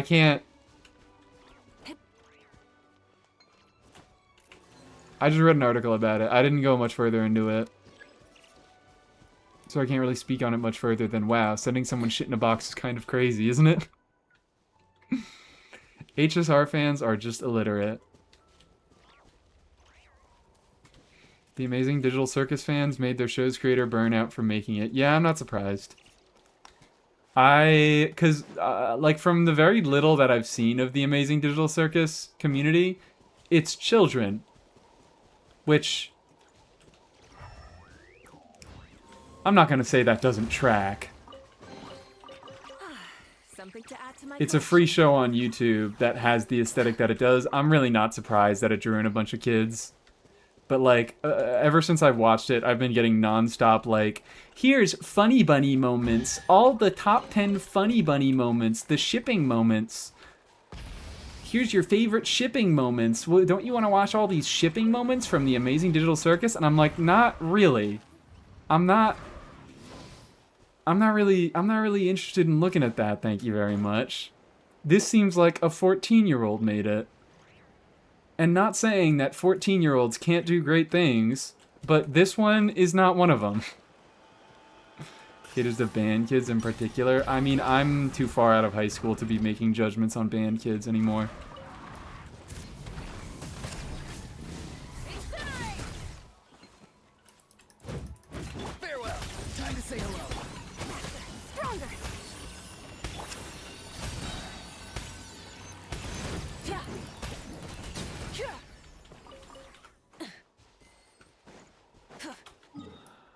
It was a big project. It was a big ass project. I mean, I think they would have burned out at the end regardless.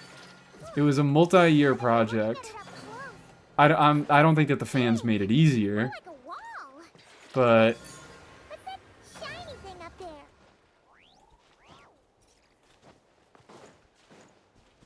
I don't know, but I'm not, I think what I'm trying to say is I am not so ready to put the blame solely on the community. I know that the community didn't do good things, but it's not like that was the only factor. Talking about gacha players being insane while playing Genshin? Yeah. On my second account. On my Mawika account. After I spent a fucking year and a half hate posting about Mawika. I get that it's ironic. I get the irony in all of this. I'm really the insane one. Ooh. This thing over there.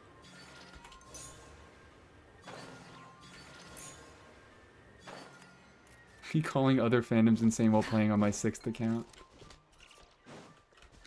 Like, I think... kind of looking like a few of us are in a glass house right now.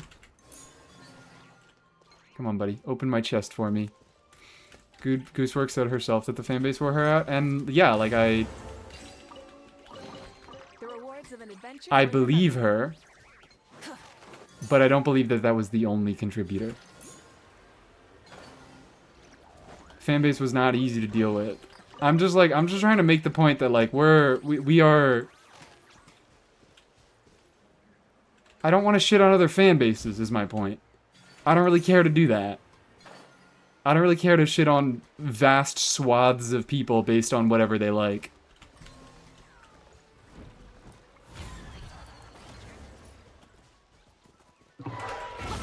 Rise with the sun.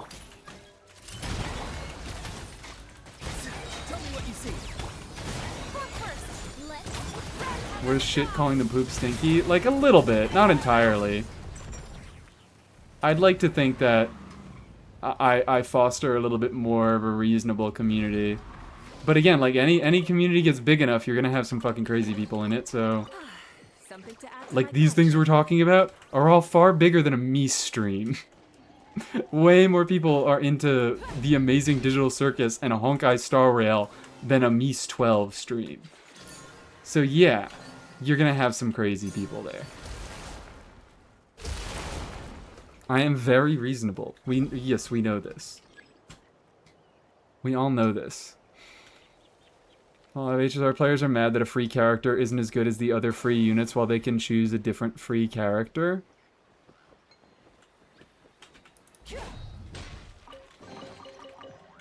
Hey, not a bad haul. I'm trying to think of a good example in Genshin Impact. There definitely is one of them. There definitely is a good example of an equivalent scenario in Genshin.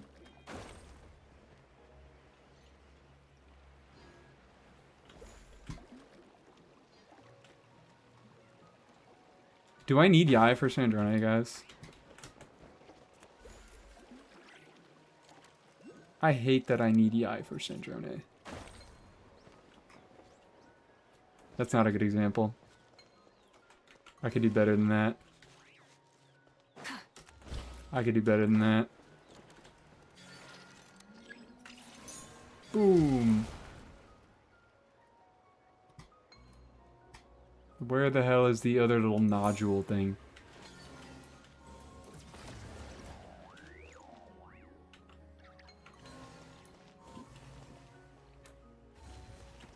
Oh, there we go. We needed to make it. The elusive Aoife clear. I say like one thing, and you motherfuckers latch onto it like nothing in the world. Hey, not a bad I haul. play Five Nights at Freddy's once, and I never hear the end of Night 3. When are you gonna go play Night 3? Never! If you keep fucking asking. We'll do the Aoife clear eventually, not on this stream anymore. I love men and women. What a reasonable take. What a sensible chatter we have here.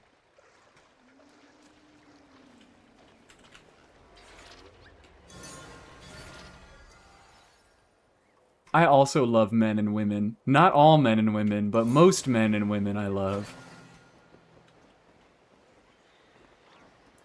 And Misa's wonderful. So happy to be included. Isn't Yai and Sandrone team like the same as the Nefa and a Flynn's team? But the point is, what content, like, yeah, fucking Yai does a shitload of damage in Sandrone teams, but currently we do not have any content that wants both Sandrone and Yai Miko. This is what makes me lose my fucking mind over all the dumbass, stupid-ass spreadsheeters, is because, like in the same way that power creep is twofold, you both need units getting more powerful and content that is unclearable by older units.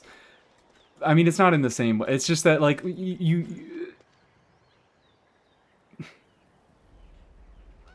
even if a character is really, really good in a given team, you need content that actually incentivizes you to have that character for that character to be considered necessary. And everybody's saying, Yai is necessary for Sandrone. You'll fucking shit yourself and die if you don't have Yai in a Sandrone team. And it's like, what for? What for? The current Stygian? That motherfucker keels over and dies to a light breeze. Orb is nothing. You don't need Yai for Orb. You don't even need Sandrone for Orb.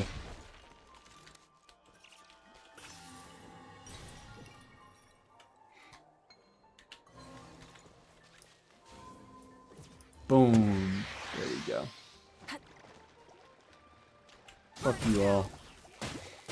Jamie to Dire without Yai. Jamie to Dire without Yai. I've seen a lot of people do Dire without Yai. Because guess what? Dire is just a general investment check. And also, this Dire is still weak enough that I'm pretty sure C0 Sandrone is... I think C0 Sandrone might need Yai. Like, C0 R0 Sandrone might need Yai.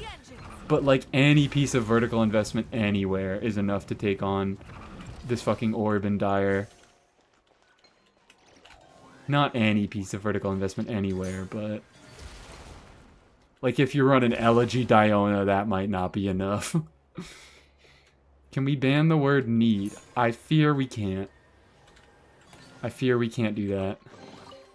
The rewards of an adventure. I fear that one might be a little bit too broad. Plus then, what am I going to get mad about if we ban the word need? Sometimes I need to get a little bit mad for content.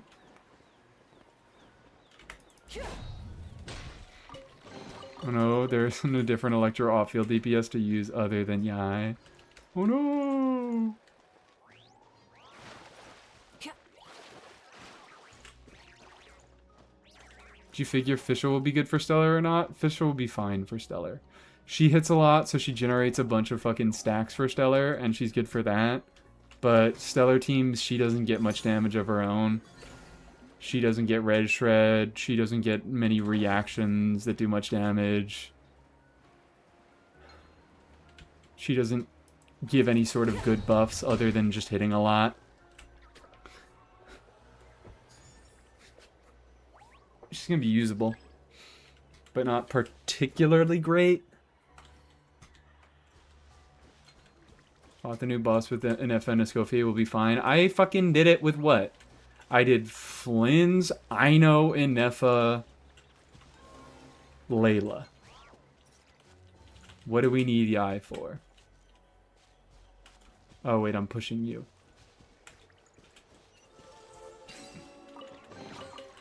There we go. Beautiful. I'm like forgetting how I did all these. Did title explode? Title exploded.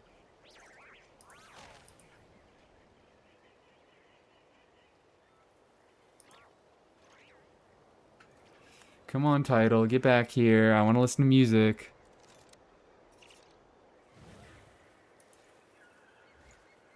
Is title dead for good? Is title dead for good? I'm going task manager and ending the process.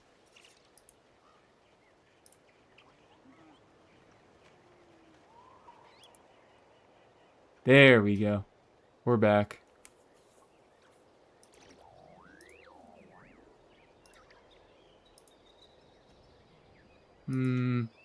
Yeah, we'll listen to Window Liquor. Really need to retire title. I feel like looking at a dying old man. You feel like looking at a dying old man? Then perfect. You should love title, because that's exactly what it is. The rewards of an adventure worth remembering.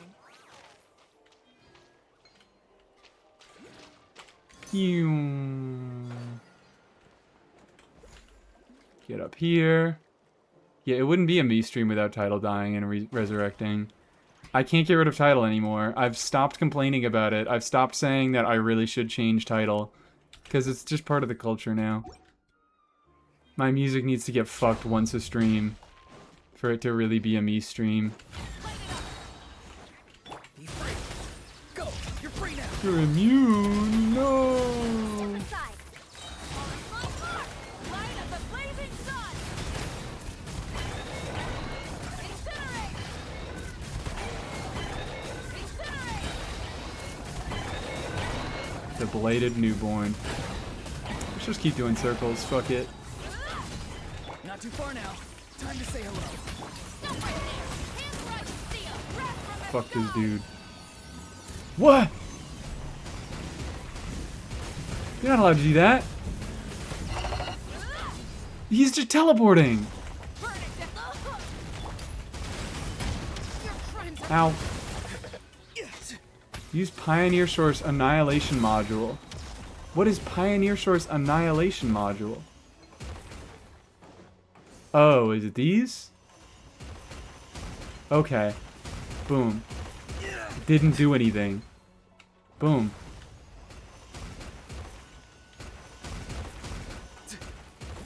Move, you fucking loser. There we go. I didn't... light it up. Thank you. Thank you, Genshin Impact. Plastic surge. For making me steal the fucking... What's it called? For making me steal the Kuvaki energy. And then I have to go back into fighting, so I have to drop the Kuvaki energy.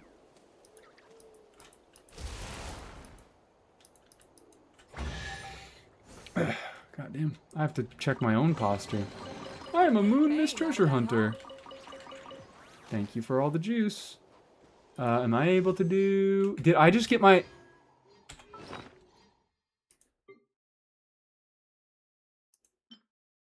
Oh, no, that's the Frost Moon Seal. Okay. Okay. Wait.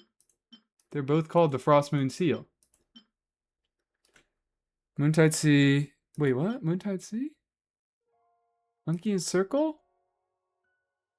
Duana Pit, Dark Side of the Moon. Oh, wait, Duana Pit is part of the Moontide Sea and the Dark Side of the Moon. Oh, okay. I guess. Sure. Why not? Oh, yeah, we need to talk about that. I kind of want to stop watching the... I'm not going to, but I kind of want to stop watching the special program live streams. Because I was doing the quest off stream. I was doing the moon quest off stream. And I got to the Dark Side of the Moon. And I was like, wow, this would be fucking awesome if I didn't already know about it. This would be a sick-ass reveal if I didn't already see it. This would have been really fucking impactful. I have played Sheila on the Moon. I have seen that. Are you not able to level the Pyro statue yet? What? What? What are we going on about? The glider? That's not a statue thing. The reveal was so cool, mainly because I didn't see it in the live stream. Yes, exactly. I'm gonna watch the upcoming... I'm obviously gonna watch the upcoming one, the Snezhnaya one. But, oh, it's up there. Okay, cool. But maybe I stop watching the less important ones, not the X.0 version ones. I don't know. I'm saying this, and then I'm still gonna keep watching them because I'm gonna get mad about them, and I like react content. I love being a reactor. I love getting angry about everything, and people love to see me angry. But like, I'm really gonna do my best to stop. Like I've been doing for the past few live streams. Whenever they start looking at all the exploration stuff, I just fucking shrink the window and I go back to whatever I'm doing on my main monitor. And I just don't bother watching. But the live stream is just all spoilers. It's the banner, and then you have to wade through a fucking landmine sea of spoilers to actually look at the banners. And I want to be able to see the banners myself because I want to be able to react to them. I want to be able to give my takes on the characters that are available. I want to be able to give my take on mostly just that. Sometimes there are cool, interesting things that they add. Like I was saying in X.0, that's usually when they reveal quality of life things or like system changes. So that's going to be fun to watch. At what point does hype become detrimental? I think at the point where they start showing all the exploration. The dark side of the moon was really fucking insane because like, okay, maybe you do reveal that we're going to the moon and you're like, holy shit, we're going to the moon, what is it gonna look like? That's crazy. And like maybe they could show like 1 or 2 scenes of the moon and that's hype. But then they go, and then you're gonna be able to go to the dark side of the moon, and then it shows the dark side of the moon. And it's like, did I really need to see everything? Did I really need to experience everything a month before it comes out? It's 2 weeks, not a month, but now I'm just expecting it. Hey, not a bad haul. So I really just need to get better about catching when they're talking about exploration stuff and not watching it. Off topic, and I got Ryo's SIG. Congratulations. Is that why you were asking if his SIG was still best in slot? Indeed it is. They added stellar conduct damage to it. It's not a buff. It's a change.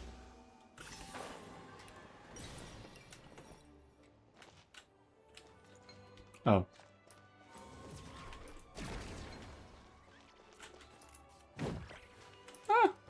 Go. There we fucking go. Only took 40 pulls, even after losing 50-50. Oh my god. That is quite lucky. I was just thinking to myself before, I have lost every single weapon 50-50 that I've gone for this year. But they were all secretly wins, because I got weapons that I wanted anyways. I lost the 50-50 on Dern weapon, but I got Venti Sig. I lost the 50-50 on Emily weapon, but I got Linny Sig. And I lost the 50-50 on Sino weapon, but I got Ryo Sig. So I've been balling out on weapons this year. I've been getting so many weapons that I wanted this year. It's ridiculous. I've only gone for 3 and I've gotten 6. And they dropped Surprise Fontaine Chronicle. Wish you need to react to that? Exactly. I know you're being sarcastic, but I actually, like, that was a very cool thing that they dropped and I was surprised for, and I was like, I'm happy I watched the live stream because of this. And also, no Lohan on Standard. I'm happy I watched the live stream because of no Lohan on Standard. So I got to realize in real time that, holy shit, they really aren't putting him on Standard. Something to add to my collection. They updated Ryo and Yai-Sig and not Sinos, and now there's a big issue with it. Stop calling it a big issue. It's a minor annoyance at best. It's a minor annoyance at worst, I should say. I get that we're overblowing it.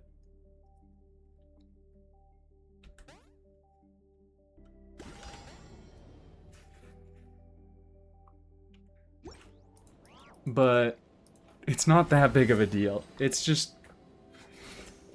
Like, I want to be clear that it is an issue, and it is kind of weird that this new buff has caused an issue.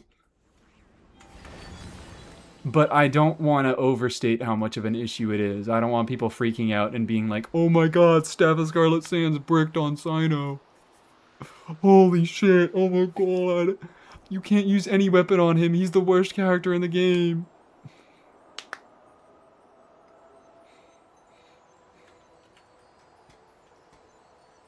Like, I might report that as a bug, and I can see if I can get that fixed. Like, the Ryo wording is worse. Well, yeah, the Ryo wording is worse, but that's on purpose.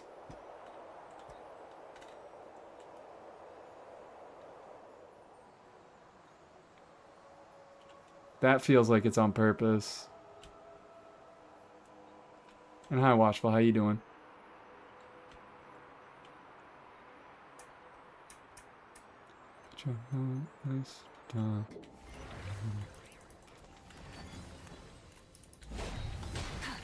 Cool.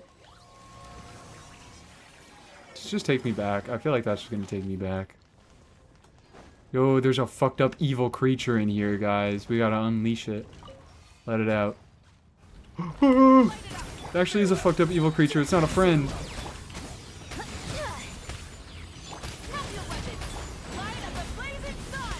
Got to pre-farm for Ryo Sig. It's okay. I didn't pre-farm for any Sigs. I knew I was going to be pulling I knew I was going to pull one signature this patch, and I could have gotten a second. And I didn't pre-farm for shit. And I got Cyno Sig to level 90 today. You will not care about the cutscene at the end of all this? Because it's about Columbina, right? Yeah, I won't care. I've already been skipping all the stories anyways because it's all about, oh my god, look at how cool Columbina is. Look at how awesome Columbina is. Isn't Columbina the best? Isn't it cool how she... Spoiler alert, I'm gonna say spoilers for the next 5 seconds. Isn't it cool that she summoned a massive Kuhenki and you got like a fucking dragon fight with it? Okay, I'm done with spoilers. You guys can unplug your ears. Oh, I don't want to do this shit right now. I don't want to do that right now. Oh, I have 40 resin.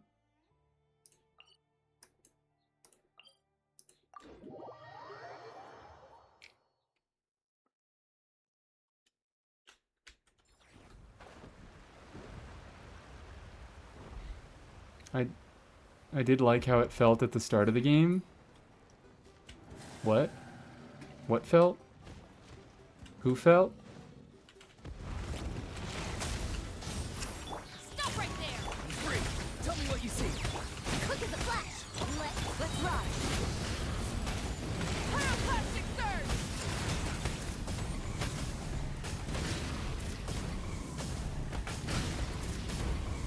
Full throttle! Not too far now.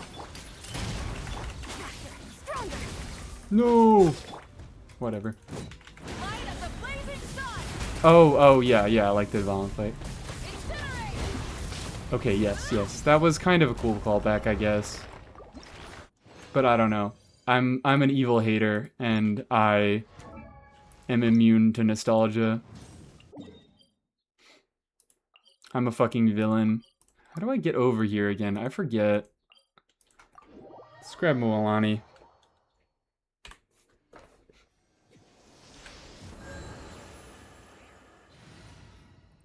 Let's grab Mualani to mark these mats.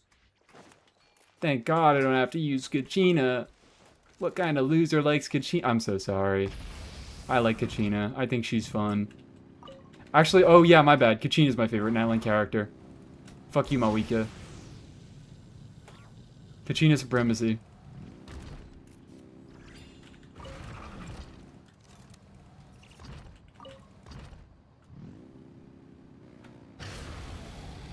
Now people can't say that I'm being mean to Kachina because I said she's my favorite. Get over there easy. Oh yeah, you're right. I could do infinite flight with these two motherfuckers. So let's also Bye-bye, Dahlia. Bye-bye, Dahlia, you fucking moron. What's the occasion? You idiot. Boom.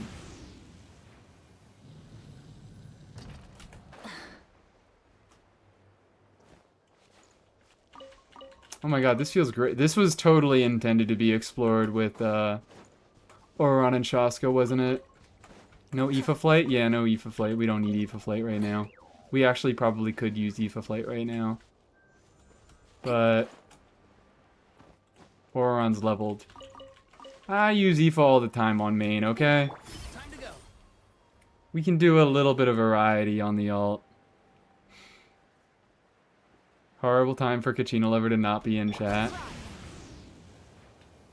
Indeed, a horrible time. It was first a great time for Kachina Lover to not be in chat. Kachina Fan, also. Excuse you. Kachina Fan 2026. Let's ride. It was first a horrible time, and then it was a great time.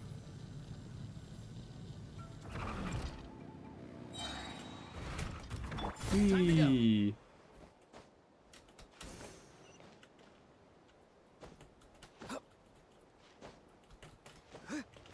Watch this, right? Boing! I know I can also just do that manually by holding jump, but what if I told you I'm fucking lazy? What if I told you I'm fucking lazy? How many of these do I have? How many per blooms do I have? After doing this area 3 times, I can say Chaska makes a massive difference. I have to imagine Mawika is somewhat comparable. Chaska's still better. But, like, the fact that I can still do, like, air stall stuff with Oron and swap between the two. I think, like, Oron, Aoife, Mawika, Chaska are the big difference makers.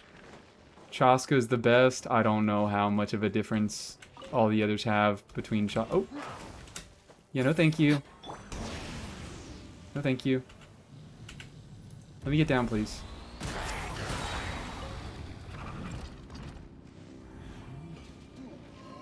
I have 38. I need 45. I need 45.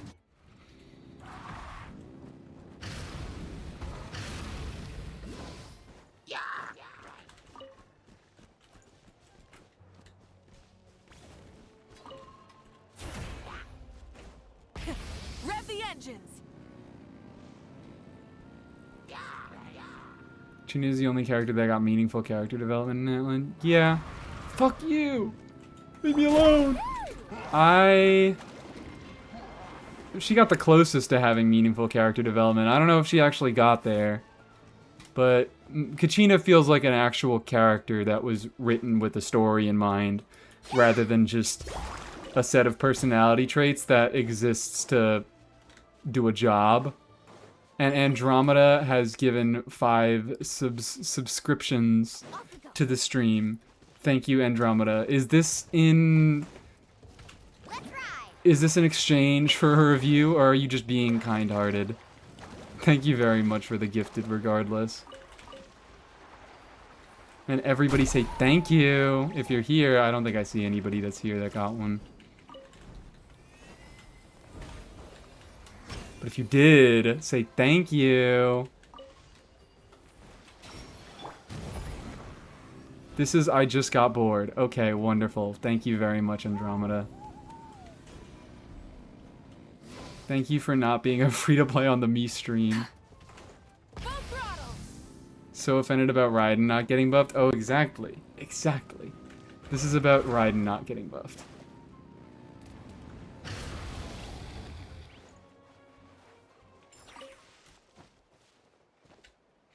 I hate Kachina for bordering on the line between character and personality. They tried and failed, which makes it worse. I understand why you think that. I do not agree in the slightest. I think because for the vast majority of characters, they don't even try. So I would like to give them a little bit of credit for trying and failing, instead of just doing the same shit they always do. And having a terrible time. Oh, fuck you.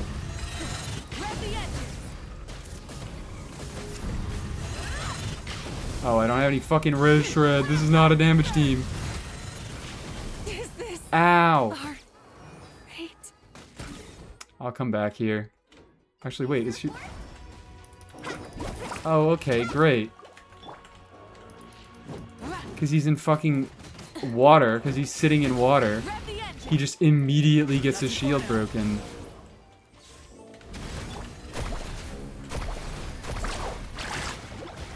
Just kill you with raw Mualani damage.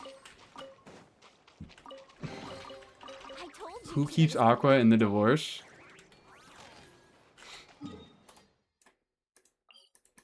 Do I have custody over Aqua? Was I unaware of this? Have I been breastfeeding Aqua for the past 2 months? I don't think I have. I don't remember doing that. Oh my god, look at that! Yay, Malika Ascension! She, still, I don't have any fucking mats to upgrade her goddamn talent levels. I wish we had a healer that consumed Night Soul passively to heal during exploration. You almost got what you wanted. Where the fuck is he? You almost got what you wanted. He consumes phlogiston instead of Night Soul points. So he is a passive healer in Natlan, but it's only in Natlan. I think Mies doesn't want Aqua? Who said that?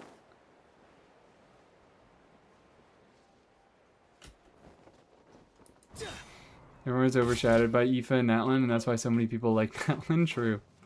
Because Aoife was the best character. I don't know what you're trying to say there, but true. Aoife is the best character that everybody cared about in Natlan.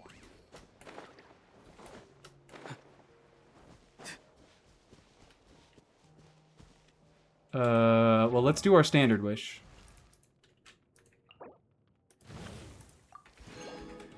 And we have 300 primos right now. I'm waiting until I get 320 to do 2 pulls. Alright, nothing but, you know what we get? Bam. Oh wow, we had 2 wishes. So we have 2 more standard pulls to do. And we're not going to get anything because I think I got a 4-star pretty recently.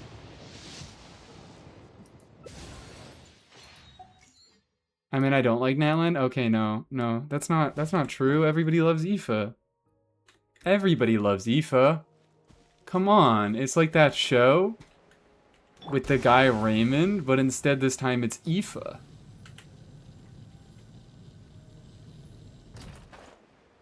Time to go. Come on. I know what average 4-star pity is? I think it's like 8. Let's ride. It's not that much better than like actual hard pity on 4 stars. Oop. Time to go. Hooray! Oh, I have to get all the way up there? I feel like I'm not going about this the right way.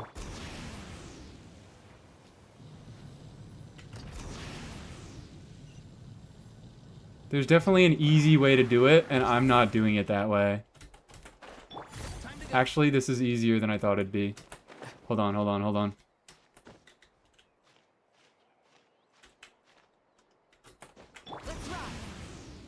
That was the easy way.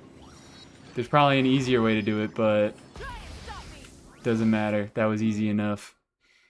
I earned a hype chest? Oh my god, I earned a hype chest, guys. What did I get? Oh, wait, this is kind of a good emote. That's a serve. I fuck with this emote. I like Kakuku and the NPC Aoife that stands in my world. Wait.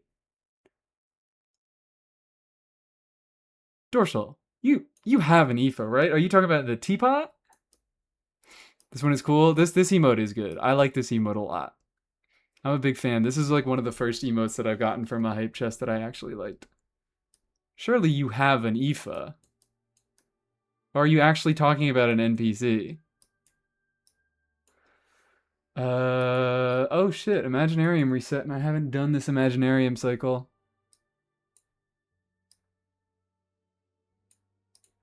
Do we want to do like an easy mode or a medium mode Imaginarium? I have an Aoife. I am talking about the NPC though. Okay. I was like, surely, you got Escoffier on her first banner, right? And that's where Aoife came out. That always fucks me up so much that Aoife and Escoffier came out at the same time because I'm just so used to 4 stars coming out on 5-star banners that they're actually meant to work with now. That it's like, really? They released fucking Aoife at the same time as Escoffier? Sure. Performance Brett. What is supporting cast? Oh, you guys should take my, my fucking Mawika. My cracked Mawika. Yeah, let's do a little bit of normal mode. Yeah, no. We're using the trials. Except for maybe Bennett? No, we are using the trials.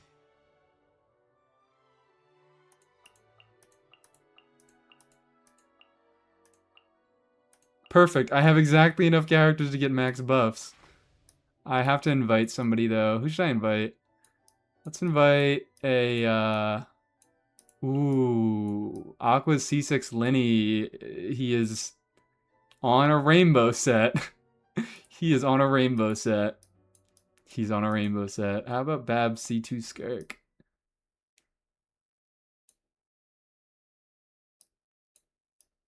I just want to, like, I just want some stupid bullshit. Like a C6 Durin.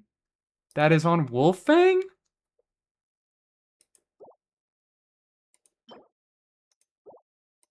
Interesting priorities here. And on no ER. I guess he needs less ER with C5.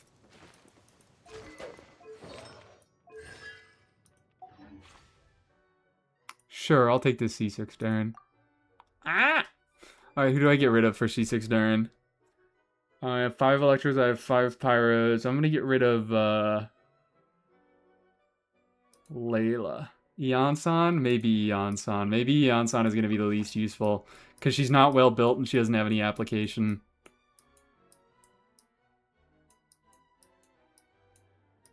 I'll take this Durin, though. Let's go.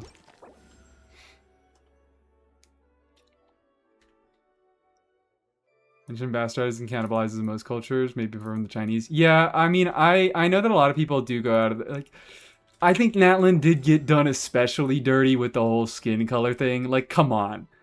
That's so easy that you could have just made characters have darker skin colors and you didn't do it. But, like, as for the mixing up cultural references, it's like, Risley's a French dude with an English name who fucking lives in a goddamn underground jail that's supposed to be, I don't know, Scotland. Because Scotland sucks and everybody hates it. There's a bunch of cultural cross-references in Fontaine. It's like 3 different countries at once. Mondstadt is, like, supposed to be German, but it's not. Like, it's very fairy tale German, and it mixes in a lot of other Western European countries. Snezhnaya is going to be a similar mix of Eastern European countries, if I had to guess. When it comes down to the finer details, everybody gets fucked up, but, like, come on, guys. Really? Really? Did you have to make every character as white as the fucking driven snow? In Natlan? In everywhere? Sumer, yeah, Sumer is incredibly mixed. Sumer is another one where people talk about it a lot because the thing is with Sumer and Natlan, those are also nations that get worse representation in most media, so I think it stands out to people more when it happens. I don't think Genshin did those regions uniquely poorly, except for the skin seller stuff, which fair point. I'll concede that.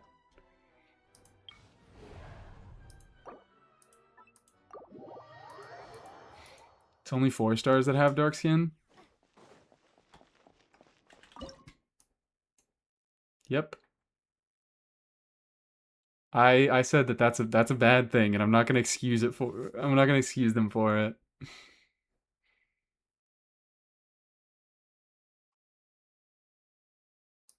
Whatever. Who gives a fuck?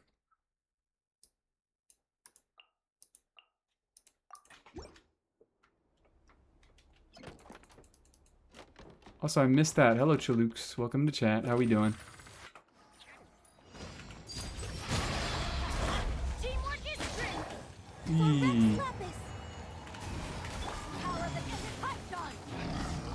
What the fuck am I doing? Jesus Christ. I don't even need a DPS for this first stage. This is fucking ridiculous.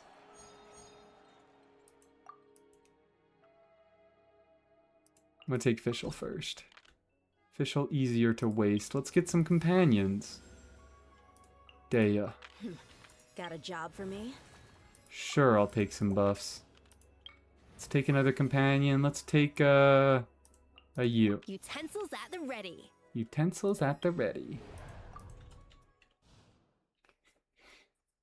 I don't like how the darker characters from the desert and Sumer, they're paler. It's this feeling of equating paleness with being civilized or smart.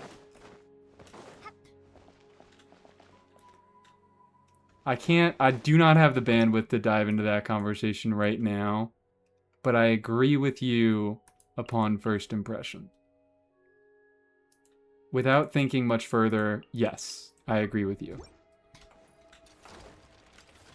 Not to say that I will disagree with you if I do think further, I'm just saying there might be a little bit more nuance there that isn't being discussed, but what you're saying makes sense to me.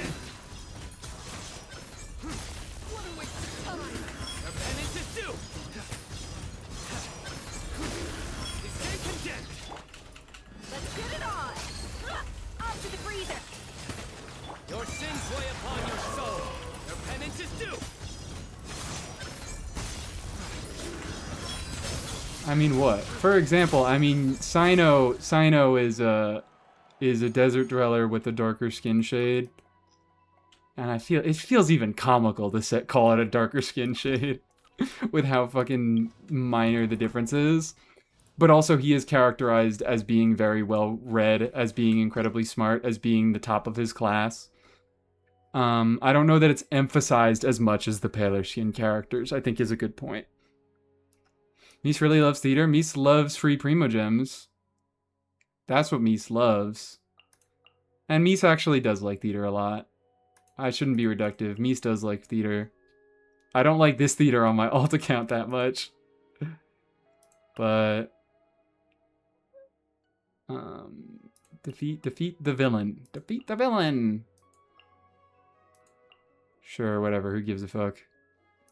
I can do whatever I want and I will clear. I can do literally whatever I want.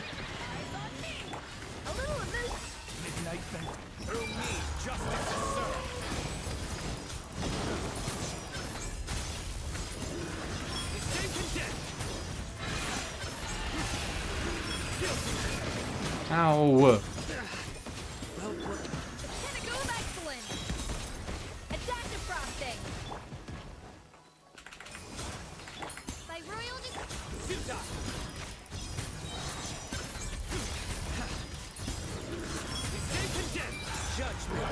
Maybe I can't do literally whatever I want.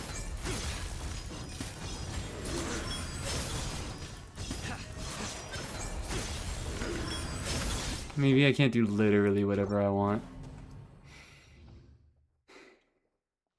Sethos is pretty damn well read. Yeah, Sethos is an incredibly smart character who I'd say Sethos is a character who it is emphasized.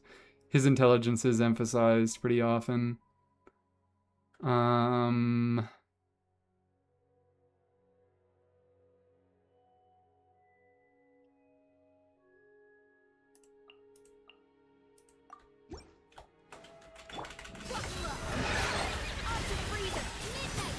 Through me, justice is served. The penance is due. Stay condemned. This is going a little bit better. Guilty.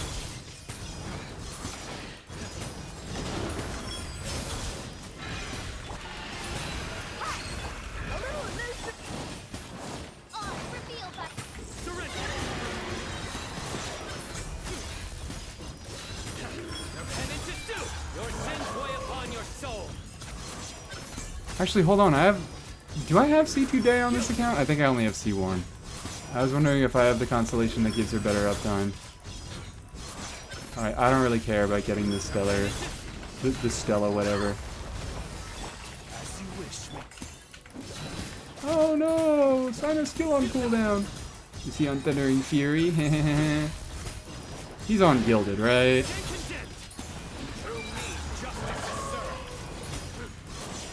I would say set this as Street Arts are emphasized more. Maybe they're emphasized more, but I think he also is portrayed as a very, like, well-read and... But... Like, I think his street smarts are part of his character, but I think his character emphasizes that he has both. I wouldn't necessarily say one is more emphasized than the other.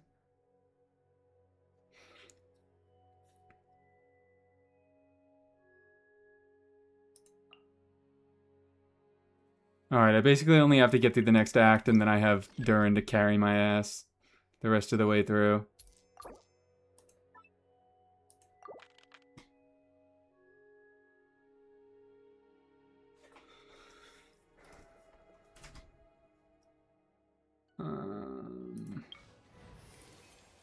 Sure. Where to? I still haven't gotten Malwika. Let's do a reroll, see if I can grab her. Mystery Cache. 2 rerolls, please. Companion. There we go. There's Malwika. Overload. Give me that. Sure, that one.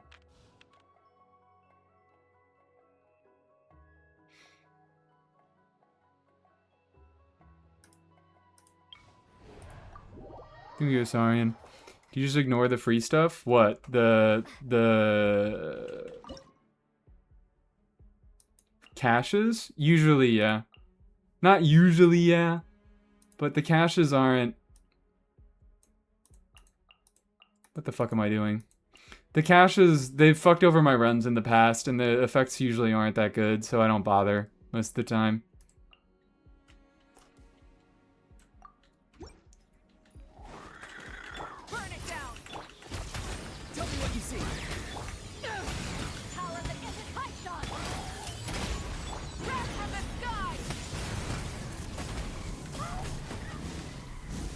Oh no.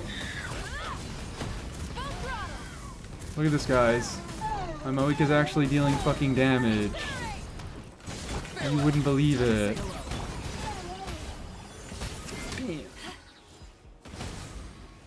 Well.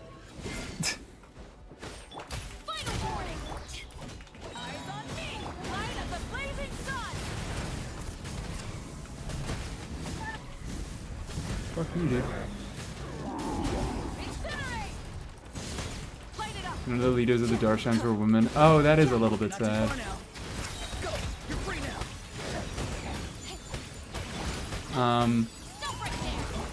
But I also don't...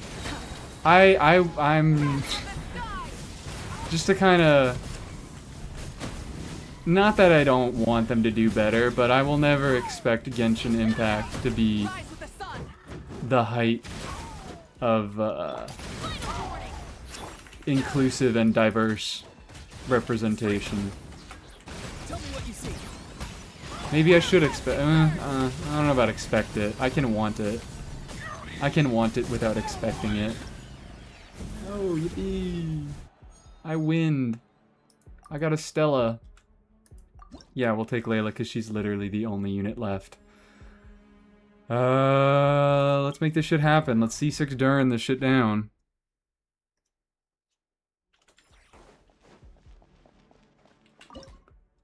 Let's C6 Durin this shit all the way down.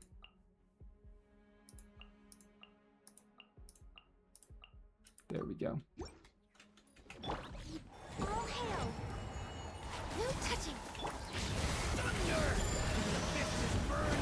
See this motherfucker go. Oh my god. Oh, look, he can't one-shot. He can't one-shot these things. You think I can get 5?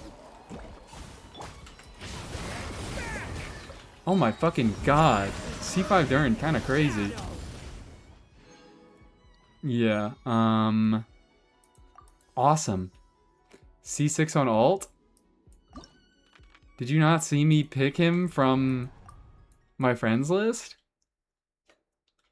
I should thank Beef Potato after this.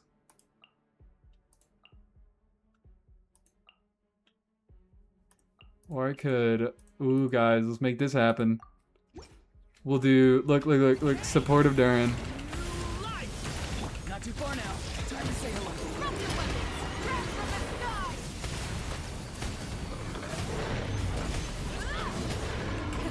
Rev the engine!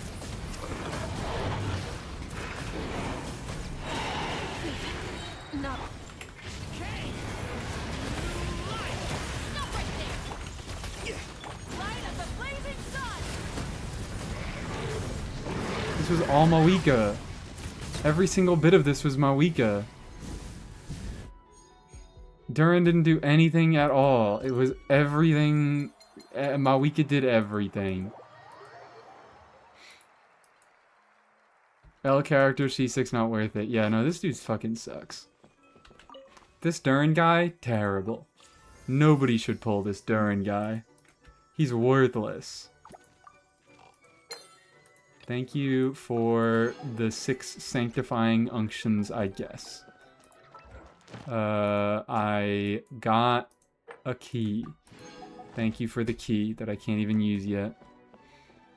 Thank you, Dever Push, for the ability to borrow a character. Indeed! Thank you very much.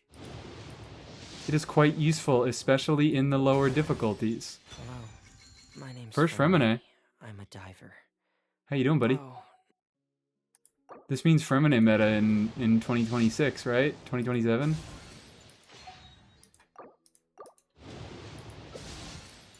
I'm just skipping my shit. Nope. Nothing. Not a bit. Do I have... Did I run out of... I do. I don't have any more monthly wishes. I can finally start saving up Star Glitter now. I only have 11 more days. I only have 11 more days where I can get Sandrone. Hey, Fremy, how we doing? Good to see you. We'll get Mawika's signature for you, surely.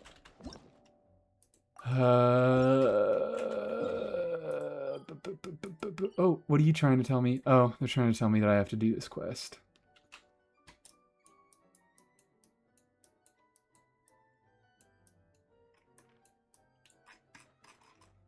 They are trying to tell me that I have to do this quest. How much do I have? Actually, hold on. Maybe I do this quest. Because that can get me another few pulls. It's pity. I think I'm at like 35-ish now. I could count in a little bit. I did what? Like 4 there?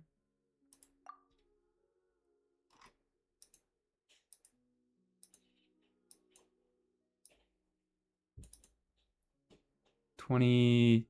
Okay, no, it's more like 28 or something like that. I have not done the summer event on this account. I have not done the moon on this account, as evidenced by the fact I am turning in Primogems to do on the moon. I did a Xinyan clear. It only took Anefa and Columbina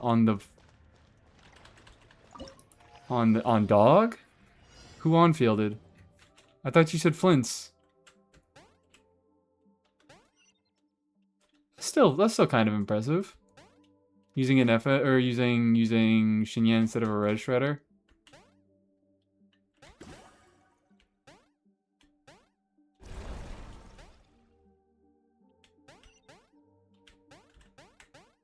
Summer event got me 15 pulls. I don't know how, like, rushing the summer event on this account. I don't know how willing I am to do that. I don't care that much about Sandrone. I have not really been tempted by Sandrone at all. Sorry, guys. Don't like your character, don't like your playstyle.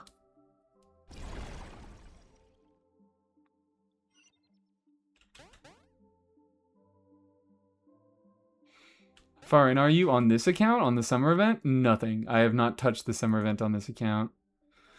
Moon, I've made a little bit of progress on Moon. I would say I'm like 20% done with Moon over here. Oh, wait, I have to go get the shooty thing. Pity, like 27 or so. It was 23 recorded, and then I just did like 4 more pulls. Not very high. I feel like I've been longing in. I've been doing a little bit of grinding. But it has not been particularly efficient grinding.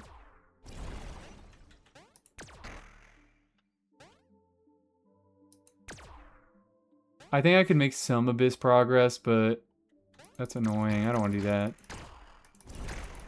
Shit. Okay, I'm goated. I'm goated. Don't worry about me. Oh shit, yeah, there was another strong redeem I forgot to do. I'll get those both in a moment.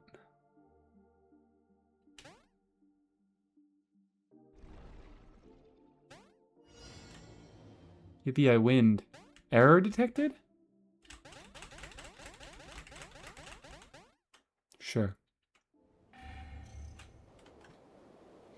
So what are the 2 songs? Don't Sit Down, 'Cause I've Moved Your Chair by the Arctic Monkeys, and Trampoline by KKB.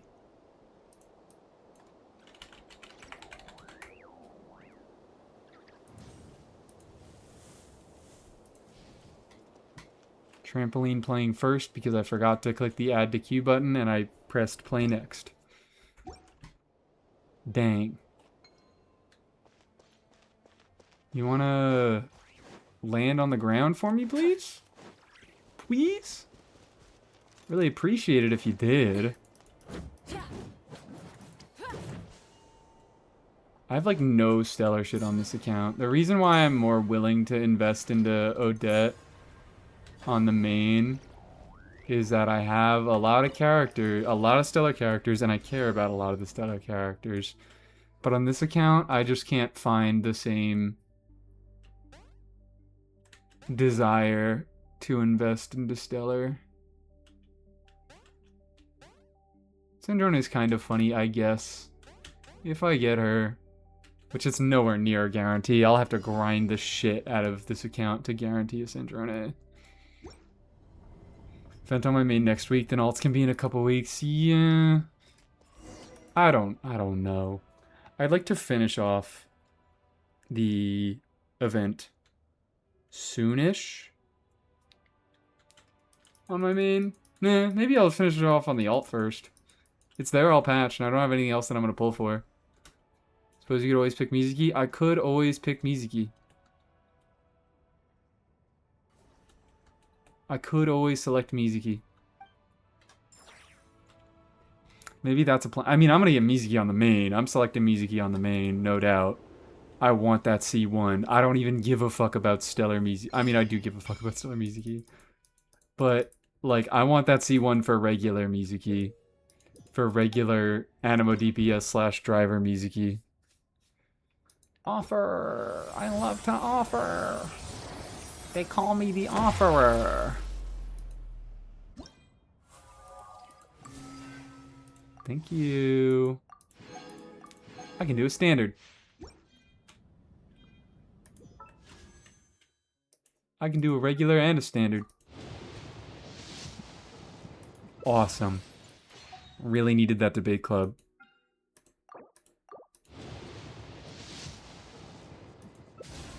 You could just get Odette? What?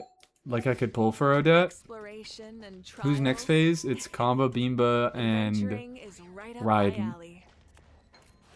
Guys, do we pull Raiden on the ult?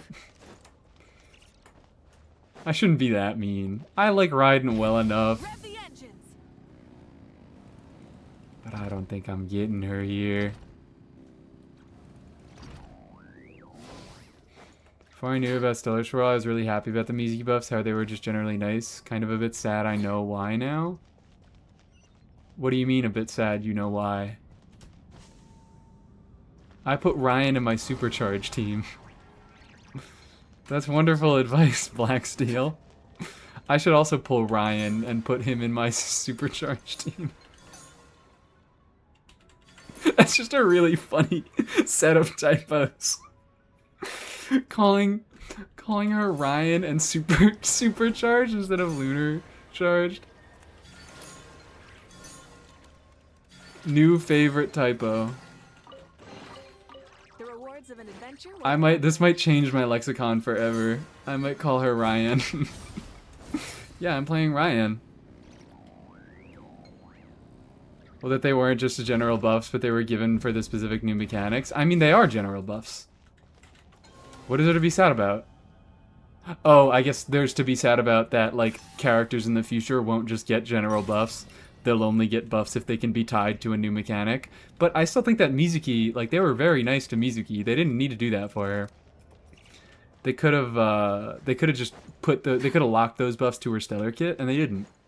Just like they could have locked Chi-Chi's buffs and making her a usable unit to stellar, but they didn't. So now she's a usable unit with Mawika.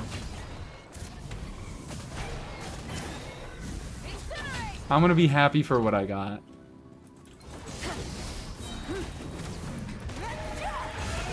I am not on my overload team. I'm not on my overload team. Only a little sad, not a lot. I'm just happy. I'm just happy. I'm just happy. I get why you are a little bit sad. But considering what they did with Hexerai, I'm way happier how they did these buffs. Where very few Hexerai characters got anything outside of Hexerai. But they just used this as a chance to, they were like, well, what if we give some extra utility to units and we also just like fix some older units that have serious issues with their kits. That's kind of how I see it, is they picked a few units that they knew needed fixes, and they gave them those fixes in their base kit, and then they also said, here you go, you also get some stellar compatibility.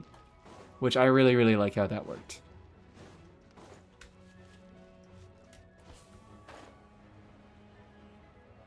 We get more Hex units in the future, like another 4-star. I think we might get, well, it's almost guaranteed that we'll get future Hex units. If Alice is ever playable, there's no way she's not Hex. But, oh shit, I gotta get a moon juice. Gotta get my moon juice on. I don't think we're gonna get a second round of buffs. I feel like if we were going to, we might have gotten them this year. Maybe I'm just too wishful thinking. But I don't think we're getting another set of buffs. I would really, really like to get another set of buffs. But I think we're just going to get a few more Hex units in the future instead. A few new ones. Wait, am I not supposed to have Moon Jump? Surely that out of Dendro Hex character? I don't know. I don't think necessarily.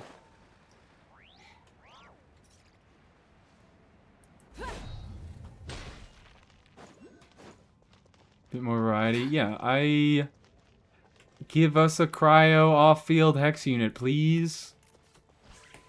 I want one so bad. Why the fuck is the only cryo Hex unit an on-fielder? Oh yeah, they'll be adding Emily, surely. Certainly, surely, no doubt in my heart, Emily Hex. She hangs out with Alice all the time.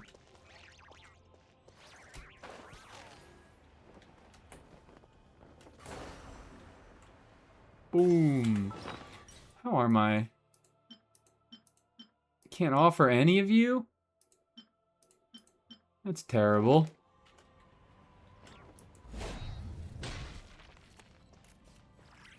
Should I put Raiden, Shogun, or I in my Stellar Conduct team? I don't know who I is. But if you like them, yes.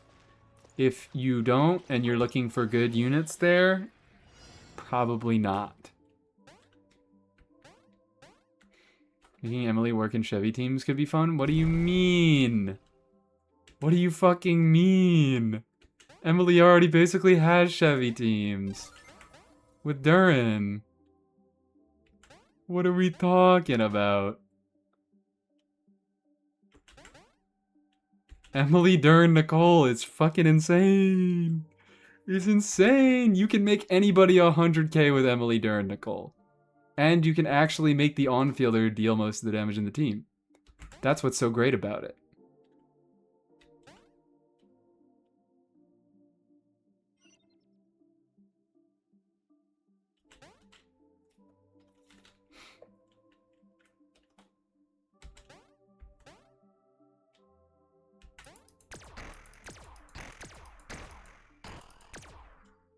Bam.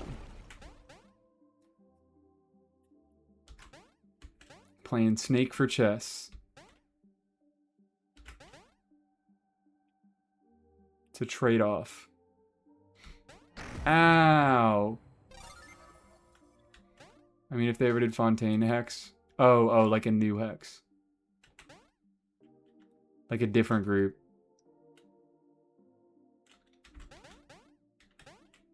That could be interesting, but I don't see how it would be meaningfully different from anything with Durin. Because Durin and... I guess it would be a little bit more condensed. Because you wouldn't need 2 units to achieve what you do with Durin and Nicole. Like, you get the Red Shred and a bit of the buffs in just one character. Oh, dear. Okay, never mind, we're fine.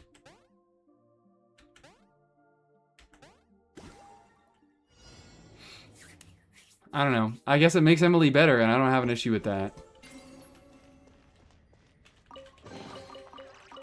Hey, not a bad haul. Oh, do I have to do Super Snake? Is there more Super Snake I can do to get the bigger chest? There's oh, I have to go to the fucking evil triangle. I remember this. I remember doing this on the main. So I can make Arguino actually hit that 6-digit mark. Black Steel, you have very suddenly just like pumped out like 3 of my favorite typos I've ever seen. Arguino. Do I put Ryan into supercharged with Arguino? Hey, not a bad haul.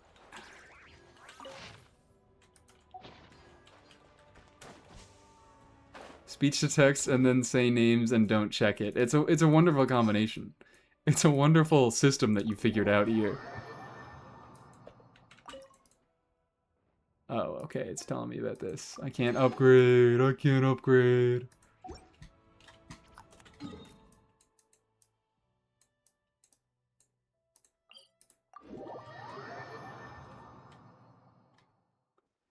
Okay.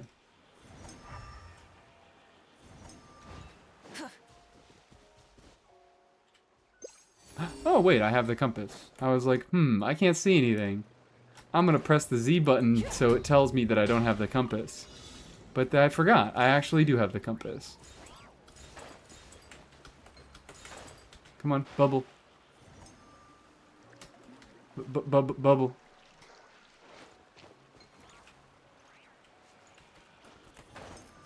Bubble me. Thank you.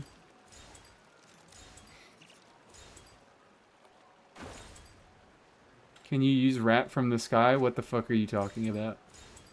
I am using Rat from the Sky. She's right here on screen in front of you.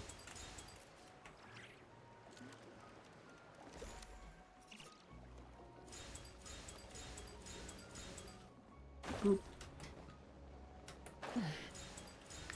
I'm wondering what else I want to invest in on this account. Do I really just make this the Mawika account? Do I just get like C6 Mawika on this account? Do I say fuck everything else and just pull Mawika constellations? Second R1 Emily? Maybe. Perhaps. This has been added to the consideration table.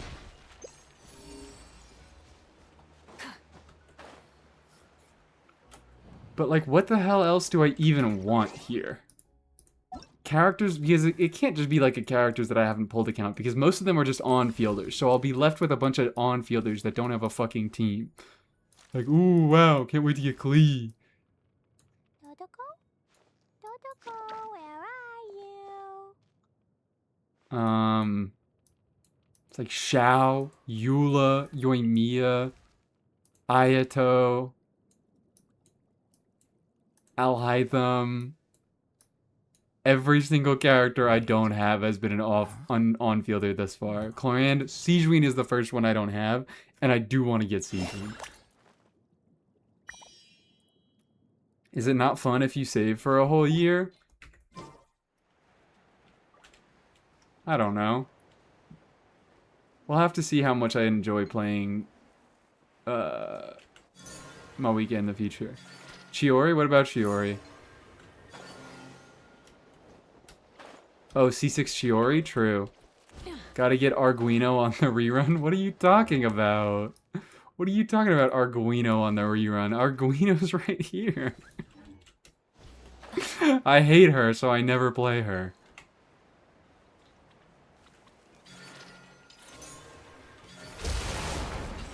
Arlecchino genuinely feels like such ass. Genuinely feels terrible. I feel like the divide between Arlecchino and Malwika perfectly puts on display the difference between like me and Saluna's opinions on characters. Because he likes characters that like are very adaptable and can be used in a lot of different situations, and they don't have big gameplay issues that can potentially make them much harder to play against certain bosses. And I am the exact opposite. I love characters that feel like absolute shit to play, because then when you like can find a context where they feel good to play, it feels fucking amazing. Arguino kind of needs her C1, true. Do you think she also needs Yaimiko?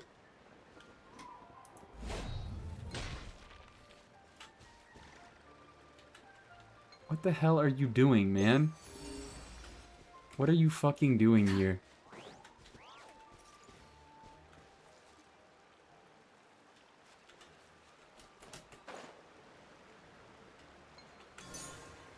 Where is this chest? Oh, it's right there. I remember this chest. You gotta catch all the little fucking baby boys.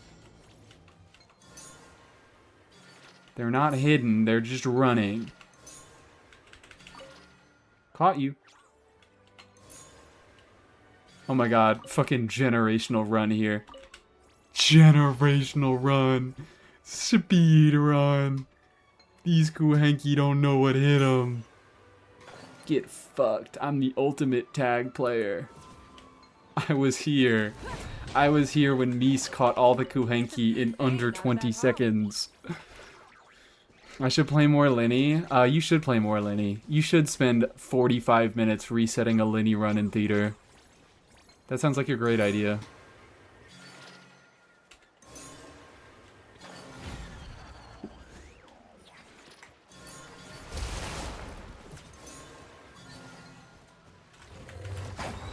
Ow. Free. Tell me what you see. Drop your weapons! On my pyroclastic surge! Hi, YouTube. Fuck this dumbass horse. Try and stop me! Alright, nothing more I can do here because I do not have all the sigils, but there is a chest for me. Thank you, kind creatures of the moon. I almost said of the night, but it's not nighttime here, because it's the... Well, is it always nighttime on the moon? Is it never nighttime or always nighttime on the moon? Because the moon is out. That makes it nighttime.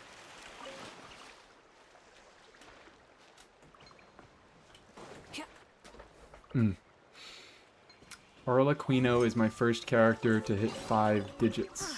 Something to add 5 to my digits? collection. That is a much less unachievable... What the fuck word am I looking for? It's a lot easier to do. But I guess it would make sense if Arlecchino was one of your first characters. Going to bed. Thanks for stream. Good night, Simon. Good night, Simon. I should end stream soon. In fact, I should end stream, like, now.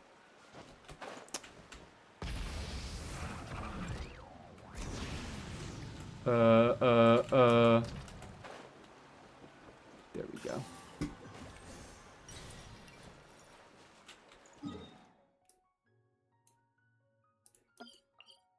I kind of want to get one more level on this and then end off. Can I turn in my... I can't turn in these.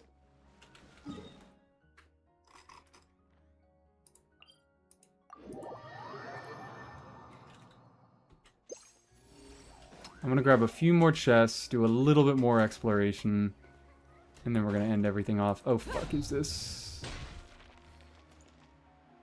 Thank you, Treasure Compass. Really appreciate it. Thank you so much. I really, really needed to find that one chest. I had no idea where it was. I could also...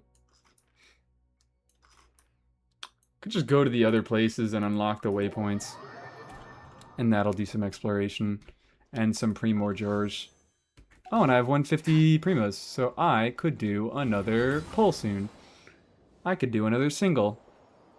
I feel so fucking desperate doing singles. It feels so bad doing singles. I love to save. QA and code is live. Do you want to choose between them? We haven't done a code raid in a long time. We do a code raid.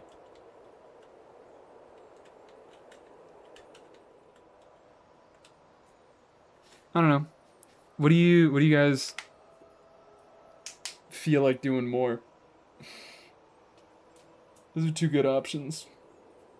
Singles feel so good. Stop lying to me, Aqua. This is why I time you out when you say I'm always right, because then you go and say some shit like singles feel so good. Random early pity single is moi. You know what feels better? When it's in a 10 pull. Singles are fun when you're pulling for a 4-star. Now my chat's just saying bullshit. Now we're just telling lies. Where is the... there it is.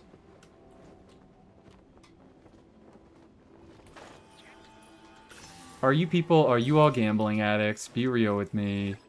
Be honest with me. The engines. Singles make me feel like a desperate slut. Exactly. I don't want to be a desperate slut. I want to be...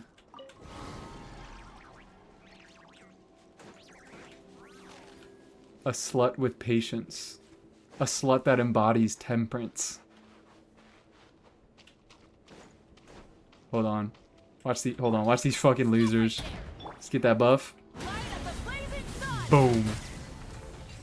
Melt you down like ice cream. Holy shit, I got an achievement. A temperance slut. Exactly. Now can you please do a strongbox before you end? No thank you. Not for me. I could also collect some achievements. And that'll get me like a whole 10 Primordials.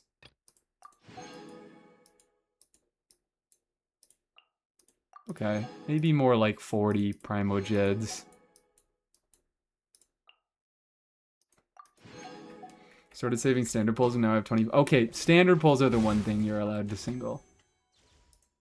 Speaking of, okay, I don't have any standard pulls. Do I start saving standard pulls till I get a 10 pull? I am saving on all of my important accounts. That's not how that works, Aqua. You can't say that you're only saving on the important ones. Because that means you're pulling somewhere. Okay. Where the hell... Standard banner does nothing for me, so I've decided to save. What do you mean, nothing? You could always get a random 4-star constellation. I could get an Eatlua off standard. I could get a Prune Con off standard. I could get a C6 Mika off of standard. Unlock Teapot? I fucking know I should. I know I should. But I was waiting for a stream where I just do alt account all day.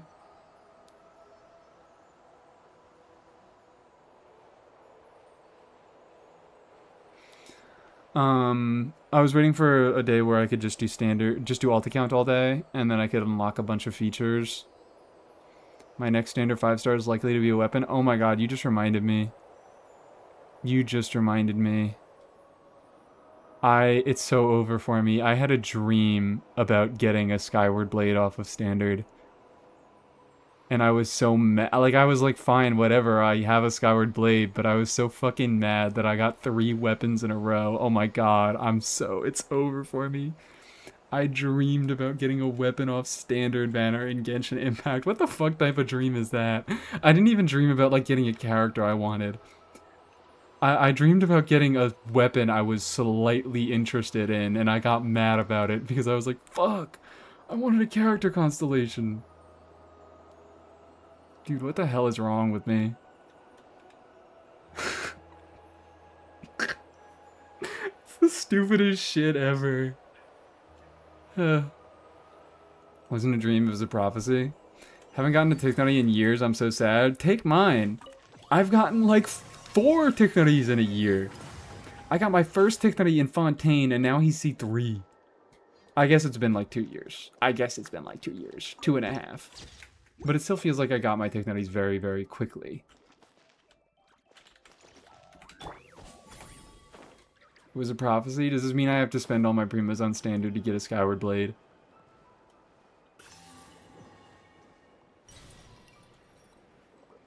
What are the other standard weapons?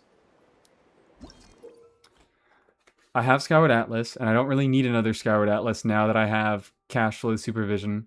I genuinely, if I got another Skyward Atlas, I think I might refine it. Because now that I have my cash flow, I'm just going to use cash flow on Prune. Even if it's slightly worse because it gives her a tiny bit less attack. I like it because of the crit. I got mooned. Should have picked the 6-pence. Come on, buddy.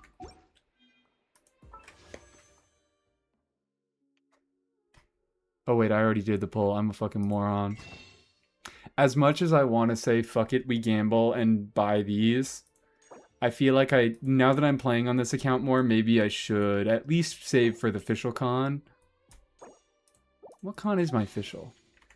She C1? C1? C2.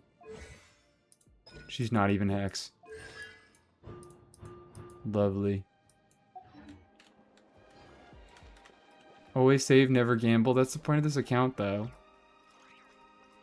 The point of the account is to gamble. What do I use? What do I want official on this account for? I won't even use her. I got Mawika. You won't use official with Mawika. Come on. So, fucking let me think for a second. It's the Skyward weapons. If I got another Skyward Atlas, I would refine it because I don't need it. I would be mad if I got a... I wouldn't be that mad if I got a... I would be mad because it's like a Skyward Pride is not a good weapon.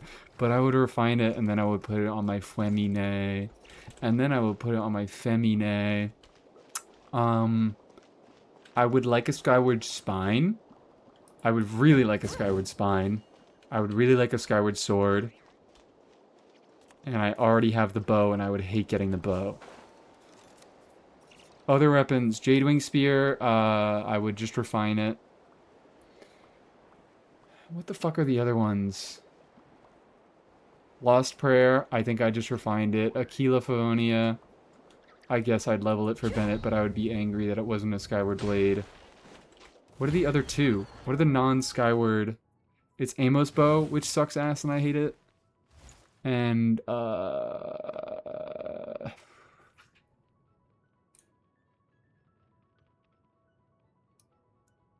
Wolf's Gravestone, which I would also be mad about. Damn, the standard weapons are ass. Go! You're free now! Who would have guessed? The standard weapons are ass, and I don't really want to get many of them. It's funny how the Ganyu guy hasn't gotten a single Ganyu weapon. That's fucking crazy. I mean, what? Yeah, I think, even though it is technically the Ganyu weapon, that's what runs with her. She has weapons that are better, right?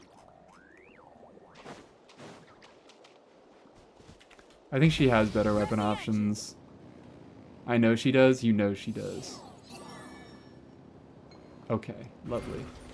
I'm not doing this. I'm not doing this shit.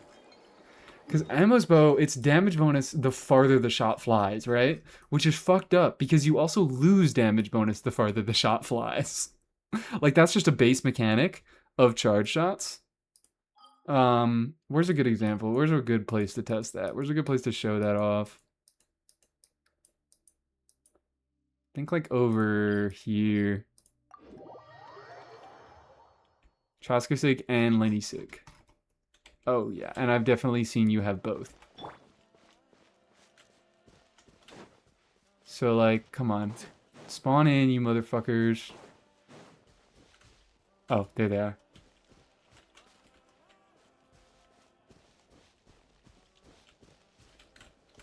So...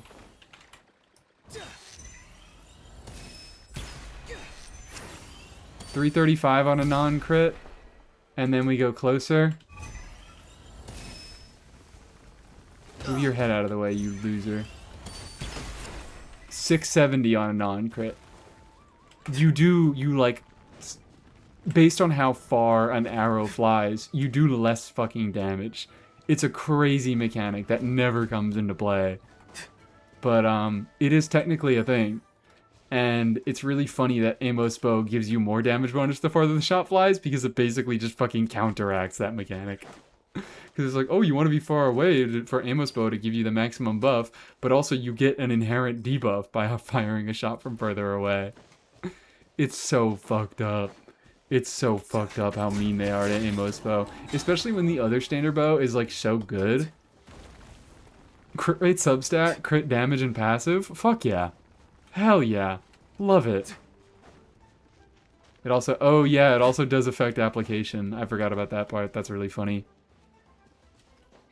Educational stream today. If there's anything you ever need to know about Genshin that is pointless information, I'm here for you. If you ever need to know anything that will rarely come into play, I should make my own fucking Genshin iceberg. I should make my own fucking Genshin iceberg. Because there's so much stupid bullshit in this game now. I forget if it gets extra from the arrow going more. The bloom from Ganyu's level 2 charge shot always gets 3 stacks. Oh, yeah, because it gains flat stacks based on how far it fires. That's funny. That's funny as hell. Okay. Do I have any more investment stuff that I really want to do before I end stream? I don't think so. I don't think so. I have tried to challenge this motherfucker. He's too difficult. Even at the lowest level that grants boss mats, he's too difficult for me. I went level 70 here. Ah, fuck you.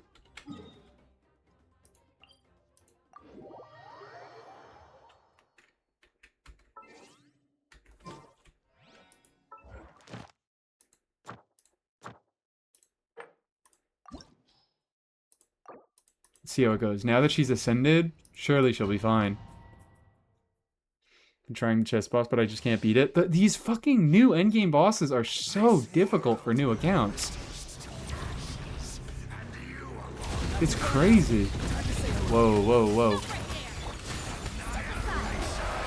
Okay, well, I'm just gonna walk around on Eon-san to... Never mind. I was gonna do it to spend Night Soul points to charge Mav Burst, but, look at this shit.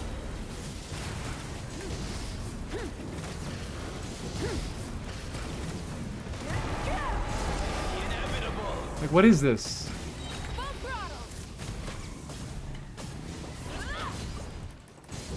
Be free. Tell me what you see. Final warning. A little bit of healing. They do so much fucking damage. They have so much health. Okay, you know what? Maybe I could do it at this lowest level here. Do your thing. Do your slash. Let's get a little bit of healing on Eon-san. Except Eon-san's just gonna get fucking one-shot again.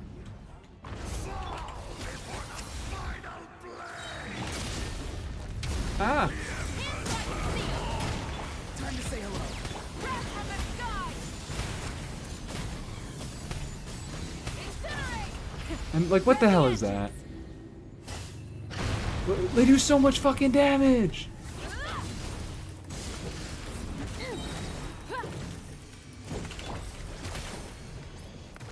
Boy, oh my god, he's dead. He's fucking dead. Form first!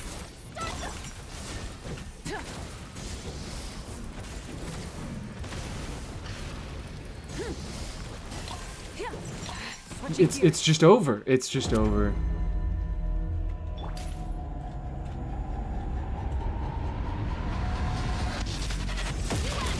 There we go. Oh my god. I framed it and it was still that fucking bad. I can't swap to Malika? Okay. Yeah, this dude is particularly evil. Jesus fuck! It's... You just can't do it. I just can't do it. I'm unable to do it. Who allowed this boss to get made? I might need to get Resh? I don't know. I could probably do it with a lot of resets, but it's just annoying. Like, it's not about damage. It's not about dealing damage, it's about not getting fucking exploded. But I think, yeah, I already... Oh no, I haven't beat Child this week. We could beat Child this week. I need to get the NRE, yeah. NRE is a fucking requirement for these bosses. I like doing those bosses when I started playing. This opportunity Shibalanke? Well then, No, Gasoy sauce? Gasoy sauce. My bad. Gasoy sauce? promise I'll be gentle. You liked Gasoy sauce? light of the blazing sun! Meanwhile, look at this motherfucker. You've made some progress. This fucking loser. Boom. Taking this seriously. No use hiding up there. Final warning! Control breathing! Not too far now. Go! You're free! One shot. Come on. Give it to me. Where are you?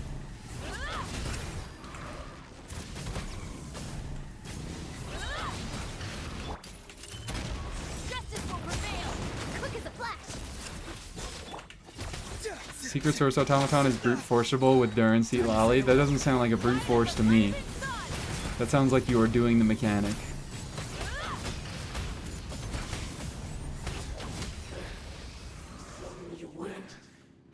Look at this shit.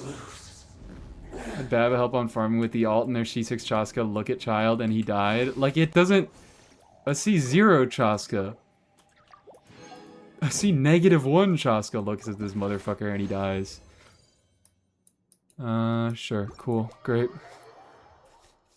Child just pops like a fucking zit at this point in the game. Alright, I can do one more weekly boss. Probably gonna be Storm Terror. I, like, can't do anything else. I've even tried, like, what? I've even tried Signora, and I don't have enough damage for Signora. Or, I have the damage for Signora, but she deals so much damage that I can't kill her first. I could try again. I need to do a little bit of work on my Eon-san, because, like, my Eon-san and my Auron just fucking die. That's the issue there, is I got enough damage on Mawika, but my Eon-san and my Mawika, my Auron just explode when they get touched by anything. Farewell. Stronger! Start to drop your weapons! Wrath from the sky! Boom. Like, look at that. Into the frozen void! I hate it when you apply cryo. Stop doing that.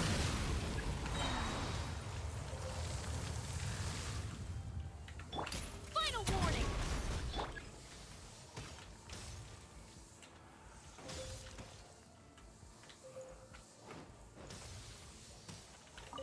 There's Mr. Moth. Burn it down!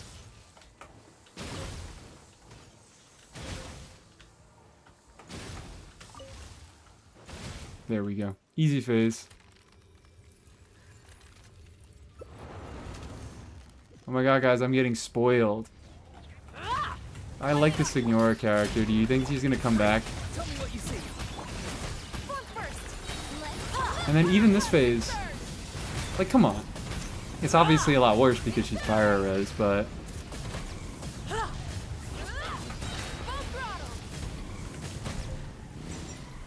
she just stalls so fucking much. Oh my god. Oh my god. I need the NRE. Cause then I get her down to half health. And then like my off fielders start getting low. And then if I try to like swap into look at this shit, look at this shit. Evil, evil, evil. Stop it. Stop it. Stop it. You are a witch.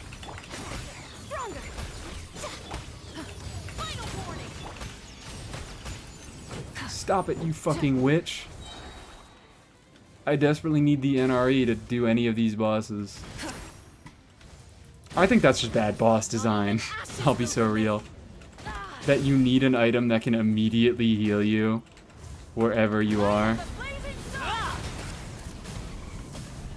And then she's gonna get low health and she's gonna start fucking spreading fire all over the arena. And I'm not even gonna stand a chance. Do your thing.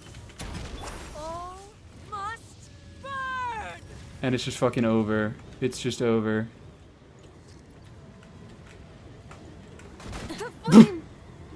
What do I do? What the fuck do you do? She does this for a whole, like, minute.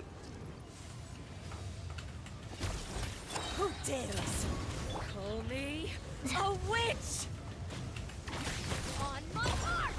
And then the fucking temperature mechanic comes in, and now I'm dead again. Of our legacy. It's undoable without the NRE.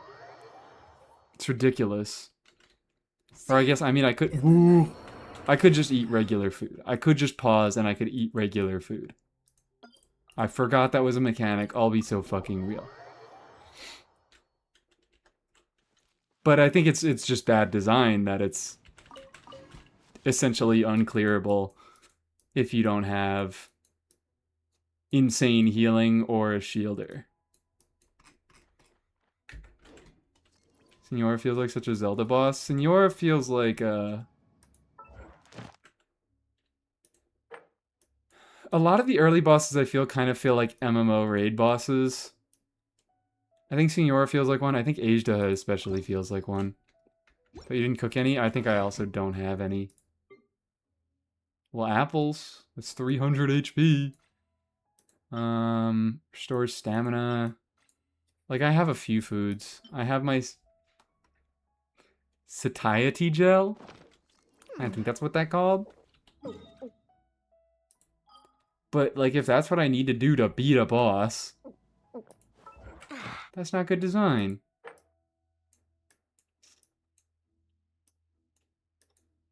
How you deal with the earlier bosses now is just you fucking blow them up before they can do anything. Which is not fun. Always have the Sweet Madame expeditions in early game? I probably should. I probably should. Is it the cold or just Scofiastic dish that's a use for her? Yeah, yeah. Fuck me. I didn't trigger an overload. I didn't do my weakest skill first. I keep forgetting to do that. For some reason, my weakest skill at the start of the rotation doesn't feel nearly as bad as a Scofier skill at the start of the rotation. Even though it's doing the same thing to achieve very similar stuff. Into the frozen void. Please.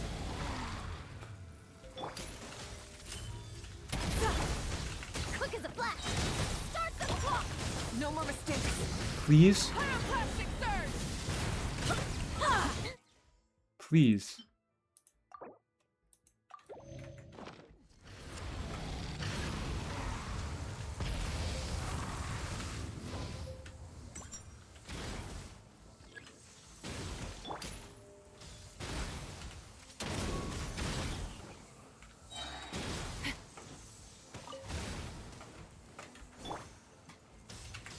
with the sun.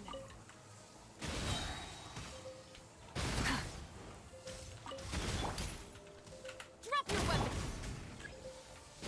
There we go. I like the age that actually changes weekly. Maybe that's what I think makes him feel like an MMO raid boss. To be fair, your Chevy doesn't heal. What are you fucking talking about? Final warning. Tell me what you see. Control breathing. I have no clue what you mean. Incinerate. I always remember having so much trouble with this boss fight Your weapons. when I was new to the game. Oh great, thank you. I didn't want energy. My arm. Light up the blazing sun. Incinerate. I feel like the Gasoi sauce boss fight is just an evolution of this in like the worst way possible. No, Vincent doesn't have any fucking energy. Plastic surge. Last good weekly boss was a pep. I disagree. I think that they are doing a much better job. I think both the Torii bosses are pretty significant improvements over, especially Gasoi sauce and the chess boss. Oh, whatever. It's fine. I didn't want to buff. I didn't want to buff. I didn't want to play the game. I hate playing the game. It's like my least favorite thing. I love it when the enemy goes invincible and just fucking does damage in a massive AoE for 10 seconds. The Dotori bosses are so awful. Pray tell, what is awful about the Dotori bosses?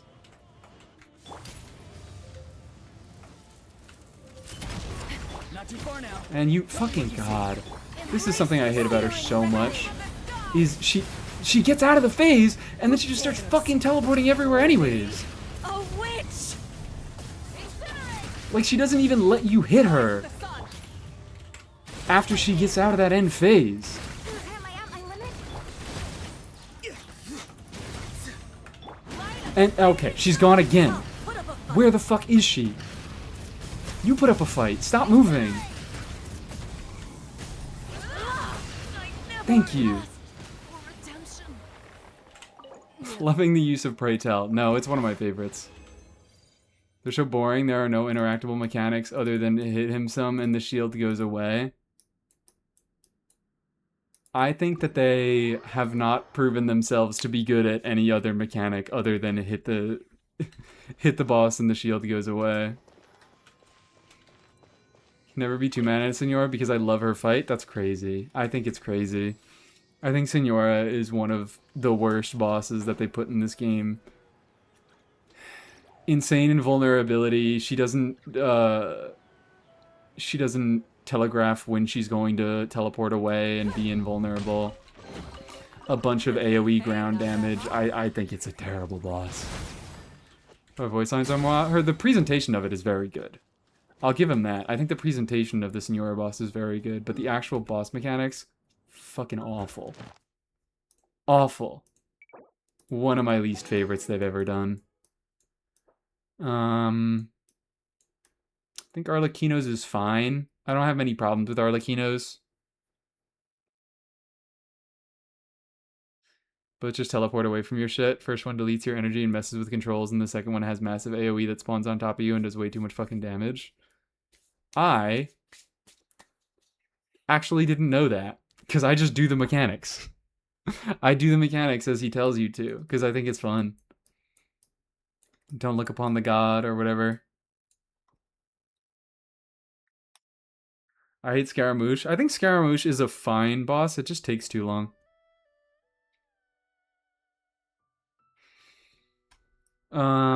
It really does just take too long, but I think each individual phase is alright. I don't like that it requires you to bring specific elements for the little, like, electro turret phase. He has some issues with putting damage on the floor, like big lingering AoE damage on the floor, but I think he does it the best because he has a massive arena and he telegraphs where he's going to put it before he does it. You get achievement for ignoring him, you do.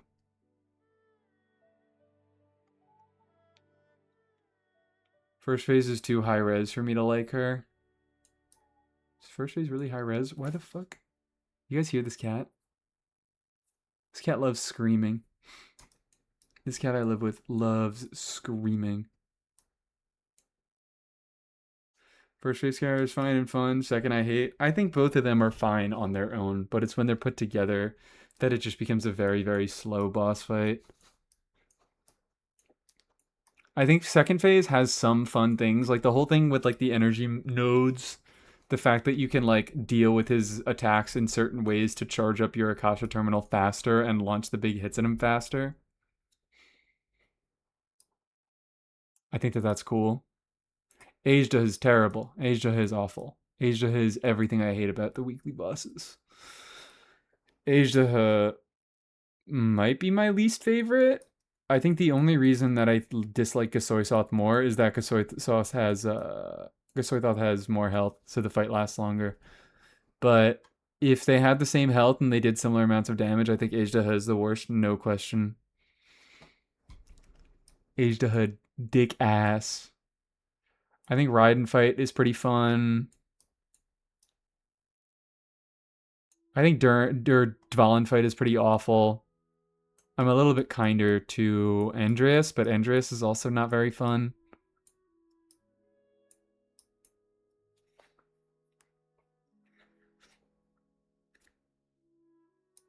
Anyways, I think that's enough talking about weekly bosses for now. I think I do whatever the hell this is. Oh wow, yippee, I'm level 10 and we can do another standard pull. Being immune to 2 elements? Yeah, I guess that's annoying.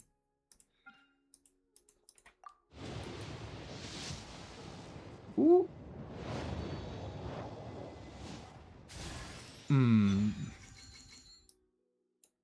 Thank you. You have to save the standard pulls? No.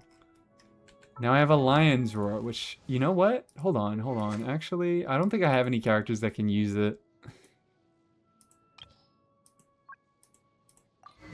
But it's not the worst thing ever. There we go. For Overload Coaching. We use it for Overload Coaching. Lion Snore. Isn't Lion's Roar just fucking better than Royal Sword? In the context you can use it. In the context that you can use it. Sorry, I'm hating on the royal weapons. I love hating on the royal weapons. It's so much fun. Let's raid. Let's raid. Who can you raid into? We got Piece of Toast just must have gotten a massive raid.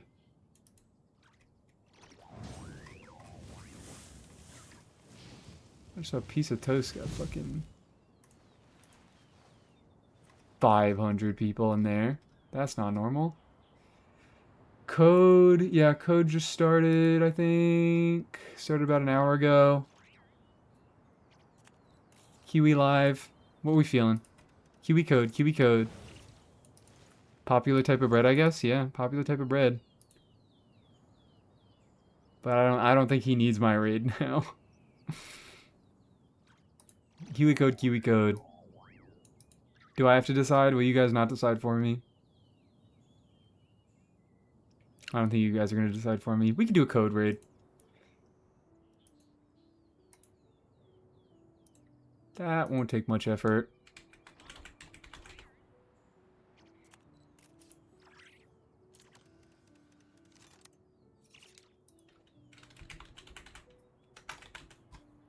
Boom. Start raid. Let's make that happen. Make that happen. He's doing viewer endgame woo-wah later. Ooh, the fucking gotcha goblin part of his brain is coming out. I say that like it's not always out. Alright. I don't have anything else to say. I'm gonna hit that button. I'm gonna hit that raid button. Y'all have a lovely evening.